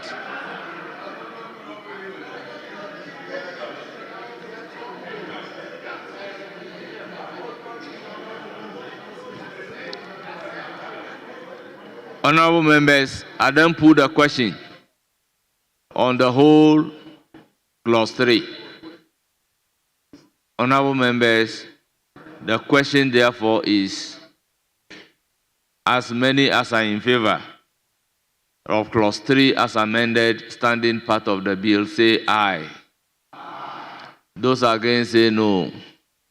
Honorable members, clause 3 is accordingly ordered to stand part of the bill. Clause 4. Second schedule to Act 601 amended. Yes, Chairman of the committee. Mr. Speaker, on record, there is no proposed amendment to the whole of clause 4. Well, it is for the consideration of the House. Honourable members, any amendment? Honourable members, the question therefore is, all those in favor of clause 4 standing part of the bill say aye. Those against say no. The ayes have it. Clause 4 is ordered to to stand part of the bill. Long title. An act to amend the Public Holidays and Commemorative Days Act 2001 at 601 to provide for Shark Day and the first day of July as statutory public holidays and for related matters. Yes, Chairman of the committee. Mr. Speaker, on record, there is no proposed amendment to the long title. I thank you. Honourable members, the long title is for the consideration of the House. Honourable members, there being no amendments, the question therefore is, as many as are in favour of the long title standing part of the bill, say aye. The motion has been arrested. Mr. Speaker, Yes. sorry that my attention was not drawn to this.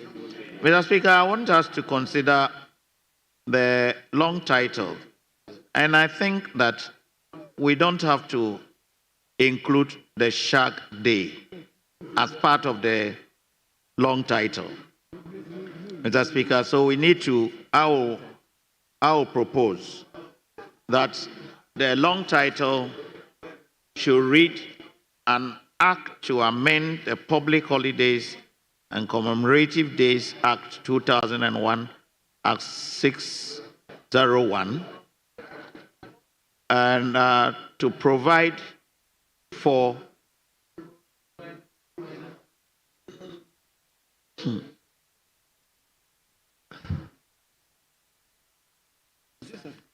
just the Shark and the 1st July should be out.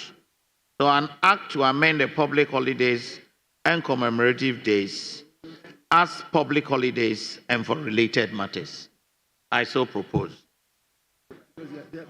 So because there are a lot of holidays and none of them is being introduced, but to get the Shark in, we have already included it, but as a long title, I don't see the relevance of making it part of the long title. That is my proposal. Honourable members, the proposal is to delete Shark Day and the first day of July. Yes, Chairman of the committee. Mr. Speaker, I am opposed to the proposed amendment, and my reason is that the long title, in legislative drafting, the essence of long titles are to provide sufficient information to any ordinary reader who grabs a copy of an act. You should know straight away on the face of the long title what the act or bill is all about. Mr. Speaker would find that the amendment to the Public Holidays and Commemorative Days Act, yes, that is fine, but the addition of the Shark Day is a novelty and therefore must find expression in the long title. If it doesn't, the average reader would have to comb through the entire bill and before you actually understand what its import is. Honourable Chairman of the committee, can we together look at clause 1.4, which reads, subsection 2 does not apply to the observance of the following days as public holidays. Eid al-Fitr, B, Shark Day. Honourable Minister, what do you say to this? Thank you, Mr. Speaker. As we all know, there is a drafting style. The long title is to give a gist of what you've done or a summary of what has happened. And if you look at the craft of this amendment to these public holidays and commemorative days, the most significant thing about it all is the addition of the Shark and the 1st July. So to take it out of the long title will defeat the drafting style that we are all familiar with. So, and it's being also there, doesn't hurt anything. So do we go to take it out from clause 1.4? No, clause 1.4 is now the meat or the details of what we've done. But the long title just gives you a summary at a glance. What was the essence of this amendment? It is to add these 2 days. So, Mr. Speaker, it being there doesn't harm anything. And I want to suggest to Ranking that to be able to make progress, let's just leave it so that we can make some progress. Thank you. Yes, Honorable Ranking. Mr. Speaker, I have made the point and I want us to enrich the text, and this would have to withstand the test of time. Mr. Speaker, I respect you when it comes to drafting. You are a drafter and a good one. Mr. Speaker, I seek your guidance on this. Thank you. Very well. I would urge you to drop the amendment so that I put a question. Very well, Mr. Speaker. Withdrawn.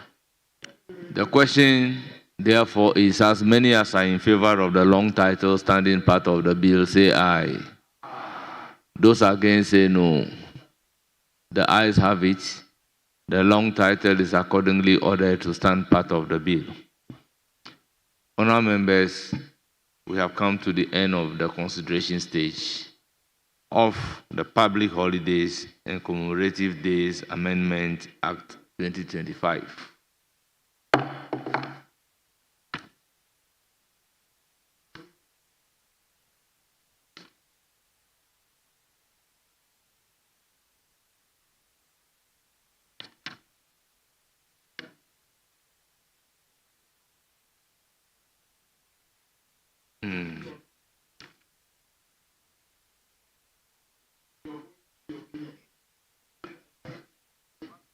Honourable members, motion number 21.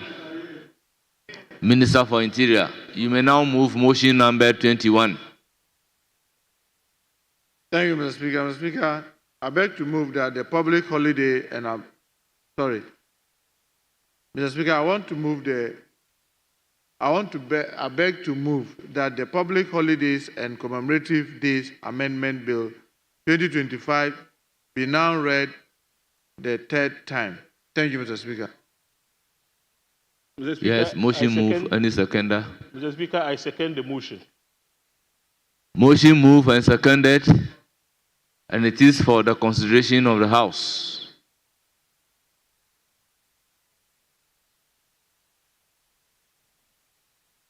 Mr. Speaker. Yes. There is no advertised. As for third reading motion, you don't advertise.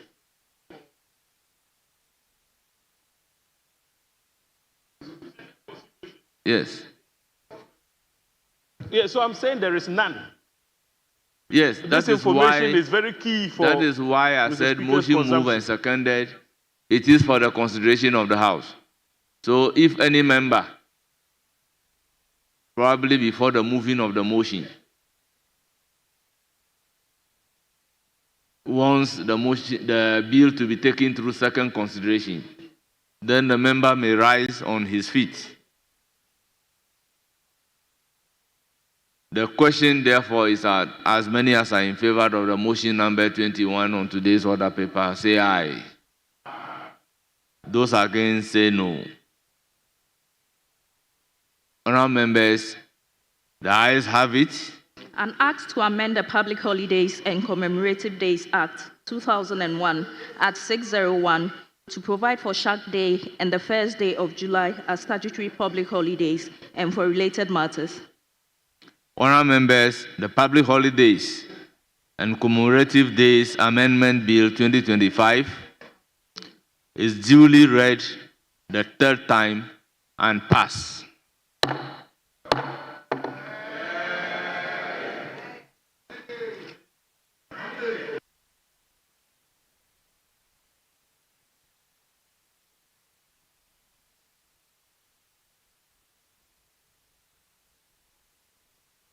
Yes, Honorable Deputy Whip.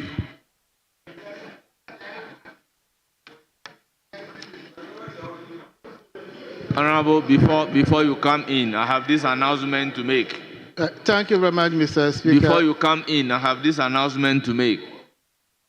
Inauguration of Parliamentary Friendship Associations. Honourable members, the Right Honourable Speaker of Parliament will on Friday, 27th day of June 2025, inaugurate 42 Parliamentary Friendship Associations, duly recognized in the 9th Parliament in the Chamber of Parliament at 9 a.m. Members of the Diplomatic Corps of countries of the respective friendship associations have been invited to the ceremony and expected to be seated by 8:40 a.m. In this regard, honorable members are entreated to be also seated by 8:40 a.m. Thank you for your audience.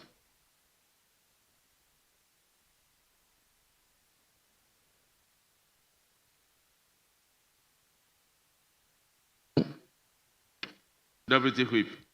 Thank you very much, Mr. Speaker. Mr. Speaker, we skip question 92 and 237, finding the name of the Minister for Tourism, Culture and Creative Arts. Very well. The Minister is still with us.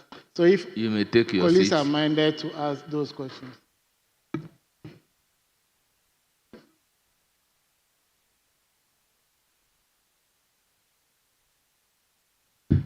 Honorable members, I recall we varied the order of business without taking question number 92 and 237. So the minister is now here. May we now take motion numbered 92, standing in the name of Honorable Frank Yabua, Echima Mobiaja North Constituency. Honorable, you have the floor. Thank you, Mr. Speaker. I rise to ask the Minister for Tourism, Culture and Creative Arts the plans of the ministry to revamp and promote tourist sites at Barakesi Dam, Owabi Dam, and the Wildlife Sanctuary, which have immense ecotourism potential but suffer low patronage and limited infrastructure in the Achuma Nwabiaja North municipality. Thank you. Yes, Honorable Minister, you have the floor.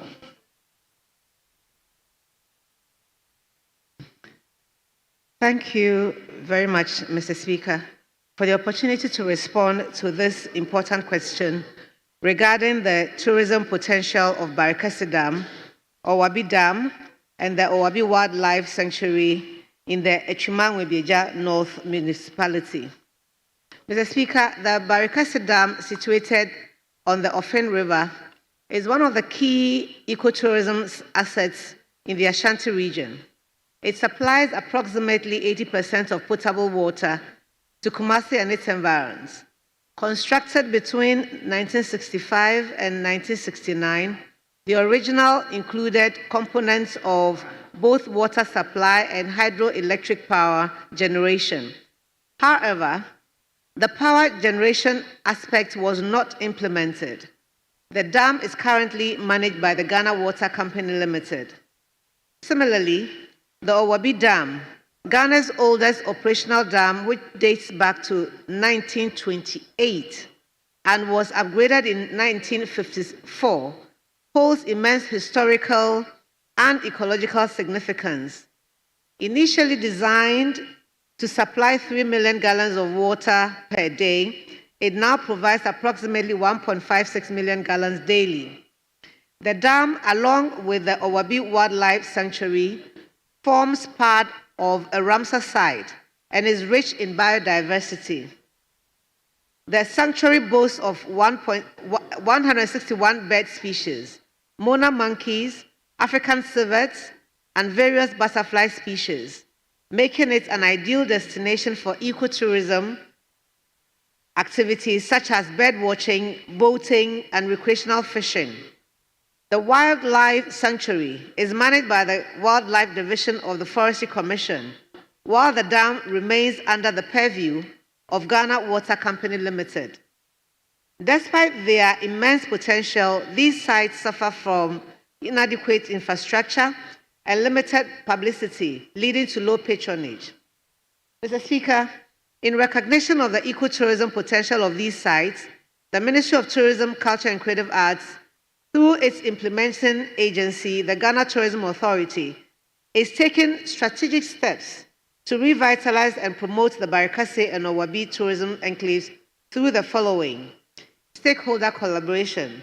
The ministry plans to work in close partnership with key stakeholders, including traditional authorities, community leaders, the Echuma Nwabieja North Municipal Assembly, Ghana Water Company Limited, and the Wildlife Division of the Forestry Commission.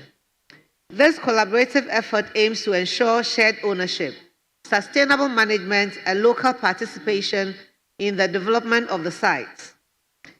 2. Sensitization and promotion. A vigorous sensitization and marketing campaign will be launched to raise awareness and drive visitor numbers. This will include the production and dissemination of promotional materials such as brochures, flyers, and leaflets, digital content for websites and social media platforms, and targeted outreach to youth groups, students, and faith-based organizations, among others. Tour packaging. The ministry, through the GTA, will collaborate with the Tourism Society of Ghana, TUSUGA, and the Tour Operators Union of Ghana, TUGA, to package educational tours and excursions to these destinations, positioning them as key attractions for domestic tourism. 4. Infrastructure development. The ministry, in partnership with the Ministry of Roads and Highways, will prioritize the improvement of access roads leading to the Barikase Dam and Owabi Dam, the Wildlife Sanctuary, and many other areas. Additionally, efforts will be made to rehabilitate and upgrade basic visitor facilities, including tourist information centers, sanitary facilities, parking areas, and nature trails. 5. Recreational enhancements. Recreational infrastructure such as picnic spots, viewing platforms, and guided tour services will be introduced to enrich the visitor experience to encourage repeat visits. In conclusion, Mr. Speaker, the ministry is committed to unlocking the tourism and economic potential of Barikase and Owabi. We believe that with improved infrastructure, strategic promotion, and community engagement, these sites can contribute significantly to regional development, job creation, and environmental conservation. I thank you, Mr. Speaker. Honourable member, any supplementary question? No further questions, Mr. Speaker. Thank you very much, and thank you, Honourable Minister. Very well. This is a constituency-specific question. It's a constituency-specific question. In relation to Echuma Mobiaja North Municipality. Yes. Well, I will give you the opportunity. Yes, thank you very much, Mr. Speaker. Madam Minister, yes, he said I can go ahead with my question. Yes. So, Madam Minister, thank you very much for your answer. So, you said that you collaborate with TUSUGA and TUGA to package some educational tours. Are you able to tell this House where you are in your collaboration with these people? Have you started? Which part of the collaboration stage are you now? Yes, Honourable Minister. Thank you, Mr. Speaker. If the Honourable Member of Parliament will recall, during my vetting, I indicated that I was interested in domestic tourism and positioning myself to champion that. Subsequently, I've met with the industry players and espoused this to them. It is my hope that they'll take it up. But most importantly, I've also asked the Minister for Local Government to give me opportunity to meet the MMDCs so that I sell this to them, because each district, municipality must own what they have. When we have supported you to promote it, the returns, the revenue that comes stays within your community. So you must be interested in how you develop what you have. So it's work in progress. We haven't concluded. We're still having conversations around it.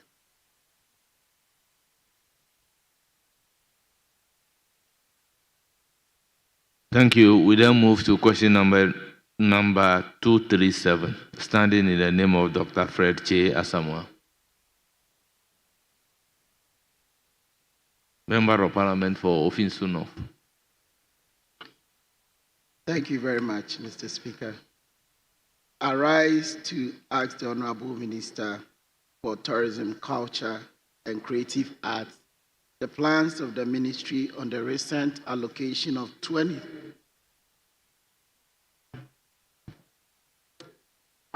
I rise to ask the Minister for Tourism, Culture, and Creative Arts the plans of the Ministry on the recent allocation of 22 million Ghana cedis for the rehabilitation of 6 forts and castles across the country. Yes, Honorable Minister.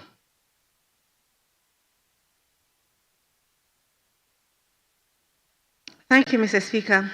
It is recalled that Ghana was among the first countries in 1975 to ratify the UNESCO Culture Convention on the Protection of the World Cultural and Natural Heritage, 1972, also known as the World Heritage Convention.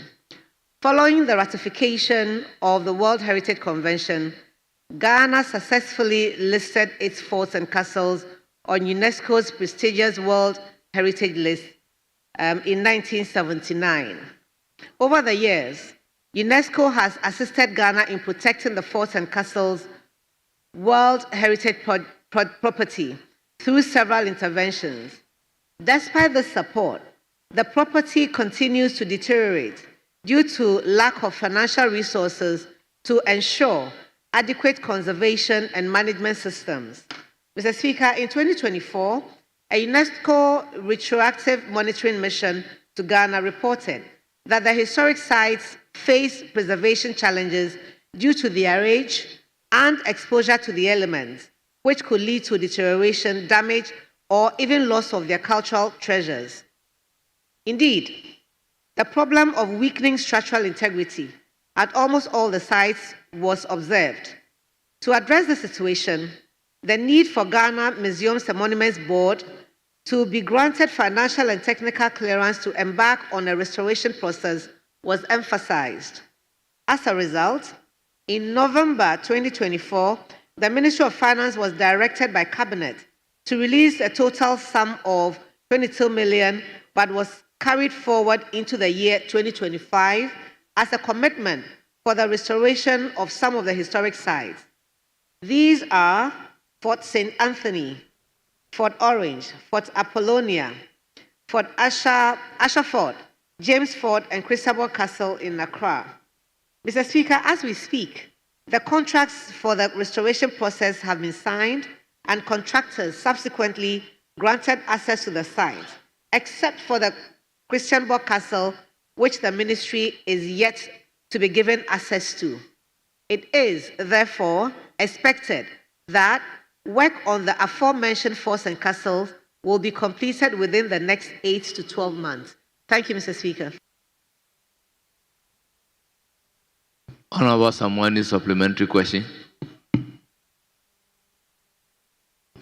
I'll cut it down to one.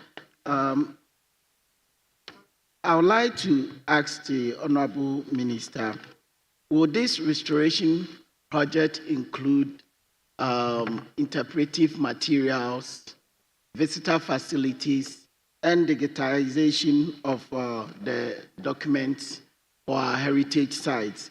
And how well is the local communities included in this restoration project? Thank you. 2-in-1 question. Minister. Thank you, Mr. Speaker. Let me say that before the contractors are given the opportunity to work on these sites, the expectation is that they would have engaged the community to see what other things should be added. All these works were done in 2024, And I believe that the contractors would adhere to what the findings were and execute the project satisfactorily for the benefit of our country. Thank you, Mr. Speaker. Any further question? Honorable Samuel, any further question? Thank you, Honorable Speaker, and thank you, Madam Minister. Yes, Deputy Major. Yes, Honorable Minister, we thank you so much for coming to respond to questions related for you. You are hereby discharged. Yes? Yes, Deputy Whip. Mr. Speaker, we have exhausted the day, and I move that this House be adjourned to tomorrow, 2 p.m. But Mr. Speaker, members want to know the day for the inauguration of the Friendship Association. 27th. Friday. That's 27th. Friday, 27th.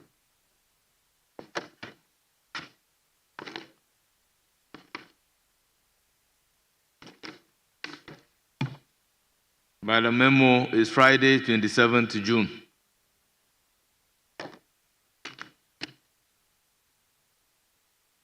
Honourable members, motion move for the adjournment of the House.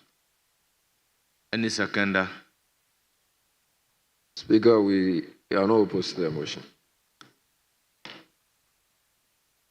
Oh, very well. We have actually done more than 5 hours. Well, yes. I'm told we've done more than 5 hours. So you are entirely in my hands. Then I'll proceed to accordingly adjourn the House.